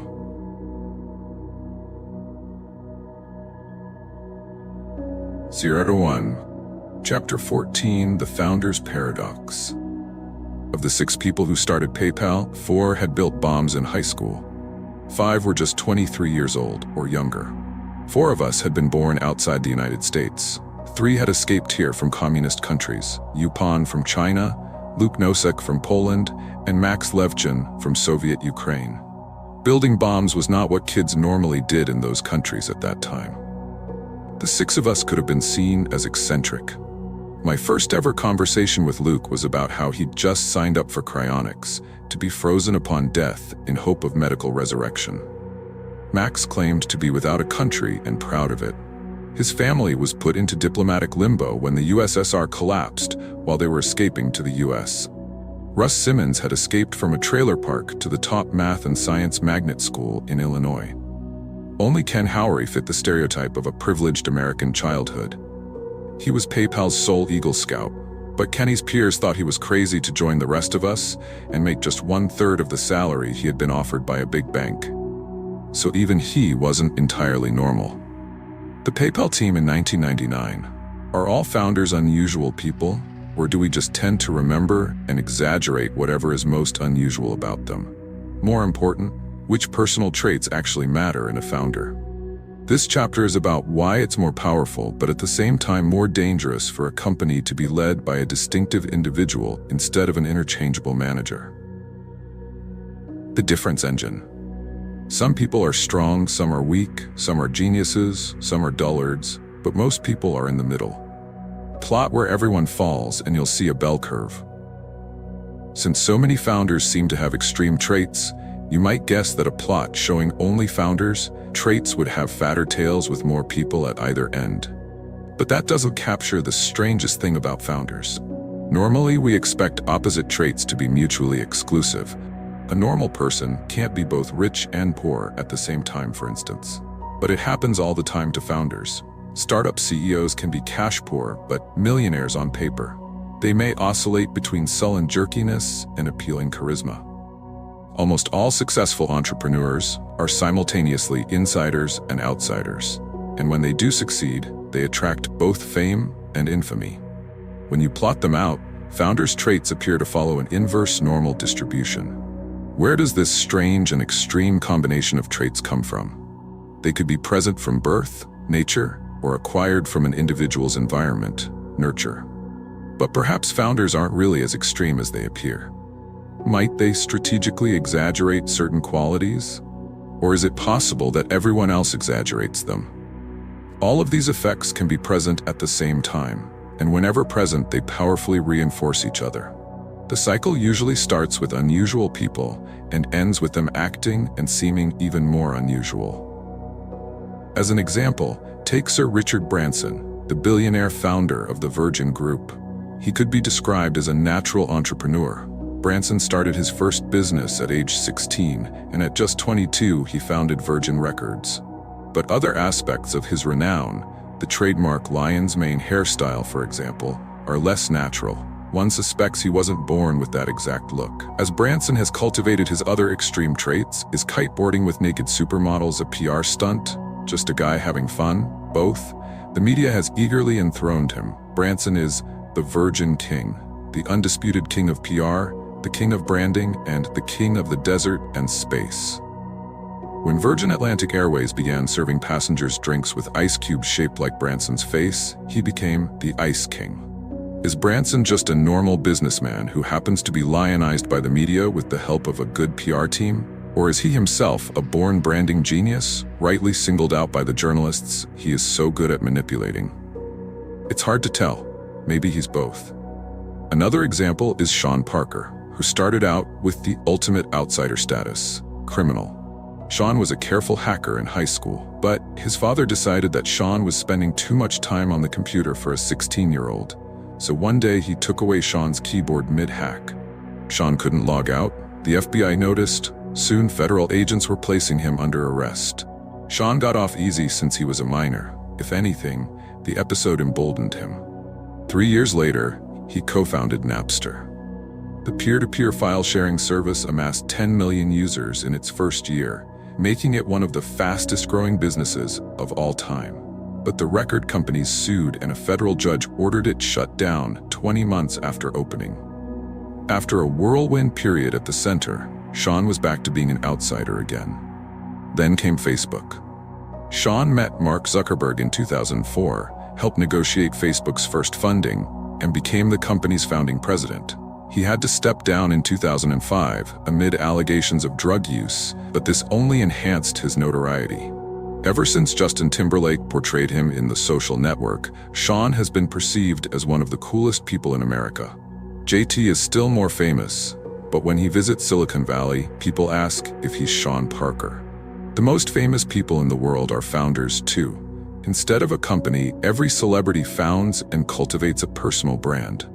Lady Gaga, for example, became one of the most influential living people. But is she even a real person? Her real name isn't a secret, but almost no one knows or cares what it is. She wears costumes so bizarre as to put any other wearer at risk of an involuntary psychiatric hold. Gaga would have you believe that she was Born This Way, the title of both her second album and its lead track. But no one is born looking like a zombie with horns coming out of her head.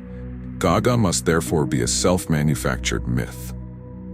Where kings come from? Extreme founder figures are not new in human affairs. Classical mythology is full of them. Oedipus is the paradigmatic insider-outsider. He was abandoned as an infant and ended up in a foreign land, but he was a brilliant king and smart enough to solve the riddle of the Sphinx. Romulus and Remus were born of royal blood and abandoned as orphans. When they discovered their pedigree, they decided to found a city, but they couldn't agree on where to put it. When Remus crossed the boundary that Romulus had decided was the edge of Rome, Romulus killed him, declaring, "So perish every one that shall hereafter leap over my wall." Lawmaker and lawbreaker, criminal outlaw and king who defined Rome, Romulus was a self-contradictory insider-outsider. Normal people aren't like Oedipus or Romulus. Whatever those individuals were actually like in life, the mythologized versions of them remember only the extremes. But why was it so important for archaic cultures to remember extraordinary people? The famous and infamous have always served as vessels for public sentiment. They're praised amid prosperity and blamed for misfortune. Primitive societies faced one fundamental problem above all. They would be torn apart by conflict if they didn't have a way to stop it. So, whenever plagues, disasters, or violent rivalries threatened the peace, it was beneficial for the society to place the entire blame on a single person, someone everybody could agree on. A scapegoat. Who makes an effective scapegoat? Like founders, scapegoats are extreme and contradictory figures. On the one hand, a scapegoat is necessarily weak. He is powerless to stop his own victimization. On the other hand, as the one who can diffuse conflict by taking the blame, he is the most powerful member of the community. Before execution, scapegoats were often worshipped like deities. The Aztecs considered their victims to be earthly forms of the gods to whom they were sacrificed. You would be dressed in fine clothes and feast royally until your brief reign ended and they cut your heart out. These are the roots of monarchy. Every king was a living god, and every god a murdered king. Perhaps every modern king is just a scapegoat who has managed to delay his own execution. American royalty. Celebrities are supposedly American royalty. We even grant titles to our favorite performers. Elvis Presley was the king of rock. Michael Jackson was the king of pop. Britney Spears was the pop princess. Until they weren't. Elvis self-destructed in the 70s and died alone, overweight, sitting on his toilet. Today, his impersonators are fat and sketchy, yet not lean and cool. Michael Jackson went from beloved child star to an erratic, physically repulsive, drug-addicted shell of his former self. The world reveled in the details of his trials. Britney's story is the most dramatic of all. We created her from nothing, elevating her to superstardom as a teenager. For some fallen stars, death brings resurrection. So many popular musicians have died at age 27, Janis Joplin, Jimi Hendrix, Jim Morrison, and Kurt Cobain, for example, that this set has become immortalized as the 27 Club. Before she joined the club in 2011, Amy Winehouse sang, "They tried to make me go to rehab, but I said, no, no, no." Maybe rehab seemed so unattractive because it blocked the path to immortality. Perhaps the only way to be a rock god forever is to die an early death. We alternately worship and despise technology founders just as we do celebrities. Howard Hughes's arc from fame to pity is the most dramatic of any 20th century tech founder. He was born wealthy, but he was always more interested in engineering than luxury. He built Houston's first radio transmitter at the age of 11. The year after that, he built the city's first motorcycle. By age 30, he'd made 9 commercially successful movies at a time when Hollywood was on the technological frontier. But Hughes was even more famous for his parallel career in aviation. He designed planes, produced them, and piloted them himself. Hughes set world records for top airspeed, fastest transcontinental flight, and fastest flight around the world. Hughes was obsessed with flying higher than everyone else. He liked to remind people that he was a mere mortal, not a Greek god, something that mortals say only when they want to invite comparisons to gods. Hughes was a man to whom you cannot apply the same standards as you can to you and me, his lawyer once argued in federal court. Hughes paid the lawyer to say that, but according to the New York Times, there was no dispute on this point from judge or jury. When Hughes was awarded the Congressional Gold Medal in 1939 for his achievements in aviation, he didn't even show up to claim it. Years later, President Truman found it in the White House and mailed it to him. The beginning of Hughes's end came in 1946, when he suffered his third and worst plane crash. Had he died then, he would have been remembered forever as one of the most dashing and successful Americans of all time. But he survived. Barely. He became obsessive-compulsive, addicted to painkillers, and withdrew from the public to spend the last 30 years of his life in self-imposed solitary confinement. Hughes had always acted a little crazy, on the theory that fewer people would want to bother a crazy person. But when his crazy act turned into a crazy life, he became an object of pity as much as awe. Jobs' return to Apple 12 years later shows how the most important task in business, the creation of new value, cannot be reduced to a formula and applied by professionals. When he was hired as interim CEO of Apple in 1997, the impeccably credentialed executives who preceded him had steered the company nearly to bankruptcy. That year, Michael Dell famously said of Apple, "What would I do? I'd shut it down and give the money back to the shareholders." Instead, Jobs introduced the iPod, 2001, the iPhone, 2007, and the iPad, 2010, before he had to resign in 2011 because of poor health. By the following year, Apple was the single most valuable company in the world. Apple's value crucially depended on the singular vision of a particular person. This hints at the strange way in which the companies that create new technology often resemble feudal monarchies rather than organizations that are supposedly more modern. A unique founder can make authoritative decisions, inspire strong personal loyalty, and plan ahead for decades. Paradoxically, impersonal bureaucracies staffed by trained professionals can last longer than any lifetime, but they usually act with short time horizons. The lesson for business is that we need founders. If anything, we should be more tolerant of founders who seem strange or extreme. We need unusual individuals to lead companies beyond mere incrementalism. The lesson for founders is that individual prominence and adulation can never be enjoyed except on the condition that it may be exchanged for individual notoriety and demonization at any moment. So be careful. Above all, don't overestimate your own power as an individual. Founders are important, not because they are the only ones whose work has value, but rather because a great founder can bring out the best work from everybody at his company. That we need individual founders in all their peculiarity does not mean that we are called to worship Ayn Randian prime movers who claim to be independent of everybody around them. In this respect, Rand was a merely half-great writer. Her villains were real, but her heroes were fake. There is no Galt's Gulch. There is no secession from society. To believe yourself invested with divine self-sufficiency is not the mark of a strong individual, but of a person who has mistaken the crowd's worship or jeering for the truth. The single greatest danger for a founder is to become so certain of his own myth that he loses his mind. But an equally insidious danger for every business is to lose all sense of myth and mistake disenchantment for wisdom.